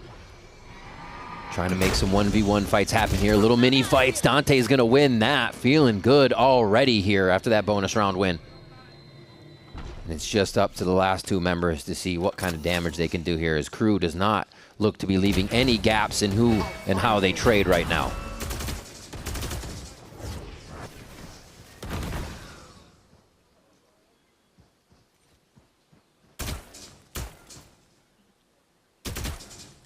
Buying all the time in the world. 30 seconds left.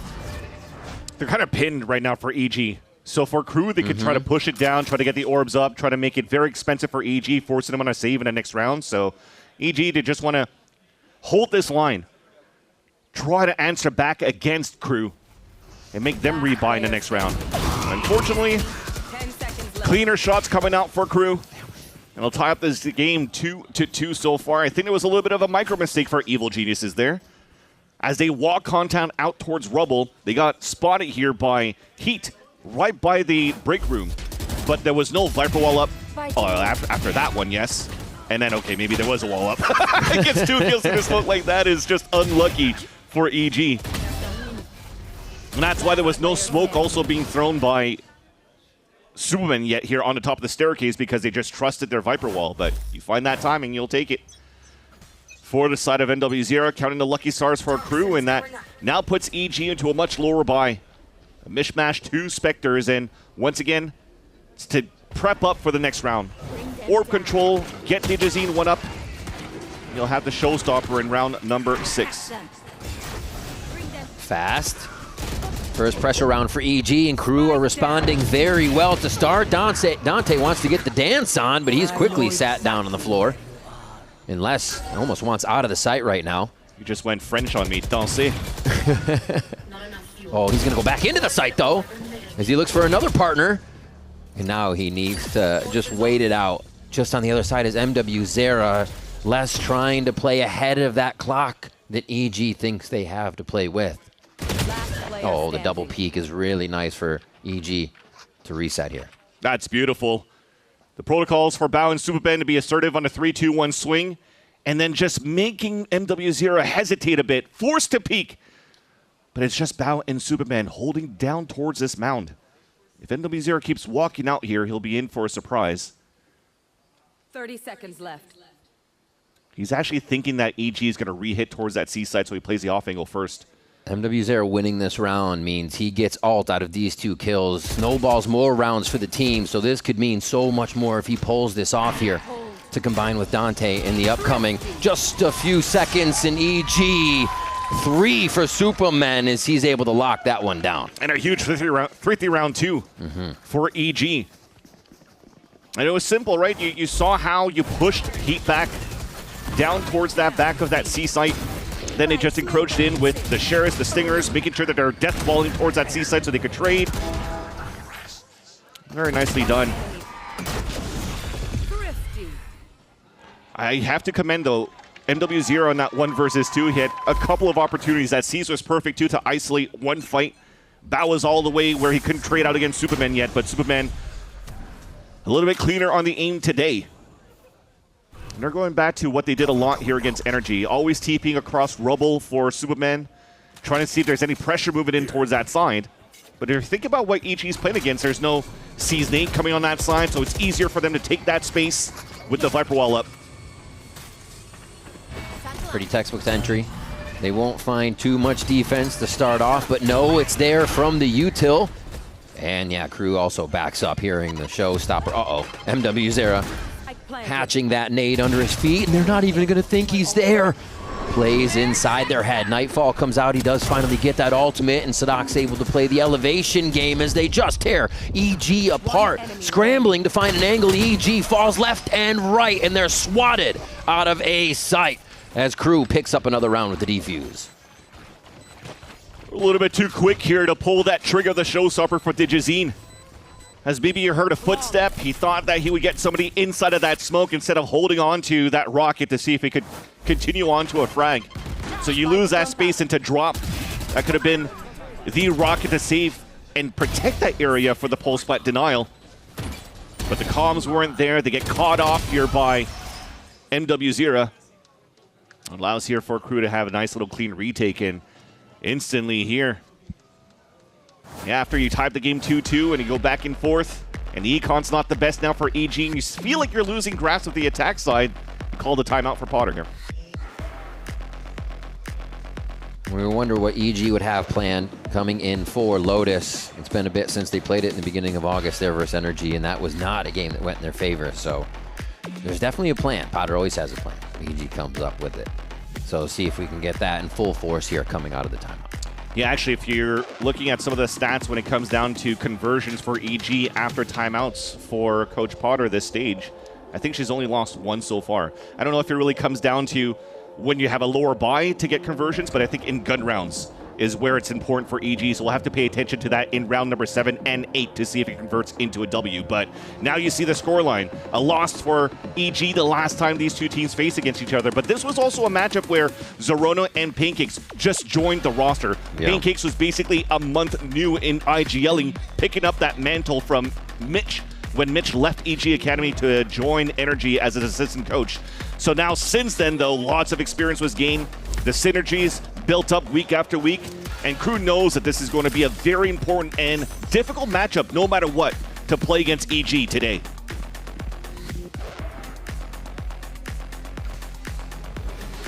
Back towards the A strikes. Like EG feels comfortable starting here to see what they find from KRU, and it hasn't been Heat on the A side. He continues to head towards Mound, and they avoid his scope again. His trademark is still over here, though. The sprays are nice, though, from MWZero through these smokes. Look at Digizine, already at 56 HP, but they are trying to leverage EG, that is, a hero rifle on his back. The Star Duelists try to come in for the hit. Just right as the wall drops, they meet Sadok and squad next to stairs. You don't play on the stairs. That's not how you do it. MWZero also cleans one up as it is EG now pinned on the other side of A site, looking for a way out. Or just a way in with the spike. Exactly. Try to get some money in, add a little bit more for EG if you can. That's the best scenario here, because both Pancakes and Superman already have their ults moving into the next round. But so far, in terms of EG trying to enter into site or creep up, man, are they getting spammed and spammed through these walls, their own walls and smokes. It's that timing. MW Zera sees the wall go up, and they must be walking through that hot line. As soon as the wall goes up, he spams, why are you there? Wait a second. Do it different. Break that timing, because you are being affected by it a lot. Another one. Big retakes here for KRU on these rounds. Yeah, but remember, this was a half buy that you had for EG. Here, rifle for Digizine. He could still buy rifle this round here. And coming out of the timeout, it seems as though they want to up the tempo for EG. They started off as a 1-3-1 to start, but looks like a recall back from Pancakes to slow things down for a bit and see where maybe the op could start. Let's see how EG operates now after this timeout from Potter. Just go ahead. It's just chamber. I'm going to pressure this guy. Okay, hold on right now. I'm smoking off from B. Wide. 2. Alright, chamber here, Jake. Care top 10. Can you jiggle it for us? Yeah, 1 second. One breakable right now. One opening door. Wait. Nothing top 10s. Nothing top 10s. Omen re one way C. It's going to be up A. Alright. I will smoke. Hand up. Hannah's dropping K boys. Okay. Let me smoke somewhere. Stay stuck. Yeah, I'm opening door again. Doggy door for you, Jay. Walking through. Hold door up. It's one more combo site. Yes, I'm down. One backside. Come on. Wait. I'll think right now. Open door. There's one on site. Fade on site. Front site. Right here on me. Backside. Boys. Go. He's having some shit. Maybe have it. Yo, watch your stairs, boys. Stairs is down. Yeah, care stairs. I have a drop. Okay, yo, Omen was spawned. No one has stairs right now. Chamber unknown. Omen spawn, chamber unknown. Through the heaven smoke. Dink. Low HP 100 times. 100. Doug, you want up? No. Superman is the nightmare to the nightfall on that round. Incredible gusto from EG to just keep going forward knowing they had KRU on the run. That was a call to Wombo Combo, making sure that you could maybe deafen some players, get behind enemy lines, and get that pick. There was a wrong call at the beginning, though, when Bao said it's a one-way smoke on C, the off is on A. Yeah. But thankfully, because you still had the big Nightfall, it's still going to disrupt the site over on A, and you're still going to be assertive for AG to move towards the A site. And again, what I like, that last battle for Bao inside B to fight the 1v1 against Heat. We didn't see too many of those lurks on Lotus against Energy, and I feel that was the talk in a preparation between Coach Potter and also Coach Faded, to make sure that Bao is going to be a little bit more active here in these forced rotates. Dante getting active to start here. Round 9 as we are all tied up at this point. And it just keeps going round for round. It seems like they move back towards A. It's where the comfort comes from in the site they've hit the most. EG continue to focus their forces here. Interesting, too, that this round, Les has the pit to work with, but he's not trying to close up that site. I think usually you want to put a trademark in there, just how you place a vice wall inside of that pit, but it was placed in front of the B site at the beginning. That was the conditioning here that, or the setup at least for KRU, just to try to get the early information. It worked out. Got the first kill there onto EG. We're now trying to lean more towards the A site. Such a forward position again. Gets a hit there. Quite a bit of damage coming through. Zerona to finish off that operator. But Sadak is still more than ready in the back of the site, and KRU have already rotated quite a few forces over here. This middle fight, if it comes to fruition, is going to be very big between Les and EG. Bao has Cage, has Trip, not really using it. Finally gets it up on time. That was close. Allows the plant to come down, but... They see Les. They have to take it together. Pancake's pushing forward. He doesn't have any HP, but he goes for the gun, and they're going to hear that pickup. Possible slide, but almost a play, too. It could have gone either way, and MW Zera is fast on the trigger. This becomes so difficult for Bao. Smoked off all alone and feeling the pressure here in the front of B main. MW Zera still locked in with the Odin, and KRU is going to make another successful retake. Much more difficult here for EG to convert a 2 versus 4. Respect the play that we have moving forward from Pancakes, but again, a nice little pick to deny that pressure in the front of that B site was Dante. EG just trying to get that trip broken up. And it's interesting, again, because it gets down to what I was mentioning in that matchup against Energy, and going into this matchup here, you could Cyber Cage, you could Omen Smoke, you could try to find ways to really disrupt and force KRU to use util early in the round without face-checking yourself to break the turret and break that util. If it calms down for a bit, maybe you could be able to start jiggle peeking into those moments, but we'll hold that thought. EG will have to rethink now for the round as another here rifle arm. Bao, Bulldog on Digizine, pressure onto Les, and he falls from the bandit of Superman. Very quick util. And the one time they move Heat away from this position, who would have been very safe against this, an EG pounce into sight. It looks like KRU is just on the other side, though. Dante seems like he's reined in for a moment here as KRU set up the retake. Yeah, Prowler missed, so that allows for EG to move in, and you see the double push forward from EG. So big. Zerona's got that timing. He's ready to bandit, but KRU, he is ready with the operator. They won't expect a second one. So right now, oh no, the wall bang on Pancakes. Good trade back, but right now it allows for KRU to flood into C. This is going to be tough. There's a weapon difference here as well.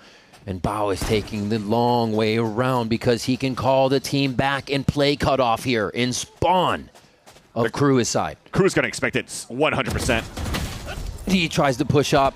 He thought so too, and Bao looked to take the forward position, and now that's going to be taken up by Superman. They split one more time and create the forced 1v1s. Now up to Digizine as he starts to play a little bit of the audio cues, hopefully in his favor. He is met with the Odin and drops MW0 where he stands. Trip is there. That's going to slow him down if it doesn't break it. Thankfully, he makes it into the site, but you see now KRU grouped together. Forced to use his nade to clear some space, so not too much in the pulse plant, but his aim. But it's still Digizine. 20 HP with a Bulldog versus Dante and Heat. He's got the timing. Playing roundabout right now. And he knows the first one's fake, but he's still going to try to get this 1v1 angle as Heat staring him down. And Digizine gets taken out. KRU another retake as they defuse the spike. Wait on that one. Pick up a weapon, get your op back, and get the defuse. I like this, how quick we were to pressure onto the C site for EG, but it was an overcook for the two players flanking in the back of Waterfall. It just feels like after the first, Arona falls, and Bao thinks he could get a full timing by cutting the rotations, but still forces his hand to walk right into the rotates with Biat. So you're kind of already have like a idea and inkling that somebody is going to be cutting these rotates somewhere, so why would you face check into the corner too? So that just didn't allow for EG to go for the full rotate to plant towards the A site, and you saw how the rest of the round kind of fell apart. Thankfully though, again, it was a half buy for EG. So Odin back in the hands of Pancakes. Odin for NW0 as well, holding on the A line. But the idea is to push Heat away. Camera's trying to spot him, but he stays behind that box. So right now, this is good for KRU. You have good info that the hit's coming on B site. I like it. Push all the way through for EG here. Pit down. They're going to have to wait. Go to a spot from Bao here. Gets a little razzled, but he shows the dazzle on that one. Gets another kill under the circumstances. Okay, MW0 just mowing the lawn over there. Able to take down Bao as he sweeps the entire lobby area. And now it's the 3v4 as KRU still have to make this retake happen, and they are all across the map here. Omnipresent might help them out. Digizine drops one, and it seems to be just going to the wayside now as EG set up strong on B. Just surprised that Superman gave his back here onto Heat. Should still be a free kill. I mean, that's twice. He's still going to get a free kill. Wait, there's one. Okay. Had to be someone, right? And I'm just questioning that because Bao threw his hat. They have the ping of where the players are remaining.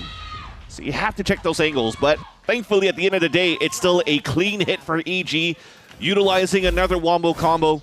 Showstopper into the B site, Pit to cover up the area in the post plant, and a hero play from Bao right there. Fully stunned, gets the hat out to guarantee the round for EG. Behind me, Bao? Dante Dookie with your hands out. Oh, shit. Oh, no. Jesus. He removed Diaz, but he's not going to add that second word. Yeah. All right. Op still there for Heat.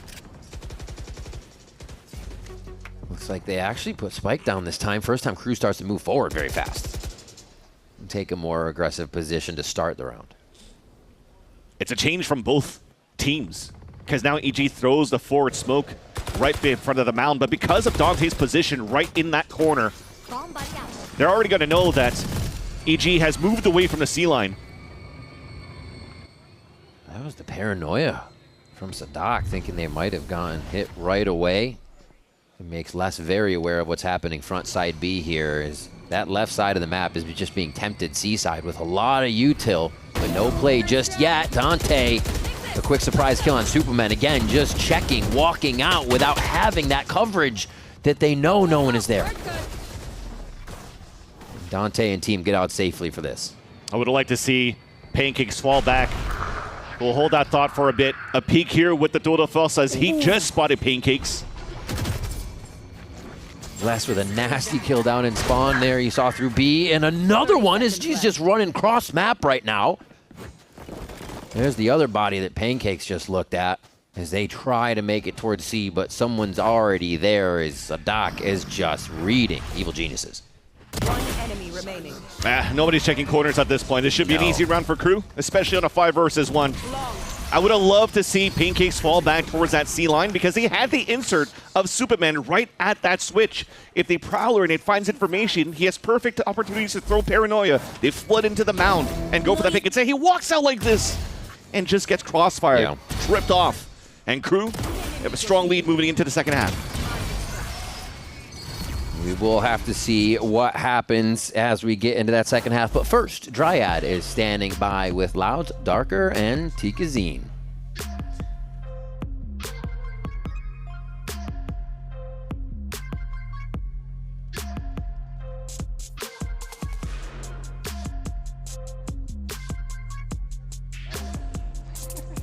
That's right, I'm here with some special guests from Loud. We have Darker and TK Sin. You guys are enjoying the game, watching. We have a draw show coming up after this game. But TK Sin, you're part of Loud, but you're also still technically part of KRU Academy. How are you guys seeing? How are you seeing the team? They are improving a lot, and I feel like they will win this match because they are playing good, and that's it. Yeah. What about you, Darker? Any analysis on what's going on? Yo la verdad estoy apoyando a EG, a DG Sin. Yo quiero mucho que gane EG. Siento que es un equipo más completo. To be honest, I'm just supporting EG. I'm supporting DG Sin. I just think it's a more complete team. So we have divided opinions here. Any prediction on how this is gonna be? Is this a 2-1? Yeah, 2-1 for KRU. Is it 2-1 or is EG going to close it in 2? 2-1 EG. Well, my last question for you: with the draw show coming up, any wishes? I want to play against Furia. Yeah. You want to play against Furia?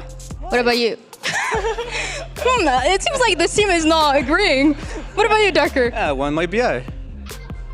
Well, we'll see what's going to happen, and also we'll see how this is going to close out. I think these guys get along very well. Back to you guys. I guess I just want to fight Brazilian organizations no matter what. At least they can agree on that, right? So nice to see that both players here over at Loud for Tikazine and Darker are still cheering for the Brazilian players across these two teams, right? So you're looking at Les, MW0, and Heat on the side of KRU, and then for EG, it is also for Tikazine. It is a super important stage for EG to make it there. The home buff is actually going to help them potentially make it the champs if they could surpass KRU here. But speaking of Tikazine, or listen to Tigazine's interviews, he's like, I want way more than that. So it's not just trying to make it top 4 for EG. He wants to taste the champion stage. As now on the second half, EG on defense. KRU starting off with some pressure on the C mound.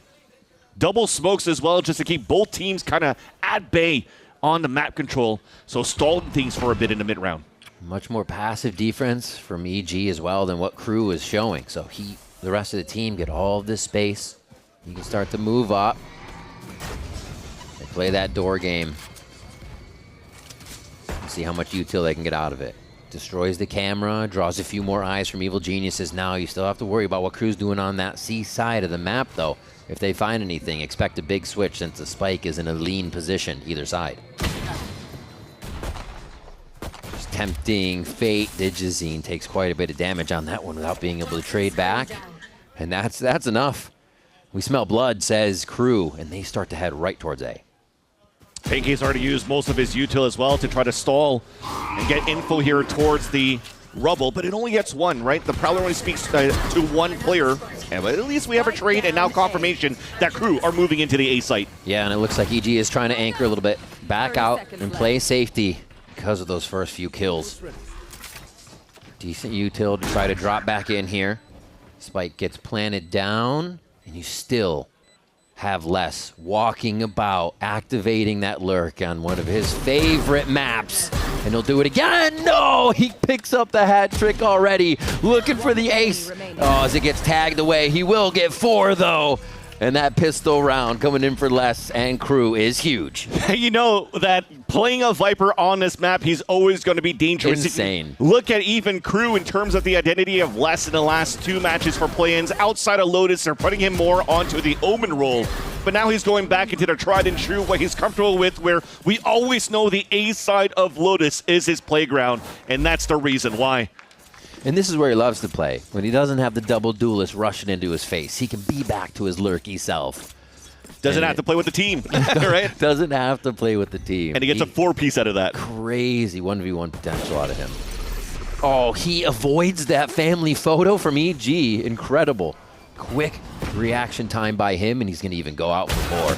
Oh, another one. Almost gets a quick scope to that as Digizine finalizes 2 beautiful sheriff kills of his own. And they'll keep this fight going. He's the same spot 2 rounds in a row, and it pays off for a few to get his ult points online, which is a big thing for EG here as they have to pick up rounds in these upcoming ones. Good news, though, is that you have this rotate out from Superman that will be able to upgrade into a weapon. Second way, though, is are we going to try to pick something up for Bao so they can try to go for exits or damage if they can. Sheriffs that you have. Oh, gets in range and 2 for Dante right away. Actual lineup after everything there. And he is having such a better game, too. It's got to bring the confidence up for him. I know a lot of the times it was tough for him to feel like he was having a good game or the impact he was having was being felt, but the intangibles were there, and now we're seeing everything come together. Yeah, and the fact that you also have so much util in the post plant on the side of KRU.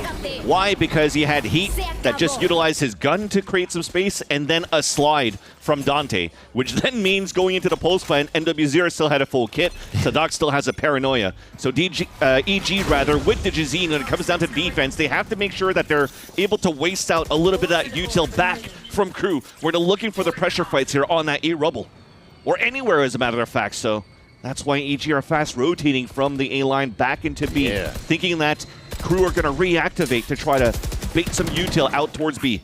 And Spike's down for a fight round. See what they can grab, any angles, any line of sight. And like you said, that util, just drain it out of EG to make the sight hit easier.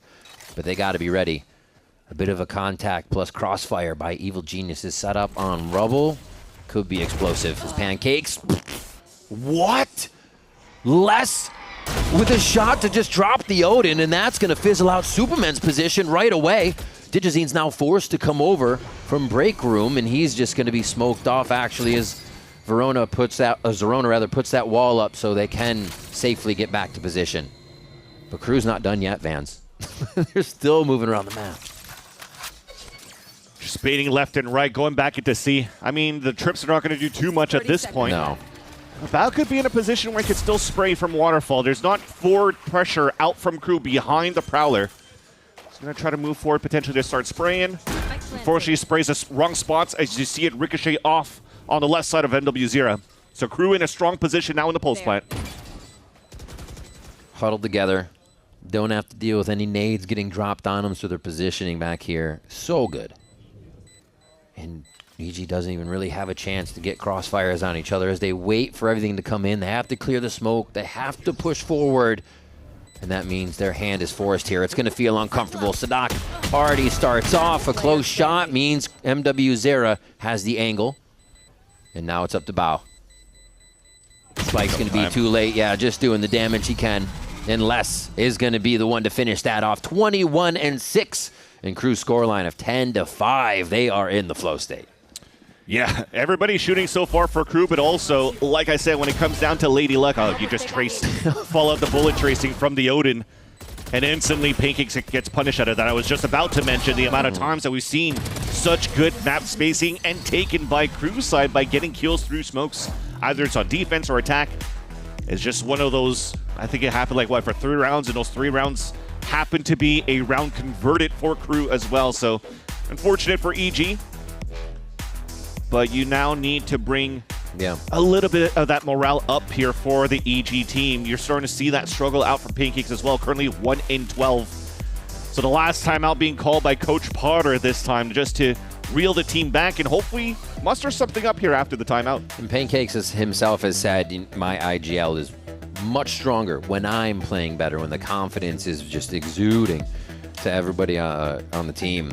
So this is going to be a hard position to pull out of, but one of the strong ones if he can, and will actually build the confidence, because it's going to be a tough comeback. So you're not giving me any confidence now that he's playing 1-12 in terms of his IGL? Hey, but that's the turnaround. The good news as well is that DJZine also mentioned when it comes down to that conversation that we had, I think it was with Andre, he was saying, like, it's my turn as a leader. I have the experience right now for this team outside of Superman. I have to now provide the leadership for the newcomers of Val, Zerona, and Pancakes who are playing their first rookie year here for EG. So hopefully there, with the 10 seconds remaining before the barriers drop, after listening to Coach Potter, this is also going to be DJZine giving them some hope. Hype them up, but at the same time, hoping to get something out of this showstopper as well. Sees Nate to start for the control over on that A side. Les was just able to avoid that. How is the question? Oh, man. So they're not really going to expect too much of a push out, but they have to at this point. Pancake's looking for a quick peek, but reconsiders as the low buy is going to need all of the power that they can muster here to do some damage. Prowler for Prowler is traded. KRU another round where they are just sourcing out as much util from EG as they can. And think about the noise that's been made so far by KRU. It's all been done by just one single player. You don't know who it is, but you would think here that it's Les because he's always lurking on that side. So now you're forcing EG to be a little bit more proactive around the map. Almost got punished there over on that C mound. So now finally the jig is up. And they realize here for EG that it was just a fake tap to start on that door. 3 players now leaning towards that waterfall to try to fight. But again, there's still so much time left on the clock for Sadak to even call another pivot if he wants to. Might get some action out of Les in the door. No, won't be opened by either of them towards the A side. Spike is going to commit, though, towards C here. And they have chosen EG's strong site. Will they be able to get all the shots they need here? MW Zera cleans up a few. Or no, I should say Sadak comes up with another one here as there's a moment of breathing room, but that's because EG is just backpedaling to try and set up the forces. Zerona picks up a weapon. And they need to do some damage to KRU here. This is doable. If they want to utilize a showstopper, take space, if KRU stays on site, that'll have to be a big decision right now for EG to take. I think they're confirming if anybody could be double lurking on him right now. DJZine doesn't have a blast pack to get himself in, so they may go ahead and hold this, just hoping 11 rounds isn't too much pressure. No, he activates it now, seeing him leave the site. And they're going to try to force their hand with that one. Already pushing back in. Zerona's able to take one down. KRU actually in a pretty sticky situation here as the defuse starts to go through, already towards half. KRU trying to rush back through. The defuse comes through as Bao's able to take that one home. It's a bad plant. A terrible plant for KRU to play outside of the site as they're trying to spam with the Odin, but it's not in a scenario or a place that can really take down the diffuser. So even if the showstopper being shot down towards that spot, it should connect towards water, do some damage as well. And the Paranoia Haunt also allows for them to encroach, that EG that is, to drop the players inside that site. Now you stick it, you convert it thrifty, and that's a huge conversion off the timeout from Coach Potter. But that's crazy. It seems that KRU, they don't want to give that momentum back for EG. A quick push, 5 players outside towards the E lane. There's only Pancakes there playing solo on A. Able to delay with one Prowler. And if it's KRU's intentions to go into the site, they are going to get the site right now. Giving up already. EG goes for full retake on this. Very smart move. They have 2 Odins to roll back in with. Let's see how they can produce a strat out of this. And an op. Les gets hit by 1, and DJZine's going to be able to clear him on a very close corner. That's the start EG need to round 17. Spike planted. EG resets, and this is one of the things that they wanted to work on, is setting everything up before they get into the play and not doing it by the seat of their pants on the way through the play. Getting pushed back, delayed right now by KRU, but Bao still finds another kill in the site. A second in the site here as EG start to flood, and that is going to be KRU washed away. EG putting huge value into the two Odins and the Operator within that round. An expensive one added, but they were able to convert it off that hat that was thrown here by Bao. You saw the positioning from EG, staying back towards that B-line, respecting a potential late lurk coming out from the side of KRU. But as soon as the ping comes out, you saw how they grouped up. The paranoia was huge to deny KRU from pushing up on the top of Heaven to fight back. So they stay out in the open, caught off guard. And EG takes them all down, being KRU. Oh, yo, come on. But there's still money in the pocket out for KRU to work with. Heat with the chamber ult around everybody else on half shields. Another 5-player setup now for KRU to start walking up slowly once again over on the A site. Seems as EG want to play this cautiously. It'll just be the camera setup. Very passive take from Bao. Just not allowing potentially less to walk up on that staircase again. Just let them get tripped up on the traps. Know that they're running and trying to scamper into position after the plant. If they can keep, if EG can keep that chaos flowing. Almost a second. Are they going to drop in very fast? They're trying to keep them out of drop with that nade. Bao takes position already. And yeah, EG is right on top of KRU the moment they are in the site. Incredible timing. What pressure KRU is feeling right now. So it's going to take everything to either get into the site or back out and find a way through. Les gets a huge kill that could allow them to transition over to B. Heat with another one. And yeah, Dante is out of there. High talent it to the other side. Huge pick there from Les, just staying inserted. Just break room. They open that up. He moves towards the C side. The two players stay inserted to cut the rotates, but Bao takes him down. 30 seconds left. That will now force Les to fall back with Dante. The gamble now is, should we play the pit or not? Because of this first angle, he just want to cut the first rotate from the A site over on C. EG has been great in these positions. Oh, this is huge by Dante. He just heard a footstep too. Les going to be the contact. Dante is going to be the secondary, but the timing might be off here. No, Dante's still able to get one, sees the barrel, alerts him, and KRU's able to take down two. And while EG's been great in these positions for this series, it has been a problem rearing its head in the NEVX situations that they fall down and KRU takes the momentum back. Hitting the emergency brakes in the EG train that was looking very strong, especially with this drop from Bao.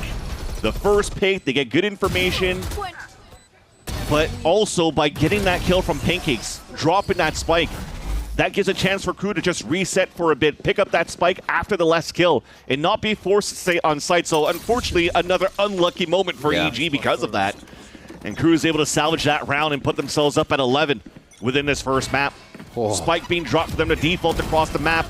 Heat trying to find a pick. Going fast. Favors the speed of Heat. And he takes Digizine down right away. That's so much retake potential for EG as well. And now KRU isn't even worried about moving fast to one of the sites here. They still want to see how EG is going to play ball.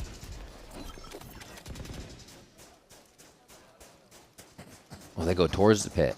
Because you figure there's probably one person hiding in it, and you're going to get this off site. I mean, you also have a dog. Sadak could also TP inside that pit to get information. You'd start spraying through that. Flush him out. Just like that. By process of elimination, you know he's got to be up top as Zerona still hits it. A beautiful tag coming out of Bao there. Oh. All three into sight. They're going power and numbers now for KRU as they try to get this plant down. Just on the cusp of the site, Bao takes another one out. He has been super snappy in these rounds for Evil Geniuses, and they need it versus KRU's power at this moment. Paranoia is back and forth, trading a bit of time, trading a bit of space. Now the bomb, finally in a place to plant, but is it safe enough to even try? Here. Sadak will commit. And they go for the pit here. What a shot from Heat. A third one on the round. He's been so quick, nobody even can touch him before he TPs out in these situations. And now EG's forced to take from either side. It could benefit them, but it also could collapse the round.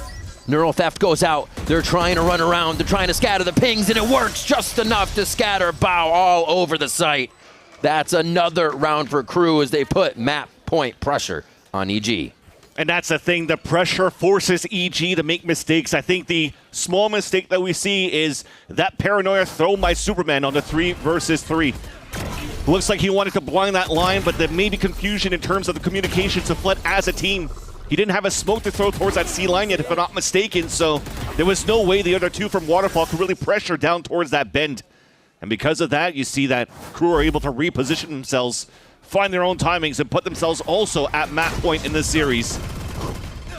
He goes right back for it. That would have been some deja vu. Well, Superman catches him on the door opening as EG screams into that rubble position. Okay, Les. Okay. They are right on the other side of this wall. It's going to be crazy when this wall drops and the kills go to KRU as a slide out from Dante would have bolstered the forces for even more. But that doesn't mean EG's going to stop trying to fight this. Digizine wants to road it with another, and the blast pack scrambles KRU just enough so EG can find another round to keep Lotus alive. Where was this from EG on their defensive side? The assertion of walking forward, the confidence to walk forward and fight into those spots was beautiful. And they were able to do so because of desperate measures. A bucky in the hands of Zerono was just, or Pancakes rather, was just trying to walk down that line to hold that doorstep. That allowed here for Superman to get the pick. Oh, we play as a group. Bro. And they're happy. In terms of those type of results, I think it's also going to breathe a lot of confidence for EG moving forward here that, hey, they can make these type of Hail Mary plays and still convert for good rounds. And it works. I mean, they're trying again. They tap open the door. This time they try to encroach into a split potentially in front of that B site. But after Digizine gave up that line with the operator on that C line, EG decides to not fully commit into finding the front of that B site. Back into a cut noise. Re-hit. Prod the map for KRU. A mobile sniper is an efficient one. Digizine goes from B to A to find that line, taking down less, which means they don't have to worry about the wall. And this is going to be a little bit easier controller-wise for EG to set up this defense. Superman asks for a bit more over towards the C site, and here comes the rest of the team to help him set up. More delay so they can get into position. Find you. Want over. Quickly destroyed, so they know they have a good idea. EG has a good idea of what's going on, but he trying to switch that around. EG just has the answer at every angle. So lower by the KRU has, so that's thankfully, despite the missed shots coming out from Evil Geniuses, they still have better weapons. Digizine getting 2 with the operator within this round, but an open site for KRU to take to plant over on A. So that will build the econ. Cash money. And also the ult for NW0 in the next round. Planted. My ult, I'll find you. He's got a lot of headhunters back there. Oh, he's opened the door. Somewhat committing to site. Okay, they're not going to give him the time of day there. It's the push from Zerona and the rest of the team. Oh, Dante with the Bucky. That's huge. He does make the headhunter sing, and now they've got upgrades. This isn't one of those situations, right, Vance? The 2VX, the something VX, showstopper's out, and it does. Don't stand against the wall. Heat with 1. He's trying to play the time, trying to delay. Oh my gosh, he's gonna do 1v1 against the op, and then it's gonna be a half. Pancakes gets the kill! He secures it! It's not the intangibles anymore. It's the frag that he needed, and he pulls in a major round for Evil Geniuses. One of those bullets just whiffed by the ear of Pancakes as he almost had it. Would have been another huge clutch on his side. He had a clutch ace just yesterday. Insane coming out here from both Heat and MW0 for the last 2 games, but man, this is not something you really wanted now for the side of EG in terms of converting the round. This was a lower buy for KRU. He had to use a Nightfall, the showstopper, and also try to win it on a 1v1. 3K. But yeah, everything's reset when it comes down to the ultimates though for EG moving forward for the last 3 rounds of the half. So this timeout, it will definitely give a lot of advantages for KRU coming out of here. MW0 has his, and it's now up to Coach Zonic to see how they could explode now with this util, with these ults. What a map to start. EG to find their footing as well. Partially the way through on this Lotus. We were wondering, the pick was interesting for them to come through. They run the same thing, and they're still kind of finding that identity. something both of these teams were ironing out on their way in here. And only 3 more rounds EG need now. Potter gets a chance to talk to the team there, and like you said, Van, she has been successful as she comes out of those timeouts, so they have a big idea of what to do here. That was a huge conversation there. You saw that Coach Potter was really just yapping. Yep. So looking at it, trying to get the line of the operator in front of B. Will he try to walk down? Because for KRU, they haven't really pressured that line at the beginning. So if they lock that down, gives a chance a little bit for EG to stack up on the extremities, but they're setting up a 1-3-1. They change how Pancake's Prowler works. He's been doing it from kind of in main, from breakable, through door, gets a for sure tag, and confirmed towards rubble. So he plays super safe. EG goes for the retake on that position again here, and they're playing very mobile towards mid. KRU, all their forces ready to move in on A and commit this for a final round. EG is just hoping that this is a fake so that KRU would break door and go back towards B. That's why they had the 3 players on that side. They have nothing to delay over on A. So if KRU commits into this one, they'll be now at the advantage in the post plan. There it is. KRU funneling just about everyone in a tree. If they kill less, this becomes pretty tough, I feel. Heat takes one down, though, and they're making just a good case for closing this one out right now. They know they need to source less. He has caused so much trouble for EG. They go right for rubble to try and find him, and it's preventing them from heading towards the spike. They can now focus back onto the site. No EG start to move in, but that's a kill. Dante's able to get it from drop, and Superman and Zerona start to push in from tree here to try and uproot the rest of KRU. Out of the site. Heat with an operator trained on a sliver shot, and the pixels are perfect. He gets 2. KRU takes the first map, 13-9. Nice delays once again. Les being a thorn on the side, holding up on the rubble on the attack. And KRU continues to show here that if you're going to give that space for them to play on Lotus on the A side, it'll be hard if you don't shut him down. They tried to for EG. They had 3 players moving down towards rubble to try to take him down, and he still kills one. They spend the whole game trying to avoid Heat, find left somewhere else on the mat. There is just death everywhere. MW's there spamming you through stuff. A few of those the Thrifty rather helping EG to come back, but it wasn't enough. That's the game plan here for Coach Zonic and for KRU as well. When it comes down to teams trying to anti-KRU to try to take down the lurks of Les, it allows for the others to pressure on different spots for Zach to be a little bit more open to call different stuff on the fly to catch EG off guard, and it just did that. We have Sunset coming up next. That's going to be Evil Genius's pick. We'll see if they can rally. Don't go anywhere. More VCT Americas after this.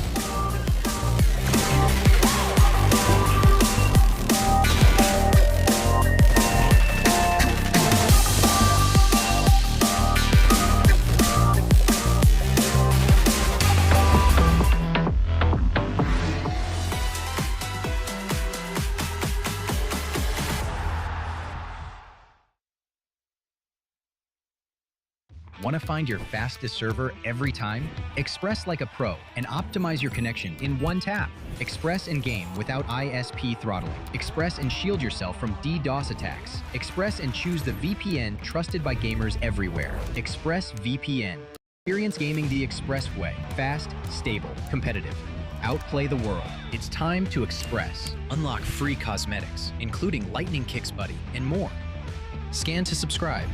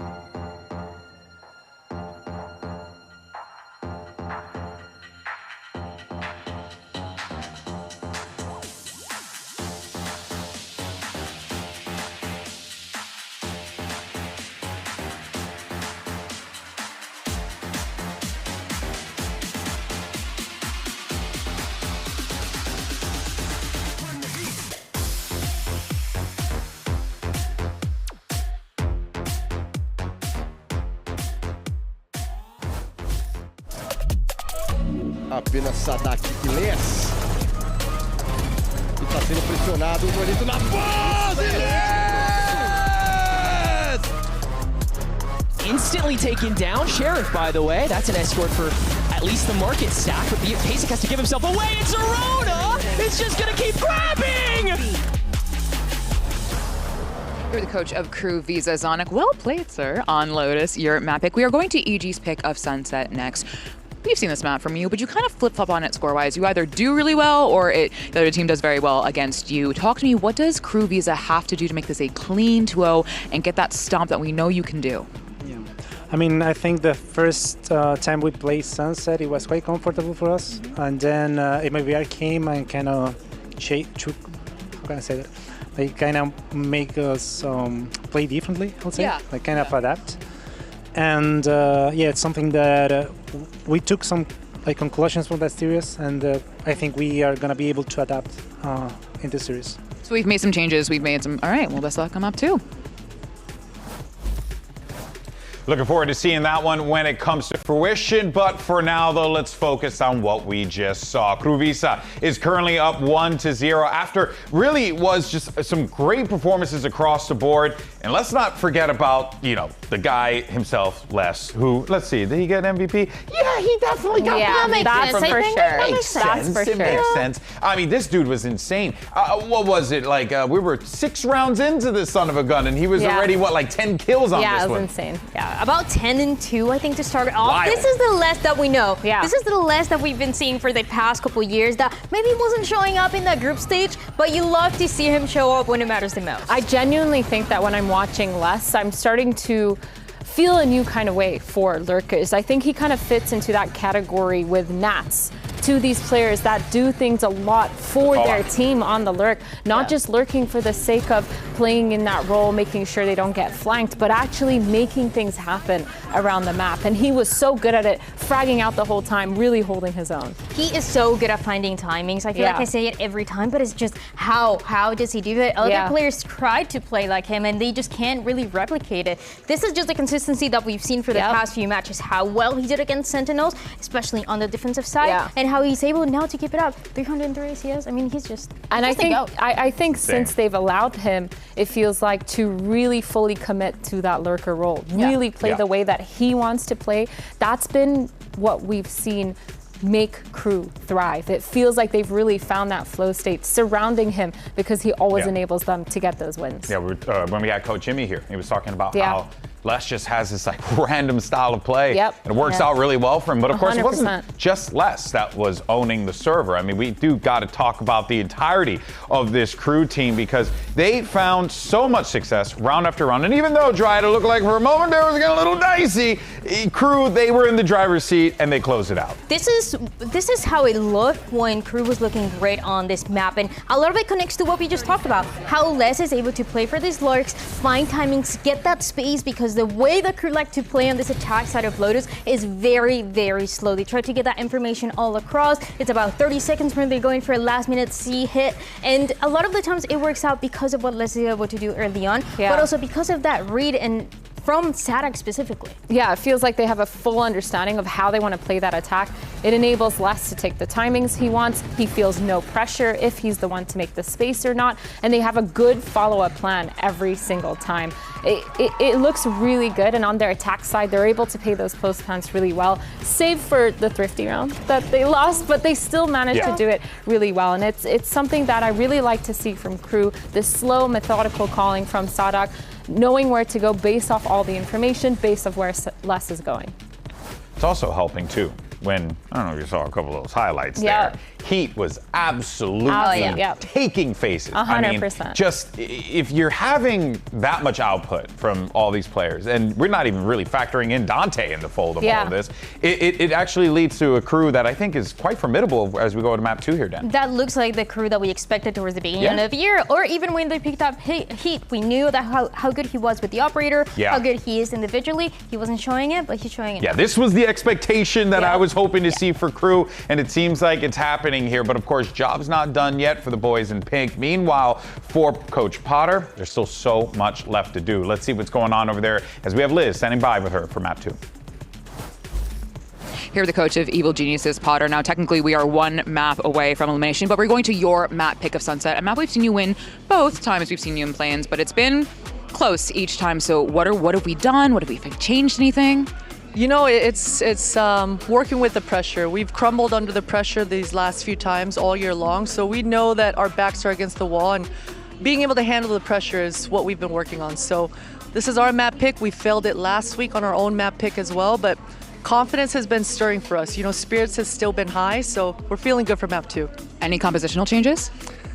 No. All right, well, best of luck on map 2. Thank you.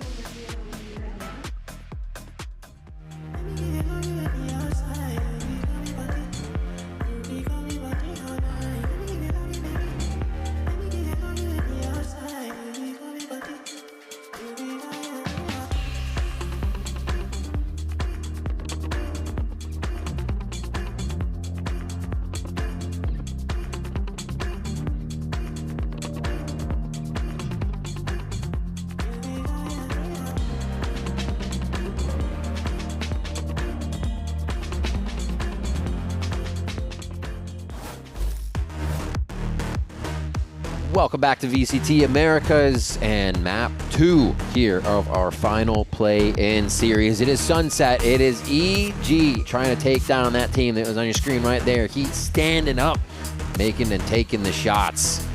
They have to shut this man down, and also the one next to him. Les, Digizine, the man on your screen right there, is going to be the one screaming into the sights, and as you can see, he's going to be on Neon this time. Look at the agent composition for both EG and Crew Visa. As Coach Potter just mentioned with Liz, there are no compositional changes for the side of EG, but for Crew, same thing.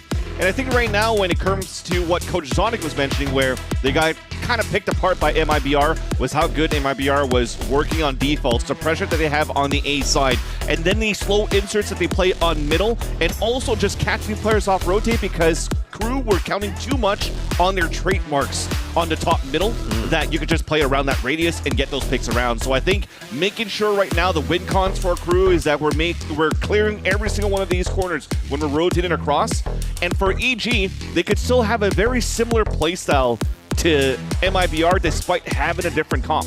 Because the Viper, with the wall that she utilizes, adds the same type of pressure that the Neon wall does. Yeah. That Zekin was doing here. That Ospas was doing over on the A line. And Zerona loves that Viper. You'll know exactly what to do with that pressure as they set wall up towards the A side of the map here. EG start on attack. And they see Heat for a pick. Of course, he'll go for a quick one. And they have to know they're going to catch some pop flash plays from Sadak on this KO. They'll be more than ready, we expect. Pancakes with drone and small shield so he could clear around that map, allowing now for EG to have a confident push in the back of A. Ooh, and nobody could follow Digizine, so that was very important. He took down Heat himself. Dante kind of stuck on slant, but Crew and MW Zera now moving in to try and reposition on the site. And they've kind of flipped it now. It's EG on both sides and Crew sandwiched in the middle. There's no post-plant util, but it is planted out in the open so you can play the sandwich from gate and elbow. A push towards spawn, easily taken down by Digizine. And now they can start to focus a little bit more down on what's happening in sight. The dance from Pancakes, able to get one for himself here on Pistol. But it's Crew picking up the last few kills, putting the pressure of the defuse down, but Bow comes up big again for a round, and the EG start with Pistol this time. Very nice that EG decided to push out towards the spawn at gate and play a 2-2 in that scenario. Because when you drone on the short side and everybody focuses on the elbow, you kind of open up the door for Crew to move in here from shop, from short A into the site. So if you're not playing a crossfire setup, then you know that Crew can play the strong retakes with the aim that they have. You break all the crosshair placements, you keep them at bay when Crew's trying to flood back, you deny that and have a huge pistol round to start on your map pick. They talked about crumbling under the pressure for EG that they've been trying to work on going into this game. Again, it's backs against the wall. Yeah. They lose this matchup here. They have no chance to make it to champs. Not enough points in the circuit. You have to make top 2 in these playoffs to represent the Americas later on in Shanghai. Split map already for EG. They're trying to read how Crew wants to play these lower buy rounds as well as get in safely with everything to the next round. And that's going to be, again, another contact walk over towards the A site for Evil Geniuses. play similar things, but the drone, if they decide to use it for EG, will clear out the A side. That will maybe decide for them to push towards A if they want to, but then also allow for Bao to rotate in. But as the drone doesn't come out, I think that's probably a pineapple call. The timing here for Bao, that he's inserted towards that B side with zero pressure. But with the knife only catching one for KRU, it might give a chance for Heat to maybe shoot some players crossing over towards his B side, despite the position from Bao. Yeah, he's got his ear to the wall here. He can hear everything happening on this, and he'll look for a quick one to start, and catches a quick one from Digizine. Over and over, he continues to heat up. I got scared, because look at that smoke there from Superman. It's not even covering the entrance to the B side. That could have been a huge headhunter shot. Yeah, he has been on one. So it was big again that they shut him down. Digizine, that's actually 2 rounds in a row. He opened up A site to do it as we see another kill traded out there. This sliver, the death of so many players, and Pancakes gets a good bit of chip damage out of it. Wait for the flash maybe if Sadak has one. No, just the knife goes out as you see it go off on the left side of the screen. And this looks all but too easy for EG here to get the crossfires and close down. And Digizine with 3 on this one. He is racking up 4 on this one as he is racking up the kills. 2 away from ultimate coming into their bonus round. When you talk about that sliver pixel there, right to look into the market, that's a huge spot for Heat that loves to play that in the pulse plant with the operator once KRU takes on the attack side. But this is definitely a big momentum boost for EG. The 4-piece you just mentioned here, Riv, from Digizine. Dang. You need a man like that to activate. Already 6-0-0. Dang. Doesn't even need an assist. Now allows himself to continue with this rifle. Oh, on your foot. It's on your foot. Oh, Dante gets the Rona on the other side as both sides of the map get active. Fortunately for EG, it's a man advantage for KRU because of that push of Dante, and an instant rotate from KRU over on B site, because seems like Evil Geniuses feel like they have to move a little bit more quickly. Bao taking a very aggressive position, but is slightly backed up by Digizine there for a trade in kills. Knife to come out. No, that's a little pop flash, but nobody can really work off of it. Slight bit of space gained. But really, less coming around here from the outside could be a big factor. Kills come through for Superman already. They start to dissect KRU, but there's still a trade. This isn't for sure EG's round just yet. Heat falls now. The 2v2 as things are evened up, and Pancakes, a low buy weapon for him. But it's not for Digizine. Oh, he made the step. The overdrive's there as he slides to safety. Tempts them with the Phantom. Brings out the jump. And now he just plays all the time. Knows he's in the head of MW Zera here. A player he knows all too well in these situations and will easily play the time to grab the bonus round for Evil Geniuses. The hands up at the same time for Digizine to wave at MW Zera. 2 veterans of the scene in VALORANT in the Americas. 2 Brazilians have gone head-to-head, toe-to-toe in their own respective regions, even before the partnership era.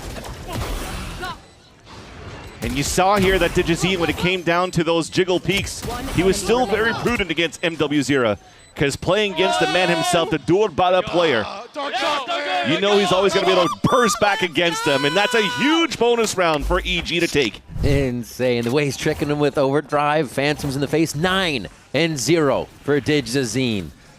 Absolutely nuclear game right now, and we're only into the 4th round. He is going to try for a first pick, and he finally cools Digizine down. Well, that knife is huge. 3 contacted in mid. Thankfully, though, with the pick from Heat, no weapons can get picked up from the side of KRU, so they're still playing with low economy. Pistols across the board. MW Zera's Stinger is actually being held with Heat towards his B site. Gives a chance for EG to play the contact now towards the A. Despite this still having 3 players from KRU over on that site. Better weapons.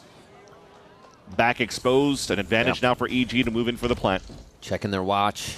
All the timing in favor of EG right now. Not afraid to make sound in sight, but they're still playing the no chance game, trying to clear. KRU pushed into Bao and then pushed almost into their coffins there. Less able to stay alive, stay above ground, and now pick up a weapon. I was going to say, Superman, I don't think is ready for the pinch. And this is going to be KRU now screaming back and around. They should not be winning, and Les is there to make sure they do. The defuse comes through, and after those 3 rounds, KRU are able to sneak in a thrifty. Look at where the bodies are for EG in terms of once we see the replay where they're dying. Nowhere where they're tradable, especially with the combination of that paranoia slide from Dante. Look at where Zerona's at. He can't swing out to help out towards that front A line. So they all get dropped one by one. Players are rotating back on off angles, and despite such a huge start for EG, they get fully denied, and you see here Coach Bonner, this should have been an easy 4-0. But thankfully, because you converted the bonus, there's still enough to buy, and you also have big ultimates for the side of EG. Yeah. Digizine can just reach into his big pockets and buy everybody at this point. Very fast into A. Oh, there's the pop flashes we were talking about, but it's for himself. Sadak tries to make a little mini fight happen. He's good for 1. I mean, having Digizine out of the fight is taking out a big X factor here for EG. Is there going to be another overcook here? Because look at Bao. He's calling another pineapple right into this position. And you know what happened last time when they rotated all the way from C to A site? They were getting picked off one by one. And Bao also lost his life by overcommitting a push right into the rotate from KRU. So I hope that you learn from your mistake here. You're just going to play the angle. So far, he's not moving. Gave it a chance now for EG to grab or plant and play a pit. So they just have to focus on market, really. That smoke goes up, so they buy a bit of time. High-low, really kind of a disjointed one, which makes it even harder for KRU to understand how to act against it. And Superman's protection there is pivotal. That's going to have to be a save. Heat has an operator, Les has a phantom. Paranoid cannot even activate a pushback from Heat into the B site. So you have to commend that high-low position. KRU was really focused on the Prowler going up against Bao on the top of the boxes, allowing Superman to swing out and catching 2 players off guard, who also overswung before the Nightfall gets a confirmation that there was actually a second player in Boba. So a slight mistake coming out from KRU, giving a chance here for EG to reset things once again in their favor in this round number 5. Really vibing on Sunset. And then we saw a bit of this momentum from Evil Geniuses coming at the end of Lotus there. Just not enough to close out the round and catch up to the pressure that you had KRU putting on one of their strongest maps. But Sunset, such a different story. Night and day here for Evil Geniuses as every plan they put into place seems to work out. So much love on that team. And the button will be pressed over here on the side of KRU Visa for a timeout to reorganize the squad for round 6. I mean, it's a tough matchup right now for KRU, not only because of the respect that Les and everybody gives to Digizine and the preparation that EG puts into the fights and into their matches, it's also here into the back-to-back that they have to prep for in these matches. And that's why you need star players here, right here like Les to really step up to the plate. Yeah. He's done perfectly on Lotus in that previous map. This time around, though, going into the Agent where he plays a little bit less now, no pun intended, going into the play-ins because, you know, he's always playing like the Cypher or the Viper. And the reason why they went into this compositional changes and re-identify themselves on different maps, it's because you need Sadak to play an initiator that can activate Dante a little bit more. That still allows here for Les to play the lurk roles where he played it to perfection against Sentinels just yesterday to eliminate them from the VCT Americas. So keep an eye out on Les if he can continue to do these type of inserts on this Omen, especially when he can TP across lines on this second map here on defense. Currently set up on the top of middle to watch down that line of tiles. But EG still going back into the Viper Wall commitment and conditioning over on the A side. Oh, nobody breaking that hot though, so you know now that the lean from Zerono is not a condition for that wall on the A side anymore. And that KRU may think that EG might mid-round finish into a mid to B split. They're going to keep eyes on that. Except for right now, if EG were making that move, they'd easily be able to contact right into market, into the back of Dante, but it feels like KRU is okay with the timings right now, and they're going to start rotating right towards that first drone. Sadak kind of hesitating on this, but feels like they're okay if Heat is deeper in the site, and his rendezvous is going to get him to safety if they do decide to go A. That's the thing, though. The drone from Pancakes is clearing towards that B site. Didn't see the line from Heat opping on that spot. But this is also a common position for operators. Remember, also Jerwin loves to play that spot on the waylay, so ENG, they have to make sure that they're staying clean to clear out that spot. That's why it's so good. It's protected from the util, gives them a moment here, and Digizine cannot get the personal clear down for the team. They're delayed by the fragment grenade. Also a trip on A. 20 seconds. They're trying to set up the protocol so they have the plan. Everything layered perfectly. And they head in. Plant's going to go down, pretty much default spot here. Spike planted. And KRU lets it happen. They don't want to get caught up in the chaos. Dante might even get the overdrive ready for this one as they start to screen back into the site.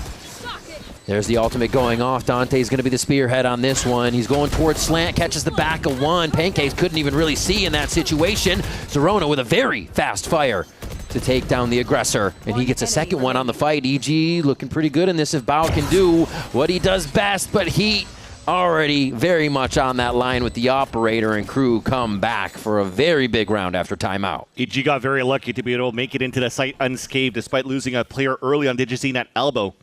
Because when you saw that paranoia being thrown by Superman, he had no smokes to throw on shops, no smokes to throw also towards gate. Yet thankfully, no op shot from Heat connects. The jump across, two players jump in front of his screen, and he gets none of those picks. But it still allows here for KRU to set up for the retake.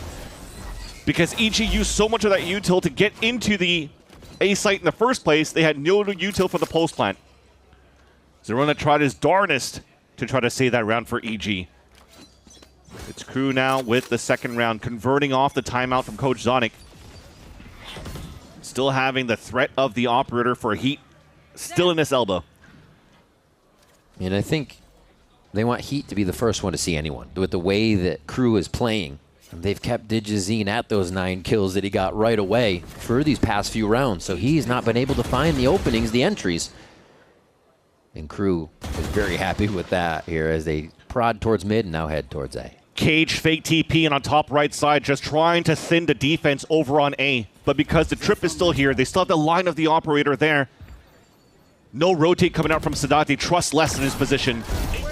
Oh! It doesn't matter if he misses the first one, apparently. And Sadak's in sight. They still have a bit of a crossfire here between each other. And my God, Sadak, what are you on right now? Bao's able to clear a transition in mid on Dante, but it's a little too late. And that's going to be another round for KRU. Very clean around the board, really, even losing 2. Yeah. Like I said, when it went for that cage TP and on top of right side middle, pretty sure Les went for a jiggle, tried to contest that and said, okay, there's no pressure coming through, so that could stay over towards the A side, and EG has to find a different way right now to get the elbow control. The walk down slide, anything is not really working out because Heat is always going to land a shot. You got to start saving some util on that side.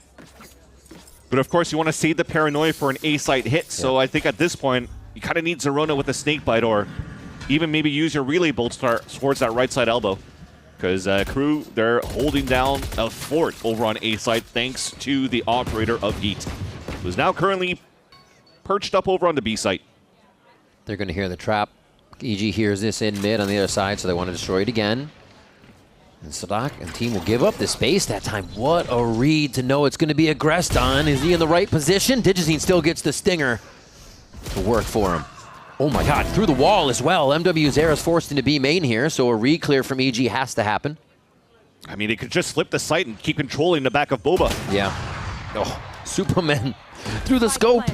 An unlikely character to have it, but just firing down whatever is necessary. And only one more. Les, they know he's going to be coming from afar here on a lurk in a position they haven't cleared just yet. Since when could Superman op? Never saw him with that before. Well, back in his day. Well, I mean, yeah, maybe. Maybe in Crossfire, I don't know. But very good in terms of sheriffing, very good with the Guardian. I've seen those shots. We've all seen those shots on Bind, for example, but the operator is new for me. I love now after 6 years.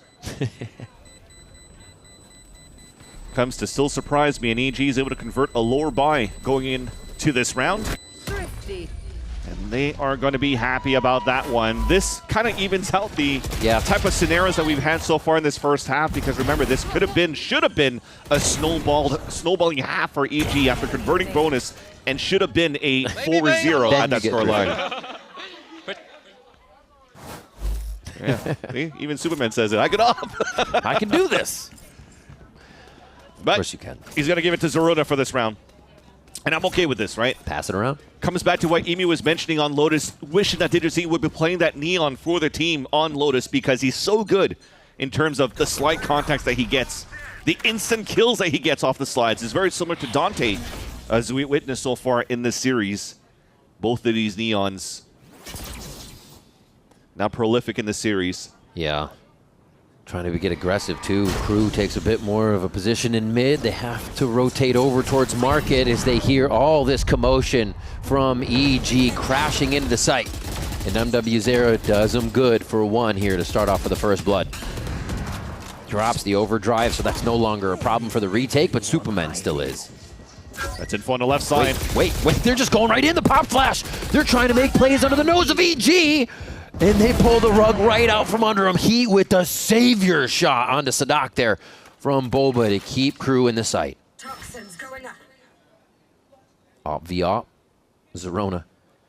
Happy to go forward. EG's got quite a bit of money here to keep going, so he's going to keep looking for the kills to see what he can do. Great reaction by KRU in this round to get back into the site and start to pressure EG as soon as possible. And Sadak's going to be his first target. 30 seconds left. He's fast with it. He's real fast with it, Verona. Now, in a 1v1 with Les, his elbow almost sticking out. He's going to quickly turn, and Les is already there. Never a moment to gain space for either team in this game. You've got to expect it. Being very vocal, you could see here through his camera. Felt it. Felt that he should have won that 1 versus 3, because those shots were sublime. And these shots were on blind players. Nice little pop flash through, reacting after the neural theft from Bao. But look at that, baiting out these shots. He probably thought that Les was still very far in the rotate. Because like I said, a pit wraps around, has the pit to work with on a pulse plant, but unfortunately, it doesn't pan out here for the newcomer of Zorona into the EG roster, and KRU are now closing that gap in his first half. It's like everybody's getting the calm down hands. This play is saying whatever, but it just looked like, yeah, especially after that, kind of get around. EG could have won there. You just want to make sure you let them know they're still doing the right thing. I mean, I think a lot of that talk from Zorona was, hey, we got this. We're getting these rounds that close. Let's just push it over the edge. And like we said, they have the money to keep pushing. And again, I think I have to think about the rounds that they had on Lotus when they had that low buy and pushing down towards that A rubble on a lower buy, just dueling against KRU and just winning all these duels. They need that to continue forward here on this map of Sunset. Because right now, we've always praised EG from the start of the stage that the macro has always been very good. The reads have been very good. The prep has been quite good. But when it comes down to the micro executions for EG, that's where they kind of faltered. You saw it for a bit here for 2 rounds where they're trying to take elbow control, denied by Heat with the operator, who's now once again setting up on that side. I mean, you got 3 over here. Heat maybe won't go towards elbow because of the position of his TP. Cover going out. But he's still watching that line. I think just one caught. Pancakes in that knife from Sadak, so they kind of want to rotate away. And the drone, so they love to run back for the drone. Exactly. AG's just doing very similar things, just trying to get the information on the B side. The op is not there, so okay, he might be towards the A side. So after the timeout, you're thinking, let's start using util potentially to push him off this line. But because Heat is just playing so passive right now, it's wasting util on the side of EG potentially, and he could still even get a pick from his off-angle position out behind the gate. Les also on a box on the other side. You can see Superman on the box on this side. They're trying different things for both teams just to get the edge in these rounds. That's how close it is. From the shadows is going to reveal just a bit of information. But this is unknown until the wall drops. A shot from Heat's just wide there. Digizine's going to keep putting the pressure on. This time the wall for safety instead of fighting gate right away, and they have the smoke to keep just putting that pressure on to keep Crew out of the sight. They went in right away, though. They went in again right away under the nose of EG, but they're aware of it this time and react way faster than the previous round. The value of that paranoia onto Superman right towards that short side. So very similar to the pistol round, Crew feels that they have an open door to flit back towards the dumpster into short A. And yet they get 2 of them blinded from Superman's paranoia, and EG just shuts them down. But I like the look, despite the... I think even if Superman doesn't TP towards that back of the spawn, the fact that you're playing a Zerona wall up with a recon dart from Pancakes, just to confirm of where the operator could be set up at. And see how much util EG has in the post plant remaining. Oh, if they continue this way, this is going to be a great first half for EG. Pancakes getting that has to feel good, too. The IGL getting online, seeing those kills come through, and a flawless for this round as he is calling the team at these positions. Oh. Jeez. They love pushing right into gate as soon as they get into sight. He is the hunter! He is the hunter. It is true. But you see the value of that pop flash from Sadak. Again, the ways that you want to activate Dante. The reason why also you're playing this double initiator for Crew. Almost got that pick there onto the hunter. Yep. EG seemed to have shaken off that first game already. No elimination faces them here within this game, and playoffs on the horizon if they can get through. We start off round 11 with a crash into B now. Still for hunting. EG. Pancakes is very much hunting. Try to escape that. Digizine holds the front line, and this is an easy plant here. This Crew has to give up the space. Still got to pray. Pop flash and a slide to get information first. That's kind of like a mini drone. Trying to displace him. Digizine still gets one out of that. The trades for EG are still coming through to whittle away at Crew's retake numbers. And that's tough. Heat takes one in the shin. He's down. They're going for this. They don't have a ton of cash in their favor either here, so EG's going to be able to run away with a few rounds if you consider the way it should go. It was close. Yeah, they'll save. Yeah, looks like Les was looking for a pick. If anybody was playing on the edge of that smoke, trying to get lucky with a knob shot inside of that pit, that would have dropped things. I mean, look at what Les has. He still has a paranoia to work with. So that maybe would have evened up 2 versus 2 indeed. Especially with how Heat has been shooting so far. Becomes a clean hit, though, for EG. Okay. Into the B site. Great map control. Great way to space towards that back of B. Control the Boba as well, sorry. That's off some great Hunter's Fury beams out from Pancakes. Yeah, even under pressure, they're performing there. In the situations, EG should be just going down. They're getting one, and that's what's mattering for them, because the rest of the team can repair the round if anything happened. It's coming together for them here in the second map. Crew wants to change things this time. They want to fight back down towards that line where they punished Zerona before. The pop flash slide potentially here. We've only really seen this aggression from Crew towards mid. It looks like they still want to commit. Bite goes down, and they might go right away, or name of the game throughout this series is contact as far as you can go. Both teams realizing this is going to create a pretty big fight here. So no one's giving the peak first. The Toxic Stream going down as well. The fuel being saved by Zerona. That's why you didn't pop flash yet. The timing on that one. He saw the other two, though. Plans foiled for Crew. Forced to fall back. Now pivoting EG into a faster mid-take. There he goes.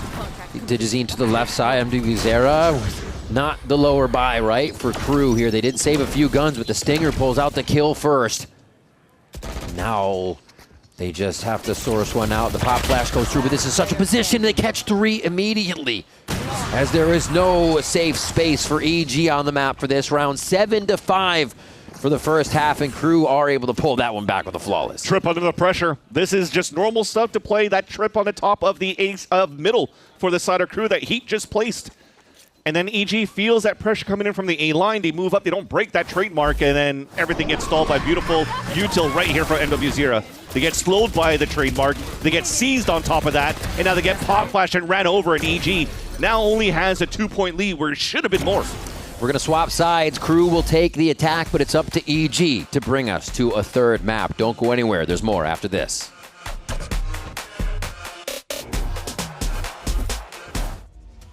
Whenever I use Zowie models, I would say I just feel my element. Demon 1 is good!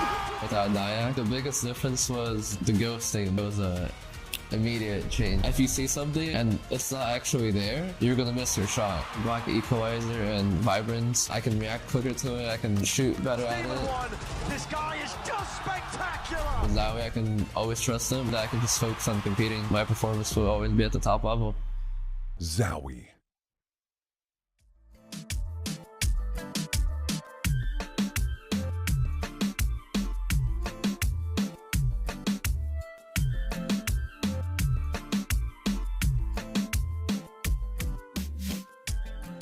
All right, DG Zen, we are here in the lower bracket of play-ins, but talk to me about, you would give your rookie self any advice right now. What would you say to him? Look in the camera and tell him. Okay, to be honest, that's a good question. I would say be more patient about like your future, because for me right now, I'm thinking too much and then it's not good enough. You know, when I lose like one game, I hold that feeling like for too long, and then I feel like, okay guys, that's not good enough for me, don't feel like better for me. And then that's my only thing I would say for you. Be more patient. It's okay if you lost right now. Take your time, like enjoy the momentum right now, and then be happy. Be happy indeed. Best of luck today. Thank you so much. Let's be happy, but it's not okay if you lose right now. That one, yeah, but no, that's great information, is be patient. And it seems like EG was able to kind of turn that patience up and figure out KRU as they went in. We are locking into the second half of the #1 VPN, ExpressVPN, as we get this one underway. And it is going to be EG trying to scream back and bring this the distance. The patience of DigiZine was also speaking about his own career. Getting no wins on Furia, not having his going to success with Loud, having to play the challengers and back now onto the stage with EG. A second chance, maybe a third chance under the helm of Coach Potter. Starts off a second map with a bang. KRU's able to answer back, close that gap. Now on to the pistol, advantage back for EG as Dante's down to 45 HP, which makes things a little bit harder for KRU if they want to re-hit towards this A site. Your tip of the spear now maybe just blunted at this point. Yeah. Limping a little bit more than usual. The paranoia ready off contact here for what Pancakes could call. Reaction from both sides, but the distance is closed, and a very nice shot from Pancakes finalizes the damage on Dante, so it very much so mattered. They were able to chip away at KRU to start. Ooh, Les just able to get a gun! They could have shot him when he looked down, but they decided to peek when he was looking, and that could be the ace for Les. Another round that he could collect everything. Zerona with one, almost gets the kill and some damage in here. Who else would you want in this situation right now for KRU? Going for fakes, 30 seconds left feels like all the time in the world. EG is stressing me out in these scenarios. Yeah. 20 seconds left. Yeah, Bandit, though, still very doable for Les because you just saw what he just did. Bye-bye. They know. Pulse plant will be difficult. Yeah, camera is still up for Bao. So if the plant goes down, camera comes up, you could figure out where Les will be exiting from. I mean, you're up against the Cypher. Just to go back the way you came is pretty much the safest thing here instead of explore the site, but he's going to hunker down here just next to the wall and try to give himself a clear 1v1. A wall goes up. He knows more how to play around this than anyone. And the first one's going to be to his left. He now knows where the second is, and he tries to create a little bit of space. A paranoia to delay. Goes just to the side here. Zerona. Youth. Zerona trying to get in there for the kill. Zerona's able to make it happen! Making up for the previous round and collecting it for Evil Geniuses.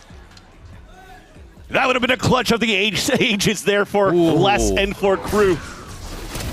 But look at how it opens up so beautifully for EG. Then when right here, DigiZene's fully pressured by less. Superman's still trying to throw a one-way smoke. They're not there to help and assist on to DigiZene being under pressure. Then they get popped down there by less, but you're starting to see in those moments that shouldn't happen. You don't need Zerona to pop off to try to win a 1v1 in the clutch. Because they should have just trusted their weapons, trust the numbers, and just fight for EG. And that's been the conversation week after week for Evil Geniuses, just trying to work the comms, trying to work the confidence. Yeah. Backing out fast.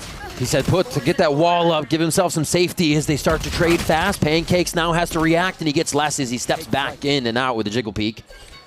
Very good answers here from EG in situations that seem to catch them off guard on Lotus. They are performing now here on Sunset.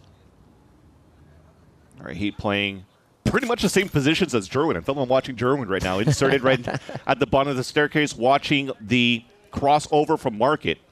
Because the camera got broken at the very beginning, EG, it's harder for them to realize if there was an insert or not onto this B site. KRU guessing here that they should be going towards A. Oh, are they trying to sell a fake here? Walking back towards the middle where there's still 3 EG players flanking. They're going to see the trademark, and they're going to say, what? So they know the situation now. Yeah, but NW0's got to call this. Now he's going to be able to turn around. That's huge for Heat. Almost being able to protect himself in that timing. I mean, this is the lower by round here, but you're seeing where KRU could have found the entries. EG, though, patches up the holes. Once again, got nervous there because you're letting touch Heat and go. Get ready to go down. ADSing with the Headhunter is usually pretty good for that first pop, especially when the first point of contact was a 1v1. Thankfully, though, EG is able to convert the anti-eco. No surprises, no shenanigans this time around. And W0 felt that he had that timing for that pick.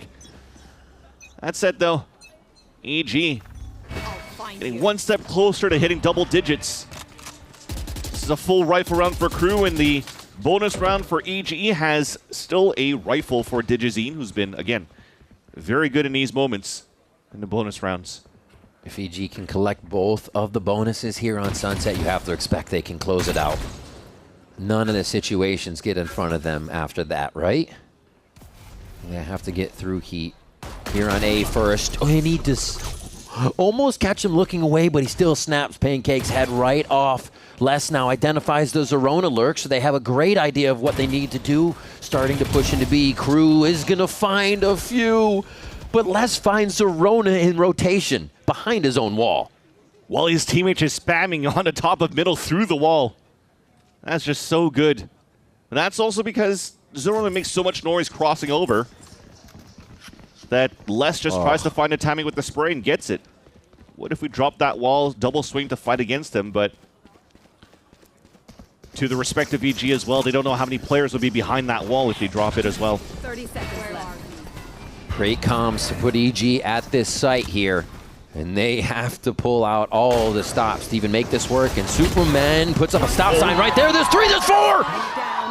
And Heat is now feeling just that as he is put into the drop smoke. Has to force his way out. Oh, the TP just puts EG in such a good position. Heat swings for one. He was good for this earlier. And the slide from DigiZene gives Superman the opening, and they win a round. They had no right winning. A duo ace there for DigiZene and Superman as well. You're right. Something was a call moving forward here after Zerona dies towards middle. That Pancake says we should stack up here towards this A site. And he has some superb shots coming out from Superman. Dangerous on the slide, though. They both lined up in front of Heat, but thankfully Superman has that bandit.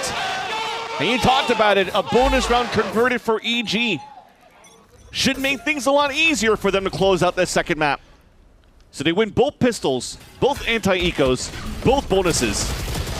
Oh my God. And then they go into the same play, and KRU reads it. 110% this time. The push mid is thwarted for a moment, but the damage already seems done here. It's 2 weapon upgrades for KRU.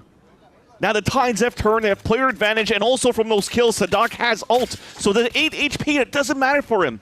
Because they could pop it right away, and if it gets dropped, he gets rezzed up, he's back at full health.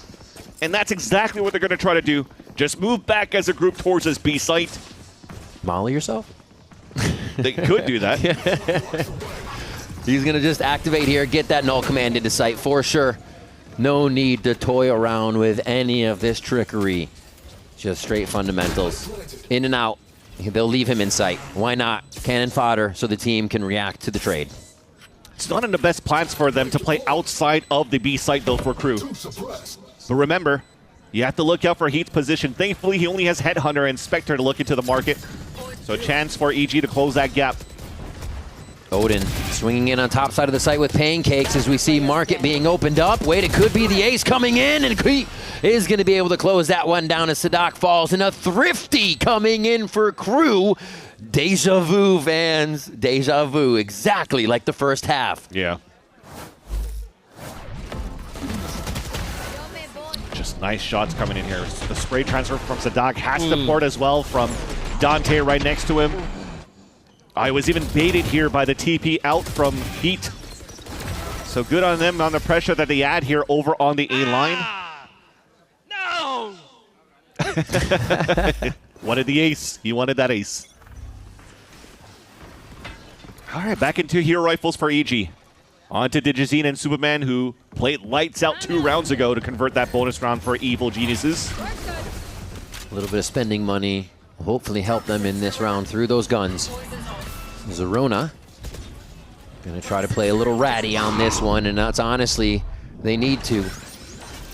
And do everything to get that cheese and bring us to a third map. There's 2, actually. Are we going to get this now from Evil Geniuses? What the hell is going on? Heat's got an outlaw. There's next to 0 chance, right? He clears everyone. All one-shotable. Unless he's got the quickest reload in the world. Here's 2, and no, Zerona's not even going to let one of those ring out.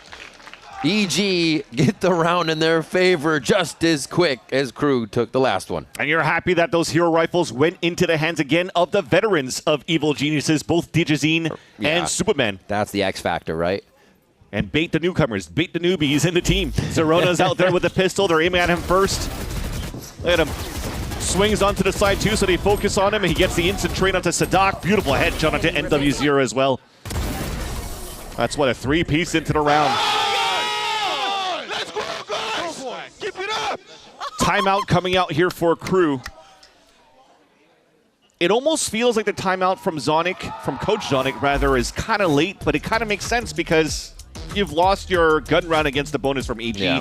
There's no real way to really try to salvage that back, and you're just trying to make sure here that it's all uphill from now on after this timeout. This is pretty much the last buy that you would have unless you're able to get a plant on top of that for Crew and maybe muster up another half buy. This is a perfect opportunity now for EG because they have so many ults to their advantages as well. So if Crew wants to play a slow game, this Hunter's Fury available for Pancakes is going to be fairly good. Pancakes with the calls so far really surging after that Lotus matchup, finding his way. They didn't have a very good game number 1, but it doesn't matter, and that's amazing to see in a young player like that, especially with IGL pressure on. Yeah. Again, very new coming in from Challengers. Had a chance to speak to him before going into the partnership era. I was like, hey, did you actually ever IGL for like Voice Like Shopify or anybody? He's like, no, man, only small teams. Being able to play Tier 2 to Tier 1 has been his first experience IGLing and now making it work. But Crew, after the timeout, it's their turn to try to answer back. Let's listen in. Ele morou na parede, morou na parede. A Viper tava na A, guys. Tá, aqui a gente vai fazer a mesma coisa aqui na A, viu? Pode ir ainda, se ele curta. É Cypher Neon B. E 3 A, eu acho. Tá, bora aqui. 1, 2.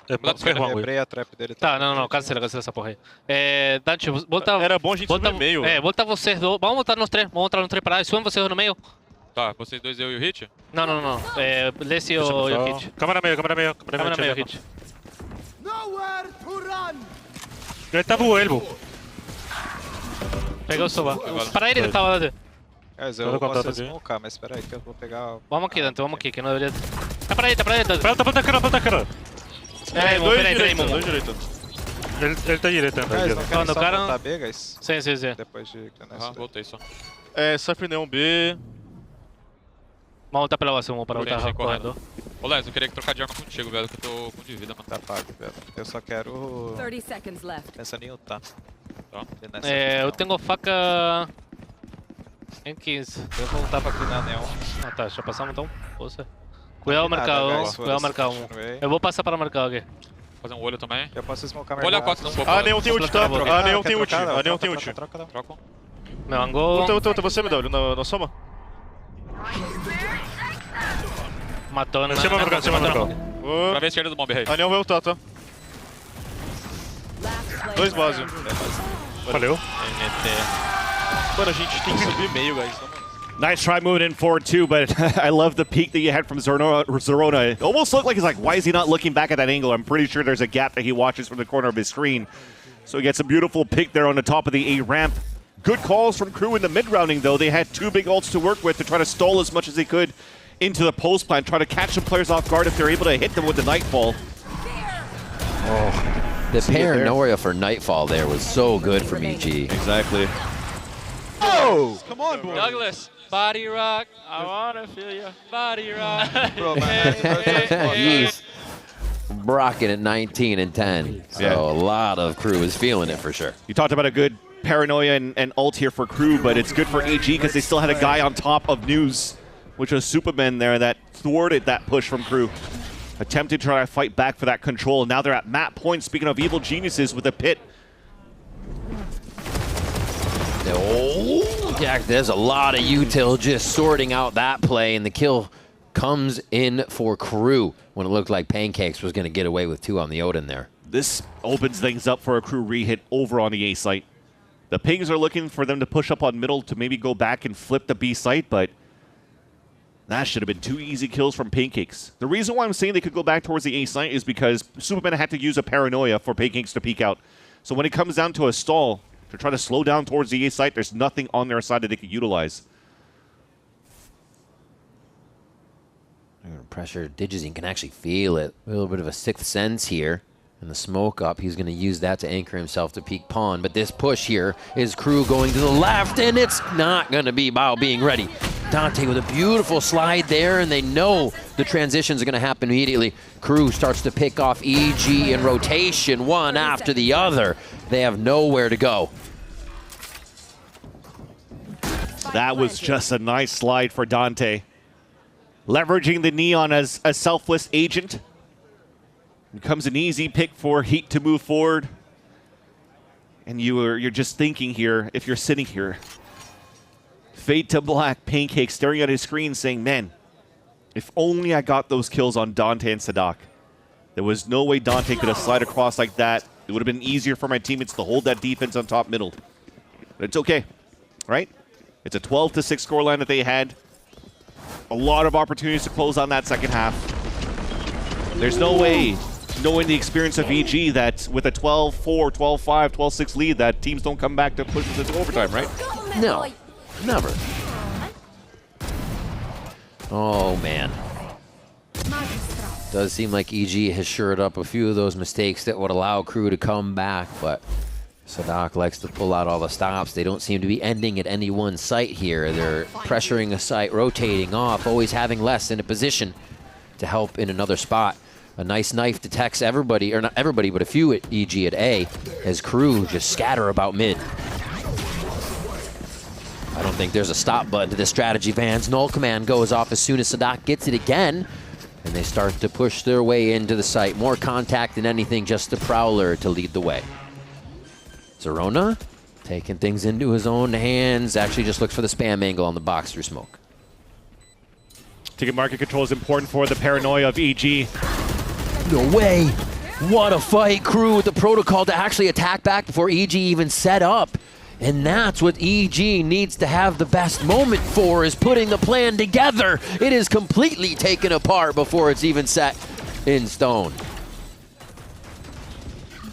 Not working out in terms of positioning for EG within that round. Bao also playing his trips where he's still in the radius of the KO ult. Right? If he gets hit, those trips fully denied, not giving a chance here for Zorona on the top of Boba to get any spam kills in his favor. So KRU moves into the site, an easy plant. And I love, yeah, you talked about protocols here, Riv. When it comes down to what Superman has, KRU is prepared for these antis. Yeah. Try to get that paranoia line from the staircase over towards that back of the site, so that's why Les is holding towards News. And that hits all 3 players like a bus. Dante slides out for the kills. And now KRU closes the gap by 4. Still one more big buy, potentially even 2 big buys for the side of EG, before they might have to call their last timeout if they're not able to convert the next 2 rounds.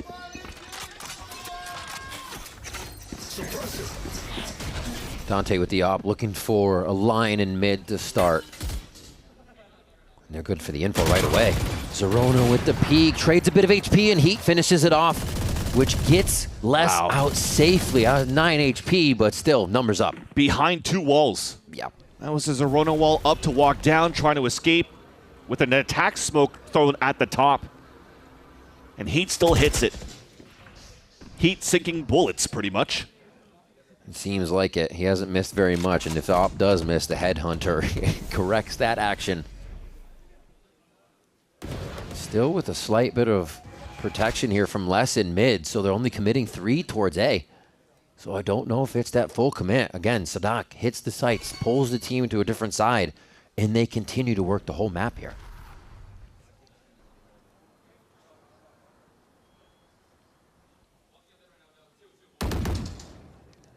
Camera's going to see and spot 2 feet. The op position for Digizine to get ready for the top middle control. He puts the op away. Overdrive out. Might decide between the 2 here at this distance. But he's got to start looking. They got to be confident in each other. He doesn't need to check that same angle Bao has here. He gets paranoid right quick. Les the first one, as now Heat finds that first angle. Bao's not able to protect that much, and they both lose their life. Sight for KRU here with 10 seconds left, and EG now forced to pretty much save. Yeah, Superman's just trying to run down to pick up the rifle here on the top middle. Now you save the next 2, or these 2 rifles for the next round. But despite EG getting early information, thanks to that camera placed by Bao, unfortunately not ready for the fast take that KRU tries to, or is able to take on the top middle. All thanks to, again, a slide out from Dante, allowing for the rest of the team to follow behind that and not allow Digizine to get any picks with the operator. Trying to go for the highlight reel, flicky shots, close range shots. But I feel like if they want to bring an operator out for EG, you got to look at the forward lines, the deep lines with the operator that you could take. Oh, a little bit of damage. Deep pockets for KRU, so it won't hurt too much as the alt doors pretty much get traded there. Op still for Heat. And now that's 3 rounds in a row for KRU, and they only have to push for a few more. Jeez. Just continuously pushing back EG before even fighting them with walls, with util, until they squeeze them out of position. All right, the timeout's actually going to be now. Yep. Trying to convert this one, and if not, also speak for round 24. Because right now, EG, if they lose this round here, they should put KRU up to 11. EG has not too much money to work with. I'm starting to see here that for KRU, they continue to want to try to pressure and fight towards that A line. Even if EG is trying to go for any type of like early plays of paranoia, have Digizine go out, you just throw an early knife there from Sadak and it just removes all of that util if EG tries to fight that line.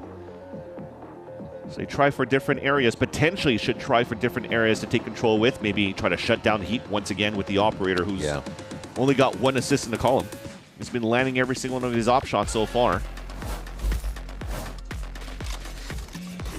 Okay, so after this timeout, EG's not going for the force buy. They're buying just enough here for round number 23. So here rifle for Digizine. Traps being set up over on the A site. Cover going out. KRU Haven't really been big on committing everything, all their eggs in one basket to any of these strats here on Sunset, but it does look like they will crash into A. Very quick onto this round. It's like one of the EG rounds where they want to keep pushing forward almost. Ooh, Sadak, thinking he was still kind of hidden a little bit. He gets taken down by Superman, and it's actually 5 still for EG alive here, as it's a crew scramble that has to happen, and they don't have the chance to go back across the map this time. It's got to be the fight in front. Another bandit kill from Superman. He's going crazy as Digizine actually finds his upgrade for the next round. And they are now trying to source MW Zera. Solo on a 1v4. All angles being watched. Digizine with the last kill. A thrifty for EG. Another timeout converted from Coach Potter to allow Evil Geniuses to decide their fate on Summit. Yeah, there won't be a next round for that op to be necessary. Digizine puts the nail in the coffin now.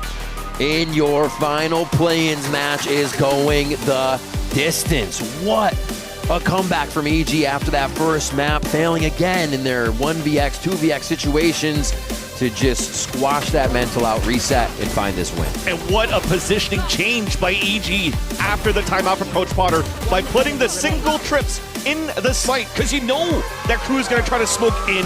It got the players ready. The hero rifle for Val on one side gets so much value, and EG saves their own map pick, and Summit's coming up. Yeah, we head to the Summit for the final map of play-ins. Don't go anywhere. VCT Americas continues after this.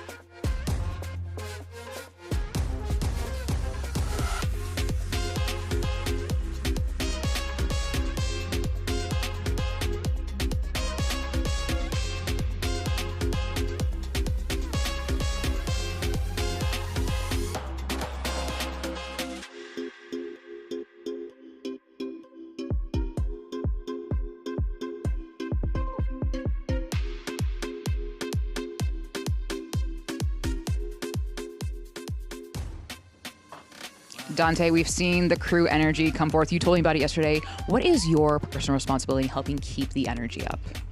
Y la verdad soy alguien que le gusta gritar mucho, que le gusta como pararse, ¿no? Celebrar las rondas. Y nada, me gusta siempre mantener el equipo unido, hacer alguna que otra cosa graciosa para que se divierten. Y bueno, y jugar games.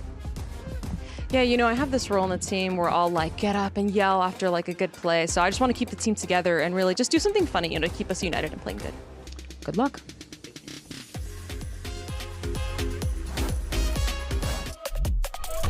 Apenas Sadak Glass. E tá sendo pressionado, o Nolito na base!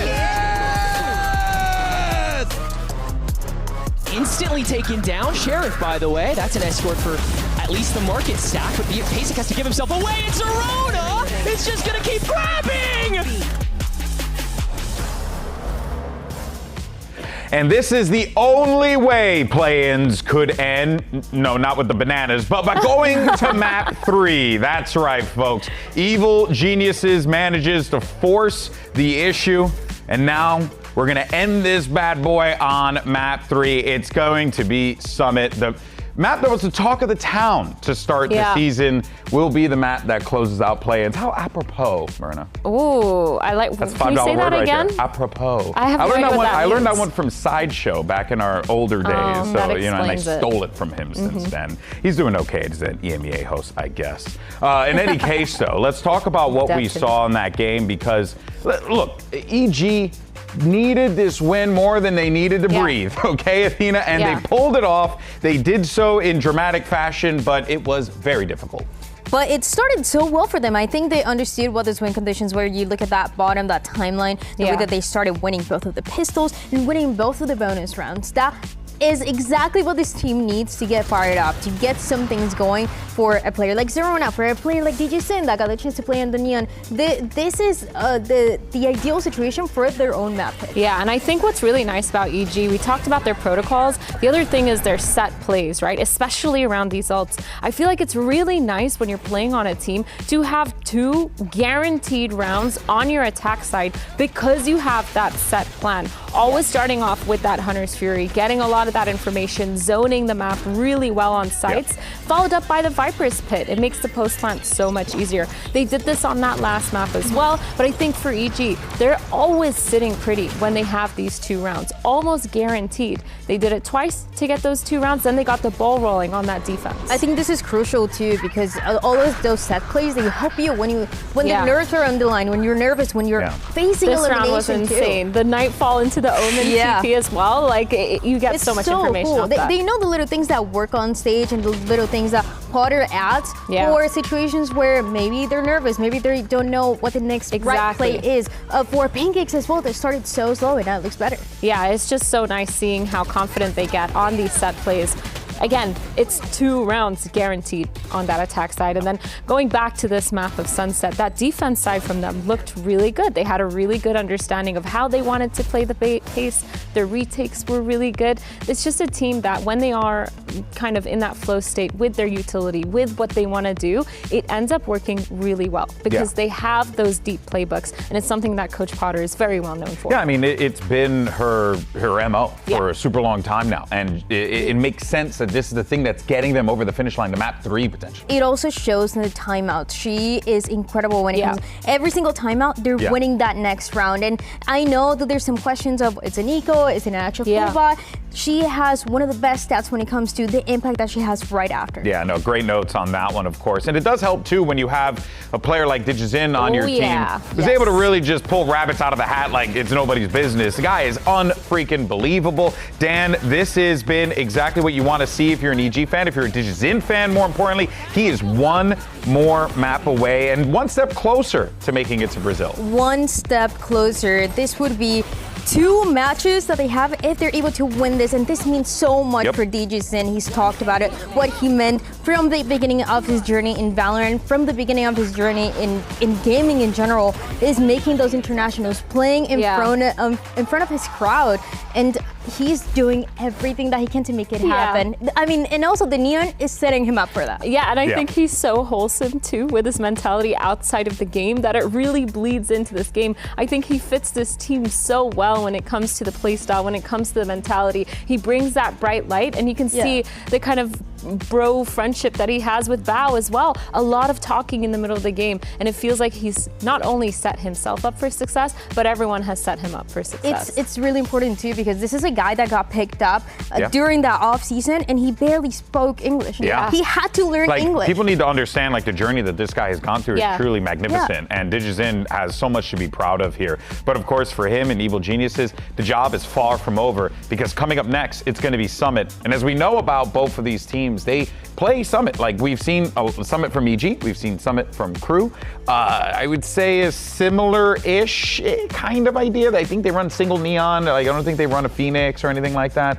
So I'm really curious, what we're going to get out of this. If there's anything new, I don't think so at this point. I don't think there's anything new, but I think it all goes back to what we talked about at the beginning and something that you've been mentioning, Athena, the whole time, the protocols. In a map like this one, I don't think anyone is fully comfortable yet.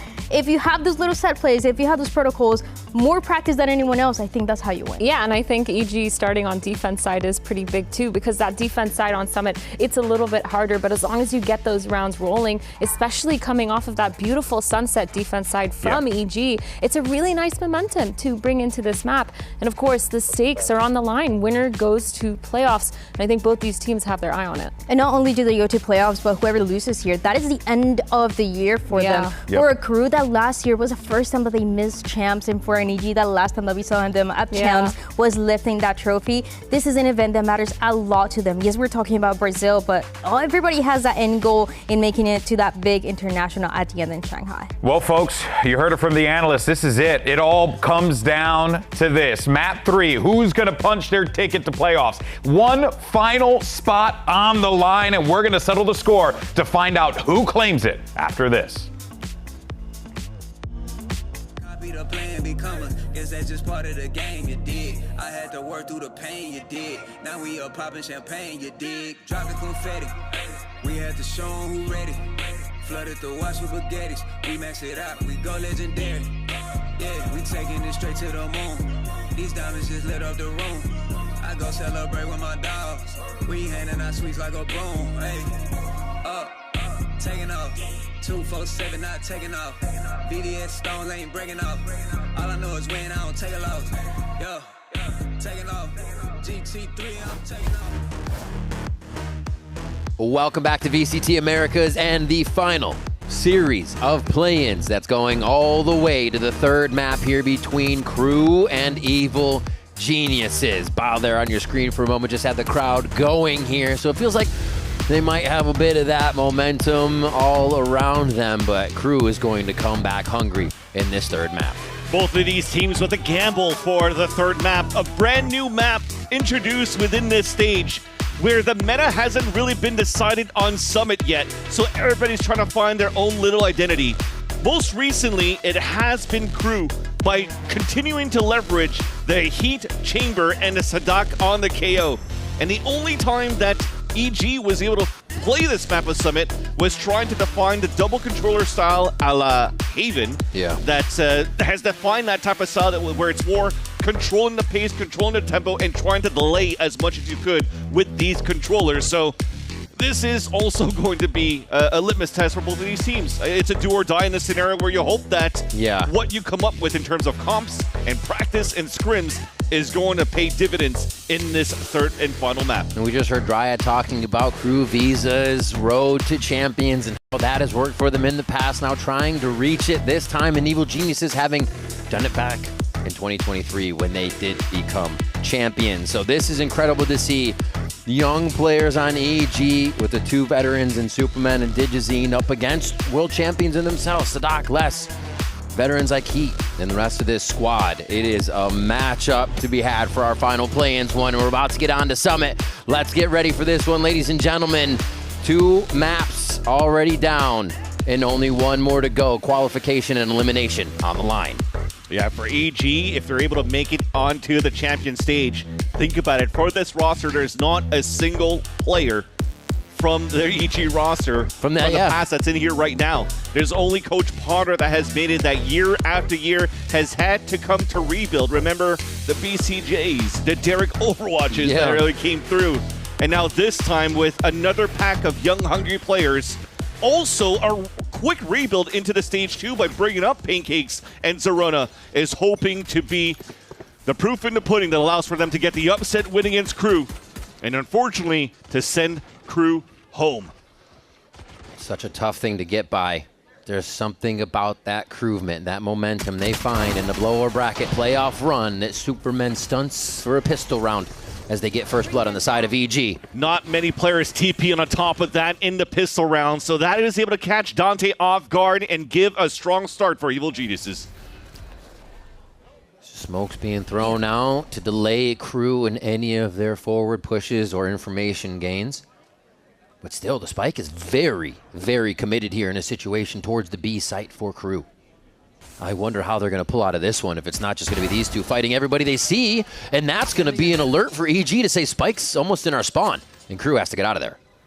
Open up the gaps, though. Look at the smoke The smoke is on the turret for them to flank, but then it's also Heat taking control of the A side. This could maybe pull back some players into A.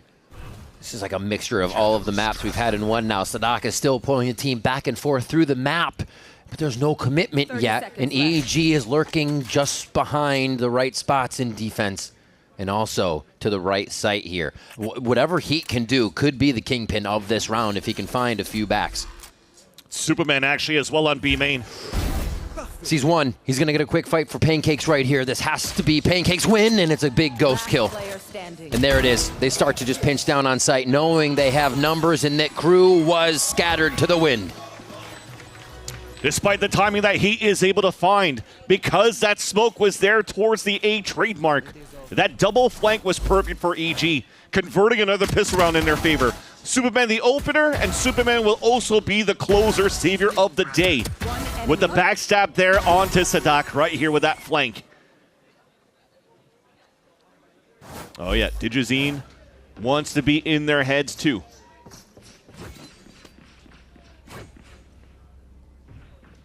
KRU who has gone for a rebuild, bringing in Sadak, who really wanted to play for the Argentinian organization, to lead the charge and to put Argentina back on the map as an org, as a team.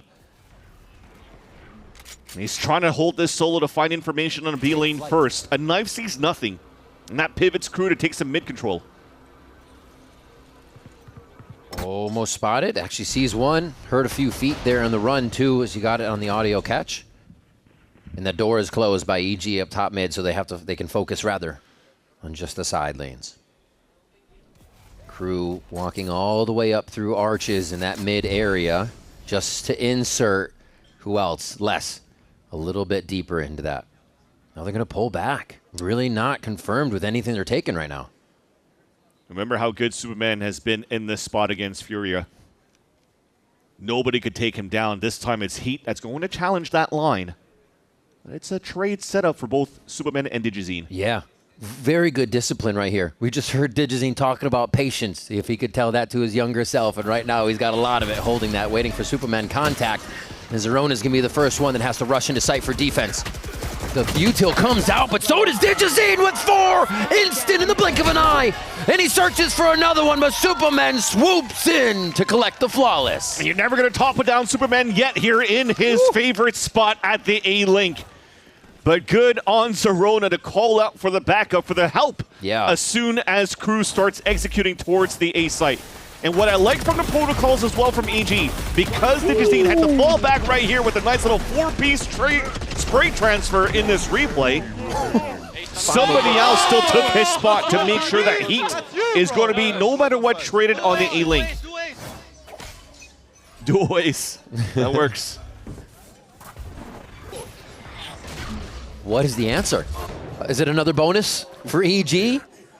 Can they control the early game this well for another map? That's elevation again here for Superman, so EG definitely trying to leverage the verticality of this map, the power of the Omen on defense, and he gets denied by Sadak when both smokes dissipate on middle. They've continued to pressure mid over and over, seeing what EG will deliver. And this time they get Superman, so they know the smokes are a bit down. And they'll work right into another trap here. Not expecting Zerona, and his discipline is maxed out for this. He didn't expect Pancakes to peek. You can bet that for sure. Why did Pancakes peek? Exactly. He didn't expect him to, but Zerona's able to patch it up. But now it's going to be a little tougher as the long-range fights in favor of KRU. They push spawn. Oh no, now Bao is going to get the brunt of this one, and he can't get the kill. And KRU have the read that much more. Still just seeing Zerona. Digizine hasn't shown from that position, so they may have to look. And that could be the saving grace. And that they look away. Why would they expect Sadak? But MW Zare looks like he's going to be on that line. No worry for who's in sight. They may lose Dante here, but it's cleaned up quick, and the bonus round should be going over to KRU. Digizine, though, on a heater right now, and he's almost going to be able to get Sadak. Jumps out. Is the brain big enough from the IGL? He's going to go down, and the defuse is not going to be able to come through. That's the smile from Sadak. The iconic winning round from KRU. That could have been Sunset all over again with Digizine getting the overdrive kill clutch for that defuse, but thankfully Sadak throws that molly on the ground and retreats. Zerona was just trying to go for trigger discipline to see if there's going to be more bodies behind, as less creeps forward. So why the hell is Pancakes peeking? What is the communication there? I don't, maybe nothing was said yet, and Pancakes was just getting on the line that... It's a good bonus. All right. Silver lining. Why not? Coach said so. We're good. Let's move on. I'm still tilted. Yeah. It's been tough for a few of these rounds. EG just kind of have the answer in front of them, and it just disappears. It's a good bonus that Coach Potter says, but you look at the buy that is in for KRU. All rifles thanks to these plants that they've had. And nobody's throwing out an outlaw for EG. So there's still a chance with these small shield buys from KRU that they could do some damage and maybe even tie up the scenario in this first half, looking to split a 3-2 setup. Swap Zerona to the other side here, so the wall's not as efficient on A, but Superman is still max efficiency right now. They're trying to get a high-low double peek to make sure Sadat cannot be right. Superman with the quick swing, and they're going to go ahead and do a little spraying and praying through the smoke as they also push through to confirm that last kill. That was so huge. Hello. Sliding right into the vision of Digizine is like cinema right now as he takes down a few more and a flawless for EG. So a good bonus round and a flawless. Coach is happy. That was still so good by Superman, though. Yes. He knocks down the KO ult, but at the same time, that 3-2 split from KRU, you're trying to get Dante to go in the back of the smoke to try to get the backstab. And he goes for the 180 just to laser beam him. Woo. Another little flick out from the Superman, and he double push to take down Les. And I think that was a small mistake from Les, though, with that smoke. I think if he smokes so that you put the KO in there, Sadak could see if anybody's moving into that smoke, which would have given a better chance there for both the Neon and for Les to take him down. Just that micro play in an instant. But because on that bonus round for EG and the flawless round that they had, and KRU was not able to get a plant, not enough money to buy into this round. Full classics and just looking to 5-player hit for Planet to B. Bow with the Phantom in heaven, ready to fire down on his trips. A little bit of a trap protocol there. I'm sure the shock darts and the dart will follow. There's the first of maybe many. Digizine's already there to answer. EG is able to squash down on these very quick. But wait, the pistols for KRU are able to find a few kills here. Bow, though, sniper in a tower. He could get the ace. Who's going to take this one from him? And no, it's not going to happen this time. Bow locks down the ace. And he's happy about that one. First year now in the VCT. He's able to get an ace as well.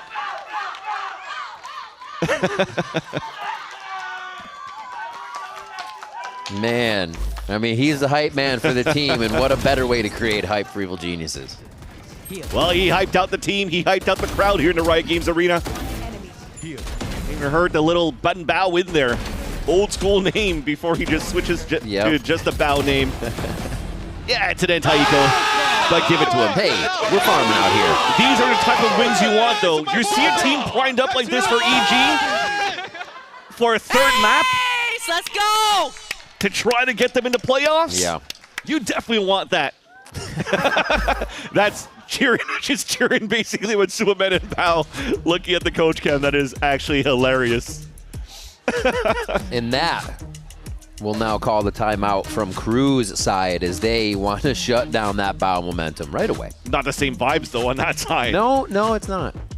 It would be a little weird if we saw him dancing in his coach seat right now. Yeah. You see now the seriousness is also there for Coach Potter, but maybe not for Dan the Penguin. No.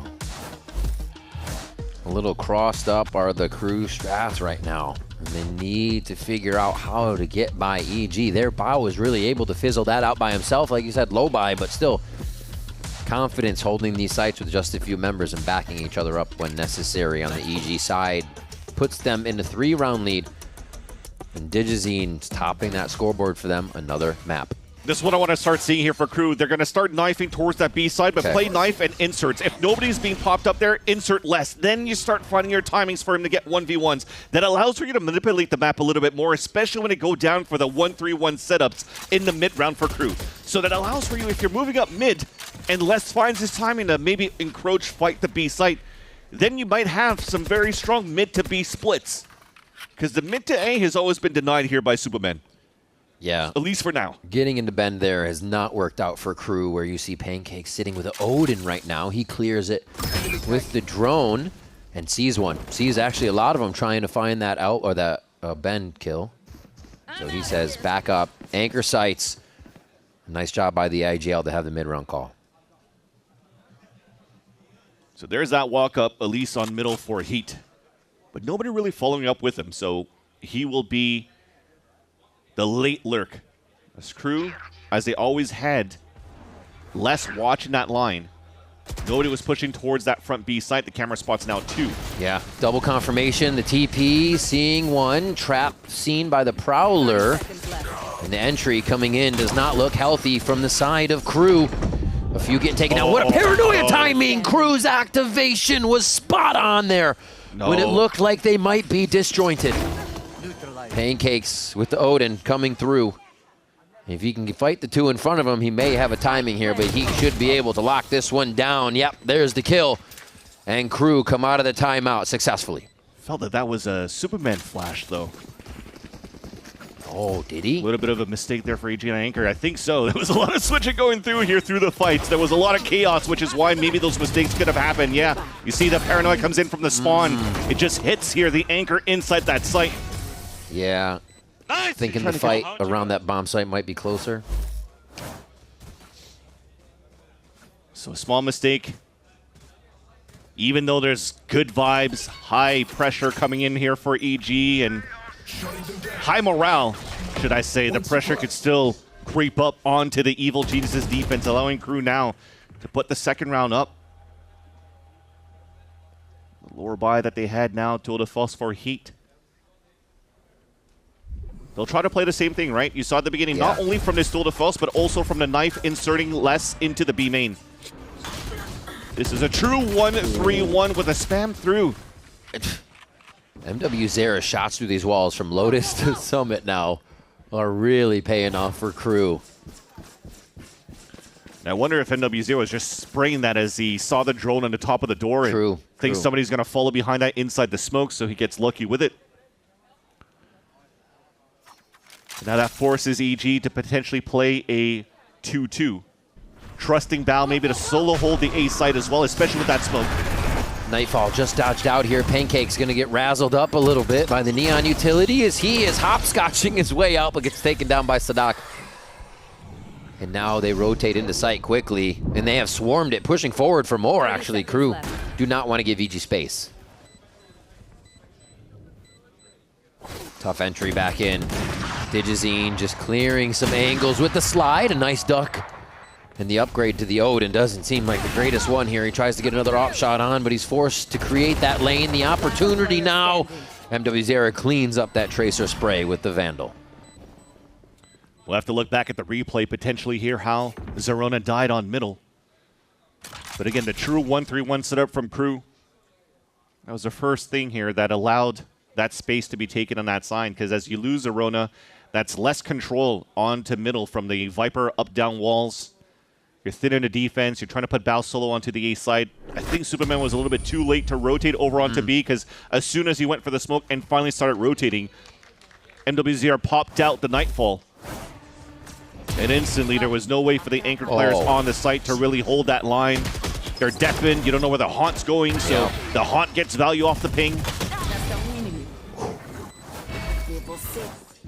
Clean for his shots through the wall. Just deadly.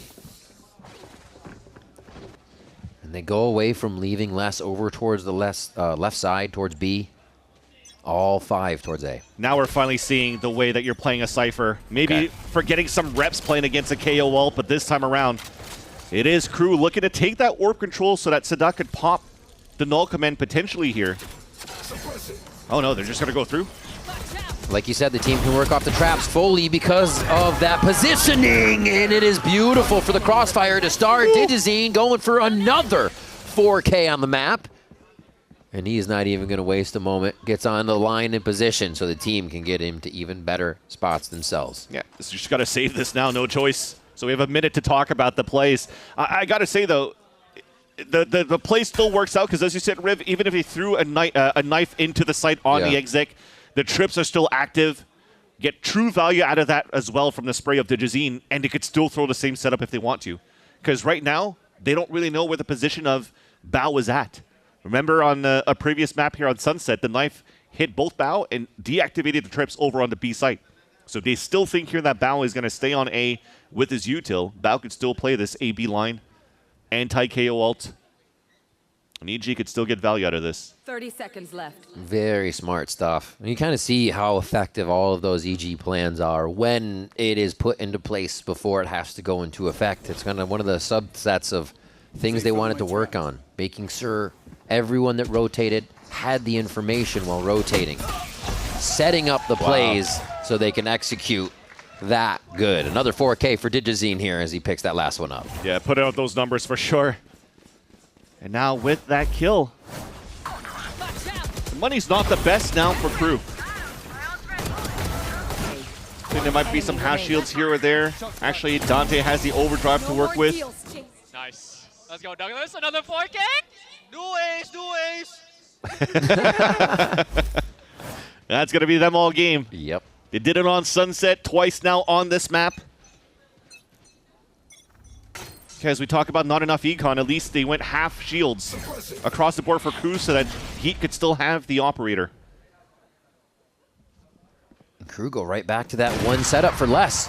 Nice peek. Actually getting the identification on the operator is huge for Sadak to start working around.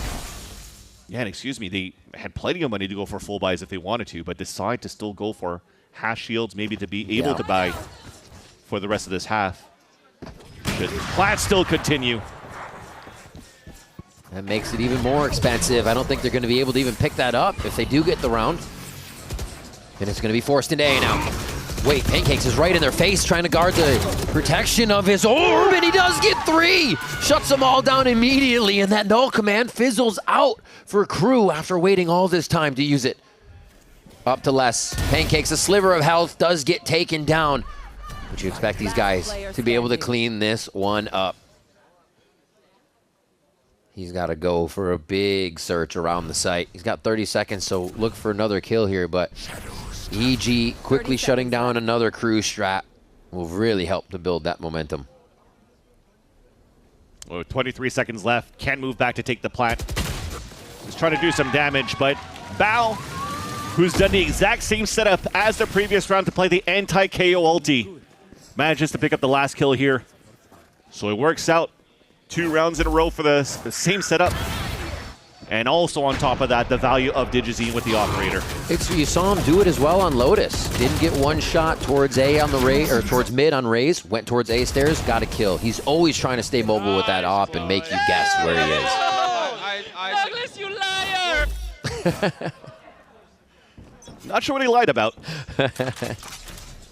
Definitely not his KDA though. Currently a 4-1 ratio, 16-4. A 1-3-1 setup, sprays, everybody's going down. Finally, Dante is able to answer back, but to the cost here of both initiators. Challenging each other on the wall drop, Vansili. Things are heating up in this game's Arona. A quick kill there, and KRU are just trying to repair this one, as EG seemingly have the answer to the rounds now following up. Yeah, things are just falling apart for KRU in the macro that they have on their attack side. This time just being caught off guard. See the idea trying to still finish towards a mid to B setup.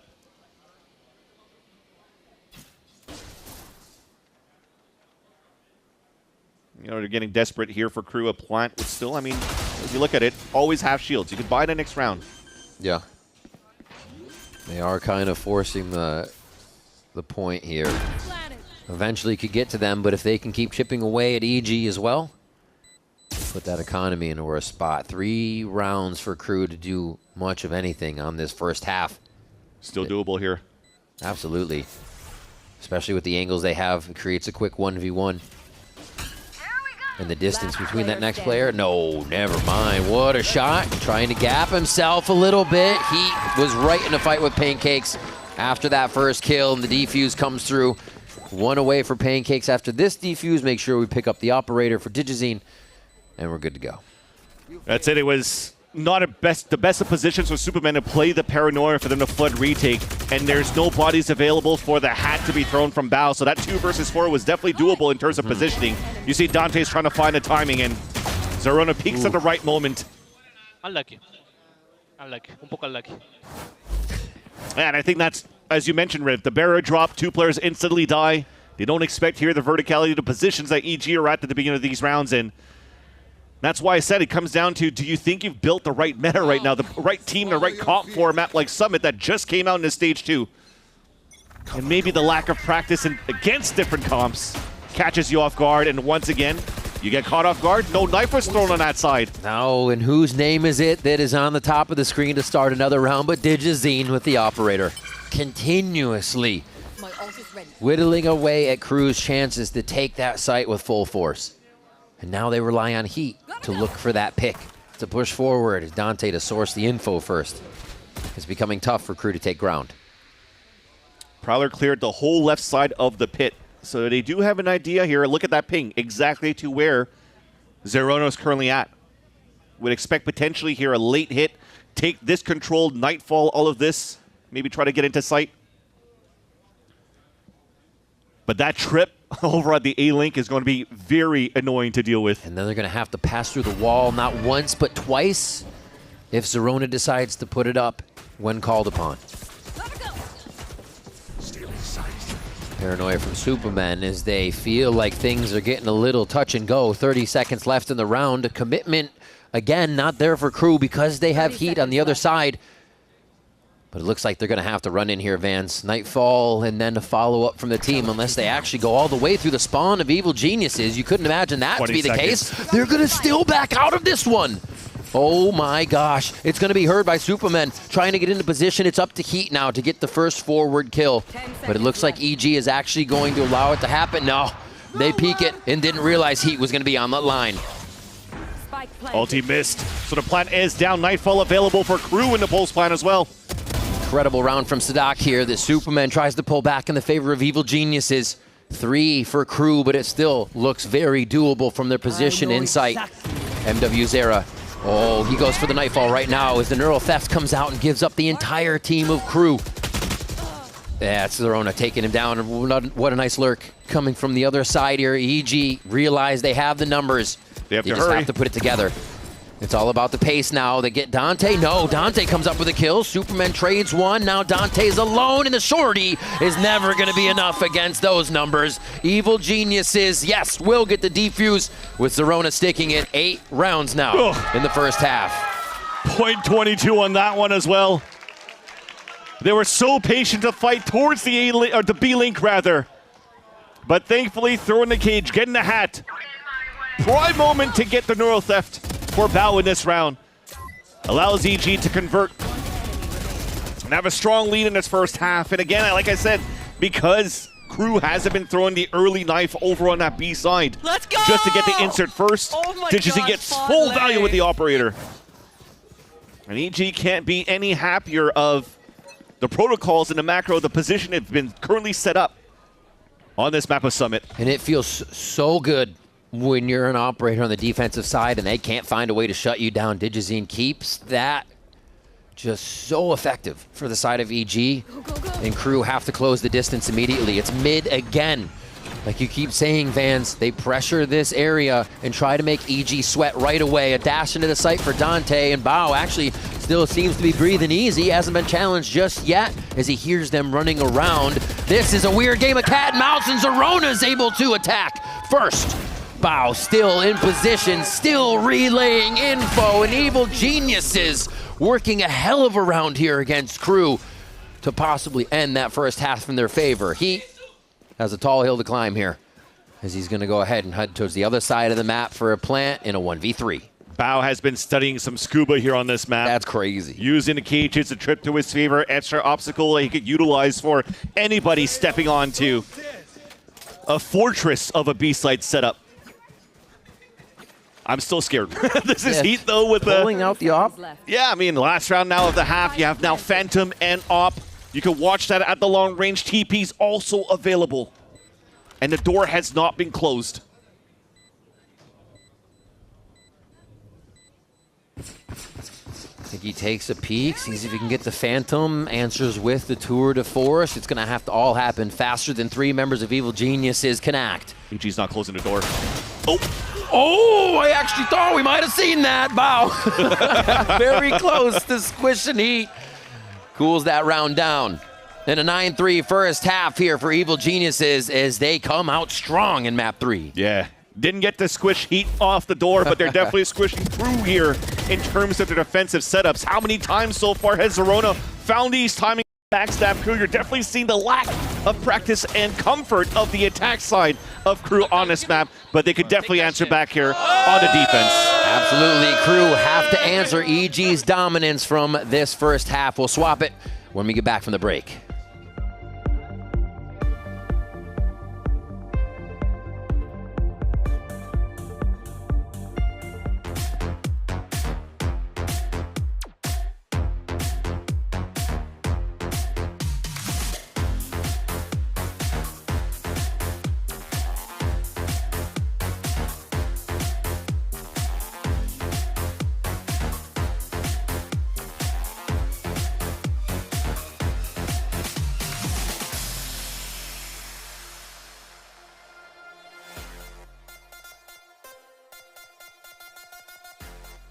Yo creo que se diviertan jugando al Valorant, porque algo que yo vi mucho estando en el Tier 1, ¿no? Que hay muchas personas, no obviamente en mi entorno de mi equipo, pero como que hay muchos jugadores o algo así como que lo terminan tomando como un trabajo, que lo sigue siendo obviamente, pero hay que entender que también sigue siendo un videojuego, tipo aunque estés en Tier 1, en Tier 2 o en cualquier tier, sigue siendo un videojuego y hay que disfrutarlo como lo que es un videojuego y pasarlo bien con tus amigos, con tus compañeros, con tu equipo. Entonces esa para mí como la mayor lección, seguir divirtiéndose con el videojuego.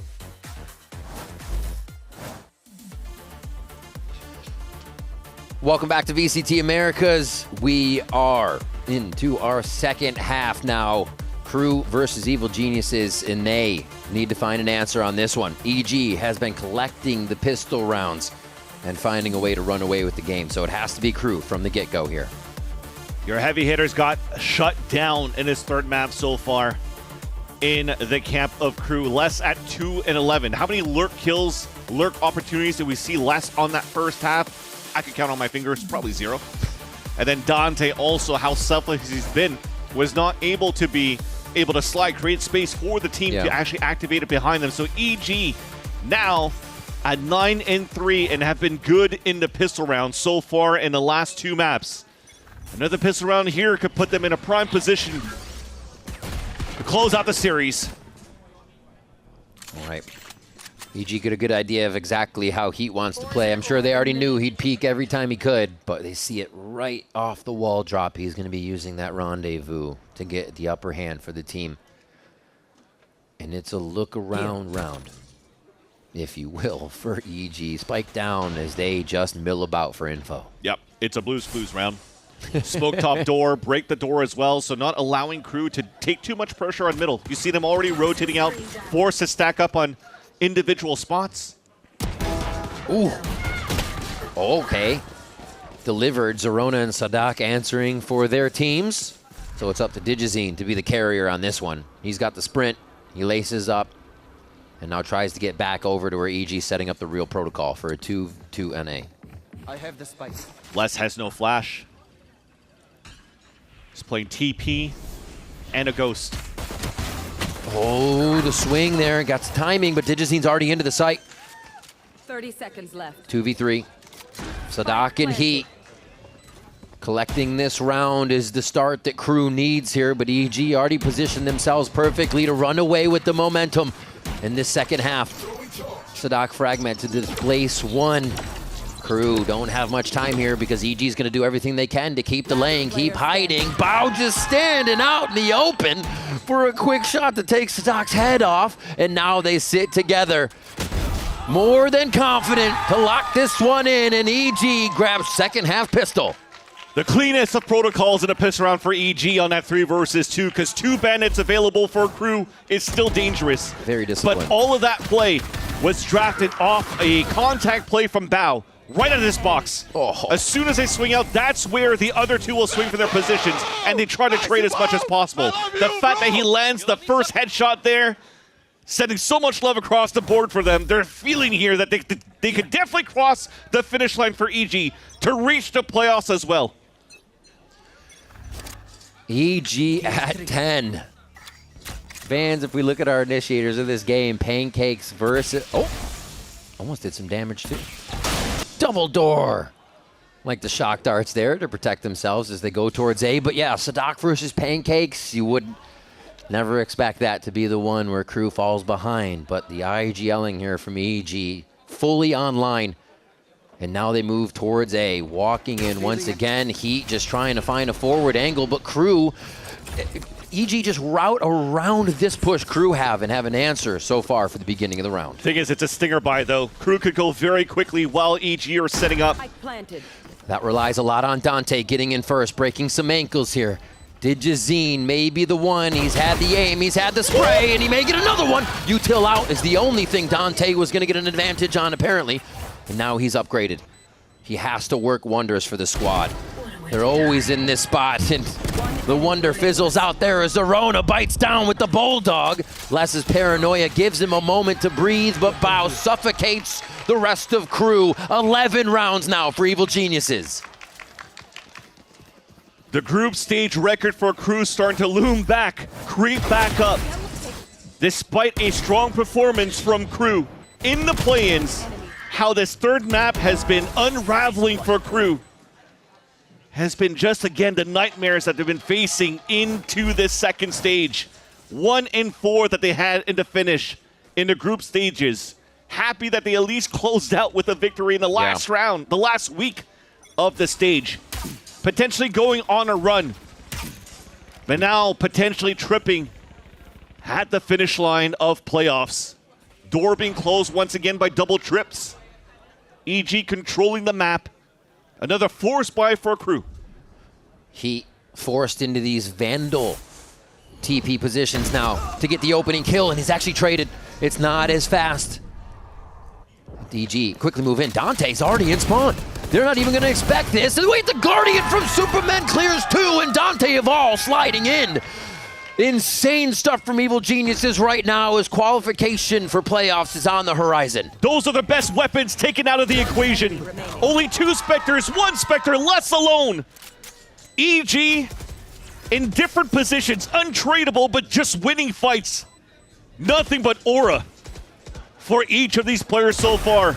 The backstab from Digizine on to Les, and EG now at map, series, and playoff points. What a third map surge from a team with 3 players who maybe in tier 2 have been in the playoff such position, but never a pressure like this. To keep your season alive, to keep your run for playoffs ready, and a possible chance at champions on the line to stop the KRUvement right here. Evil Geniuses put us on map and series point. Over and over. Why not? It's conditioned from the last few rounds. It's so funny because that was the first thing that probably came out when Summit came out.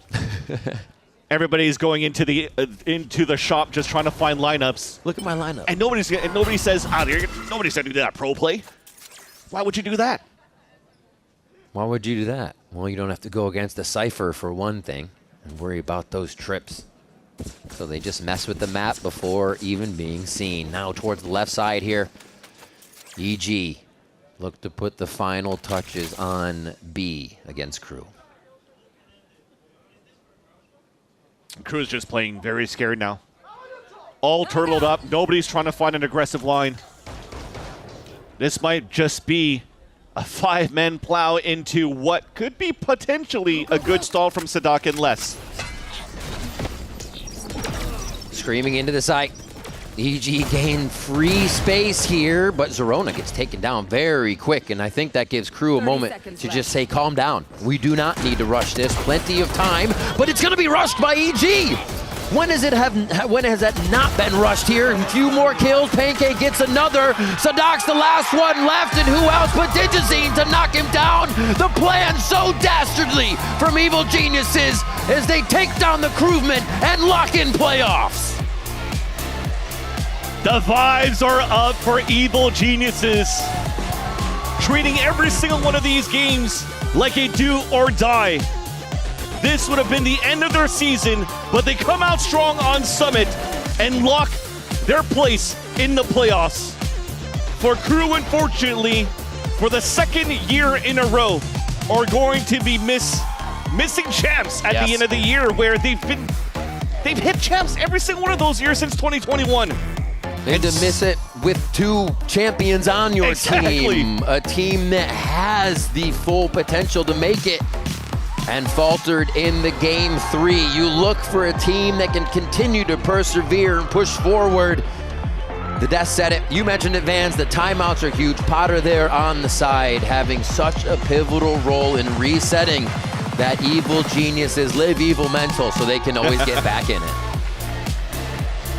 Their new jerseys also bring the vibes. Yeah, very nice. They got movement right now for Evil Geniuses, and they're now moving on to the playoffs. A dominating third map. It looked difficult though when they had to play Lotus as the first map.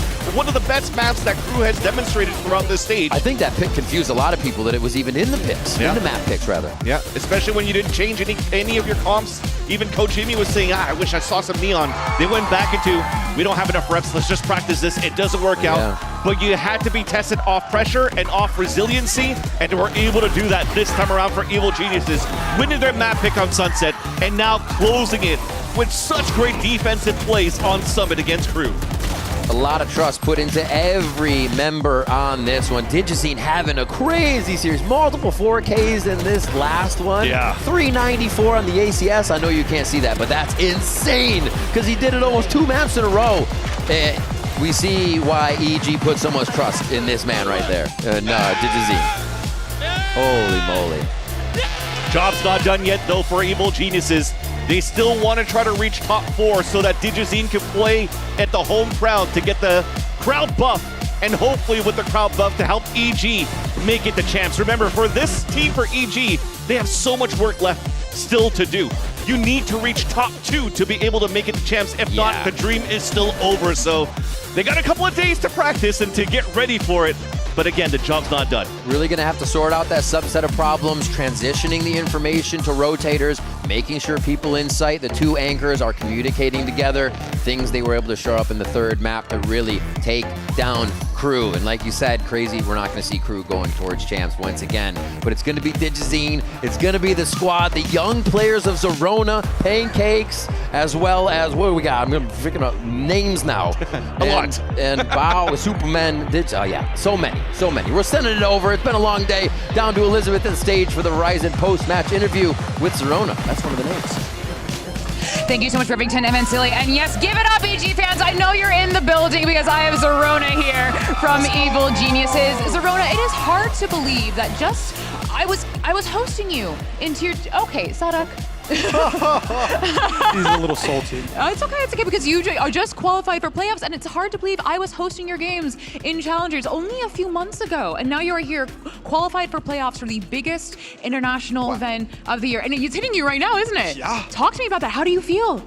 I'm flabbergasted. Yes. I'm excited. Yes. And I'm so happy that we qualified to playoffs. Yes, and that was hard. It looked hard the first 2 maps, right? It was going back and forth, and then the last map, Zerona, it was just, it looked like it was like, butter going through, or a knife going through warm butter. So easy for you. What do you think was the difference between the first 2 maps and the last map? Because we heard your energy, we heard all of you standing, we saw the comms. What was the difference? I think the difference was we all love each other, and don't get me wrong, we love each other map 1 and 2. But like last map, it was like, it's do or die. Yeah. Let's give it all, every day. And we just played together, committed, and trusted, and we just had fun.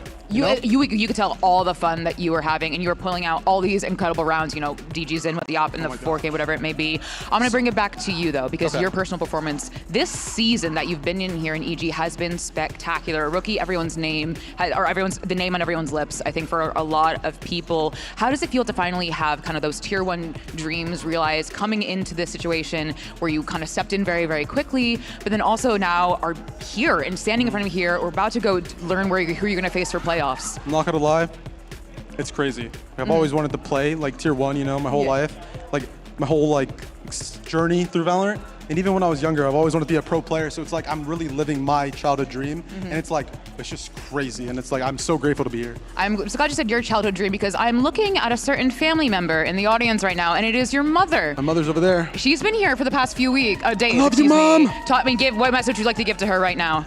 I love you, Mom. Thank you for believing in me, and I'm so glad you support me, and I love you. That is what we love to see. Well, congratulations once again, Zerona. I would like to find out who you're going to play. Would you like to find out who you're going to play? I would love to find out. Well, let's send it down to Golden Boy, who is getting ready for our draw show. See how playoffs is going to turn out. GB, take it away. Thank you so much, Liz. Yes, it's time for the draw show, and what could possibly go wrong? Isn't that right, everyone?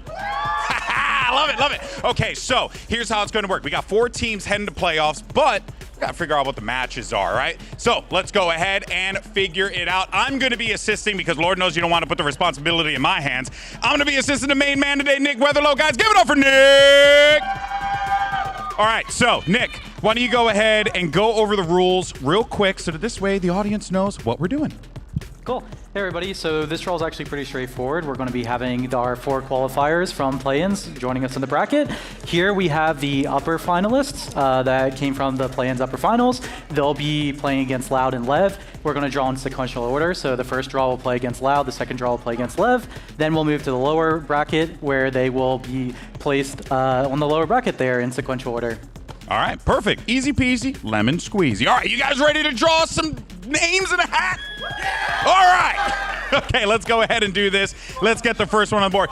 Draw show. Bring the energy. I love it. All right, what we got? First name in the list is Furia. So they will take on Loud G. All right.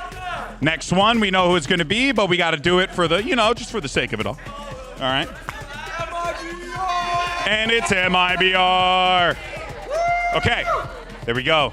We got our first 2 matches set up. Loud, Furia, Leviatán, MIBR. Now let's move on to the lower bracket. We got 2 more teams. They've got a source here for number 1 and number 4. Nick? It's either going to be G2 or Evil Geniuses. And at this point now in the lower bracket, as you can see, any loss here, that is it. Your hopes for champions, done. What do we have? Woo! And first draw. Oh, I saw it. It's Hedos!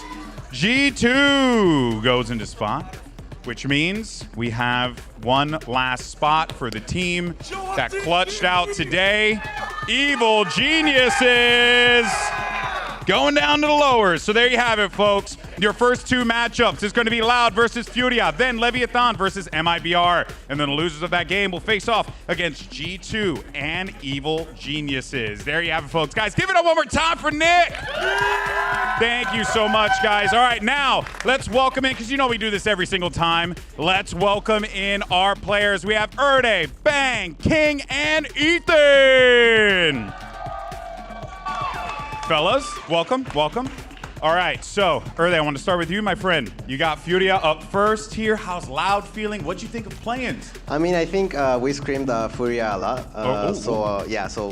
We know their playstyle, they know. So I think it's going to be like a spicy match. I think it's going to be like more I think it's going to be like who's on the better day, I think. And yeah, I see us winning, to be honest, That's confidence. Of course, though, along the way, you'll be running into NRG, our defending world champions.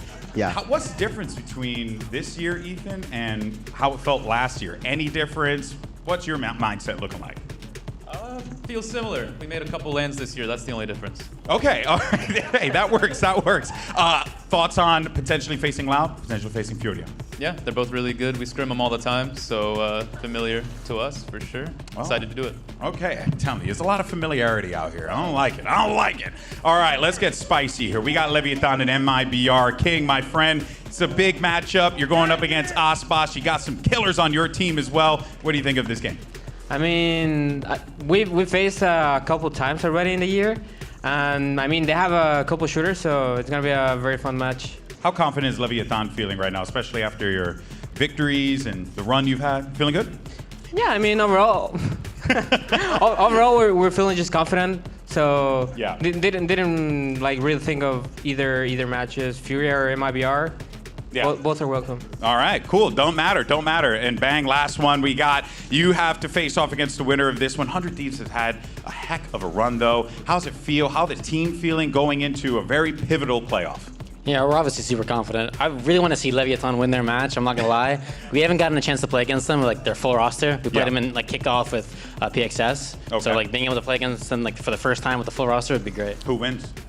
I mean, I'm sorry, but us. Ooh. It's all good. It's all good. What about you, King? Who wins? Hey. What can I say? Give me score. Give me score. No, I'm not gonna give you a score. He's gotta want to give me a score. I'm PR trained. He's PR trained, everyone. Guys, give it up for PR training. Give it up for PR. All right, guys. Thank you so much for your time. I always love chatting with y'all. Guys, give it up one more again for our players here, Erde, Bang, King, and Ethan. That is a wrap for us here. We'll be seeing you on Thursday for the first day of playoffs. You guys excited? Yeah! All right, folks. Well, there you have it. Here's your Samsung OLED Fast Replay, and we'll see you next week. Take care, everyone.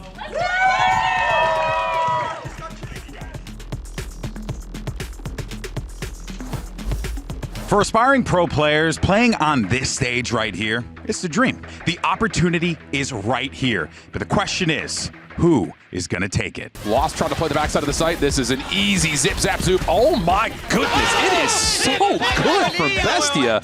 Heat's able to connect. This may be running out of time. He finds another one. Wait a second. KRU's able to turn this into a huge boon. Oh my goodness. And what started with an exclamation point will end with a whimper. Envy themselves left guessing in terms of where they want to play this one. Team in one side stepping on ice skates. Taking over now. Locked in top bloody form. M80 denied that day with Destiny versus Sentinels. FRZ able to connect. He's been slow, but is able to turn it into one. And Gobera connects onto a second. And how about Gobera? Let's go! So now 2v4, but Artisan able to find 3. Oh my goodness. Furia grip one back from what looked to be certain death. And it felt like that's my house. That's where I live. Your house? Vic just looking to see if he can gain some information. Did he? Not. It's Vic's head. Clean up. Hala! He's a stop it! How's he done that? Bait players into spawn! In the end, Cloud9 standing up to that test. What, is this like a warm-up or what's going on? The shots are not there for Verno. Foul from Aspas! Able to get 2. Paranoia cuts through. Should hit absolutely everything, and Mazzino's gonna get another triple. Yahoo! They lost the plot entirely. They lost Glyph. 6. Talk about a Red Bull clutch. Has to come into this one now. Demon 1. Potentially good. Spawns! Oh, Trent gets the first. Just down to Cobb! Big counter from Artisan. G2 trying to push on 3, but it's Artisan for the double. 2v2, but Artisan's looking for everything. Into a 1v1, but it's going to be all 5 for Artisan. Furia, surprise G2. I think Zerona has been a great addition to the team. But what's he going to do in a round like this when they have no weaponry? Trying to brute force into it. It's a rare miss from him. Yet still sidesteps the bullets and Oxy. But a count! It's EG to maintain their position in the upper bracket. Week 1 of play-ins, it was action-packed. We had upsets, we had big moments. There's a party going on. They look like they're being forced to be here for Fireball Op's birthday right now. Throw the kitchen sink at him, but you can't do it because he's too damn good. Oh my God! Try as you might, you thought C9 were the main characters. Step aside. Opening, and you never want to do that, but Alvin has shut them down. Many members to deal with it. Leaf grabbing 3. Oh my God, we're trading like gods.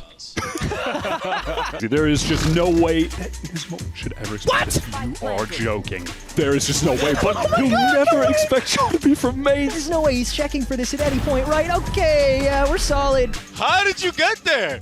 This is the fraud, That's and the that's fraud? the fan. But we're That's the talking like a fan. fan that's like, I don't know, we're creeping up on 30. That's messed up. Wait a minute. They got some guns. They got something to work with. Here comes the push through, but they're able to take out the help. Now it's down to Jordan P. Jordan P going up against one, and he clutches it out. Sentinels will punch their ticket to the next round here at Play-In. Slide out from Dante, yeah. Oh Alrighty. my God! I mean, someone's got to trade on. Get him right. Ace, let's go! Oh my God! Here, a little bit of extra time to get that 50-50 active again! And Crew are the ones that'll keep the streak active. It's up to Zekin to come around the corner to win it, but it's nice! Yahoo! Ospas online. Actually jumped. It's straight up blind, but he's trying to clean it up, and he does it! He gets to no scope, knowing he just needed to buy a little bit more time. Goes for it! He hits it! The one calling the can make the audio call from behind. Oh my God, Tex, another one possibly. How does he continue to do this? A third! And it's gonna be Tex! It's gonna be 13! Instead, EG can restabilize quickly, and too distracted by the Recon Bolt, Digizine goes in and finishes things off! Recon Bolt not shot down in time. Artscene caught, has to toss down the Cove, and Koala Noob can clear the crowd in the meantime, so Furia keep it okay for now. Supermen on the backside for a moment there, on track for an ace here. Yippee! I won't whiff again. Okay. Focus. That's on me. That's on me. Doesn't know which way to look, and he's gonna get turned up a little bit there. They are not stopping. And G2 still trying to kind of waltz into the site. Created the 1v1s for him. It's gonna be pop-up though, and he pushed through the smoke and source out what's going here. The crossfire almost disjointed, but it's gonna be baby! Come on, baby! G2 will continue through the lower bracket. Planted in the wine cubby and is gonna pop out of the perfect moment to grab all three heads! Crazy, and the kill feed Redux just dancing around Jenny, and he's gonna grab almost 4. Sentinels once again in time for the interruption, but Jonah P revealing his head! FW falling the slide! And the hold is good this time from Valen. Sticking the defuse, it's Rossi! Can't really break out of the choke point on the floor. He can't break out of here either when Leaf is shooting like that. G2 will advance to playoffs. Doc's able to play the elevation game as they just tear EG apart. Scrambling to find an angle, EG falls left and right. The answer, EG is able to squash down on these very quick. But wait, the pistols for Crew are able to find a few kills here. Bow though, sniper in a tower. It's not gonna happen this time, Bow! Ace, let's go! The plan so dastardly from Evil Geniuses as they take down the Crewmen.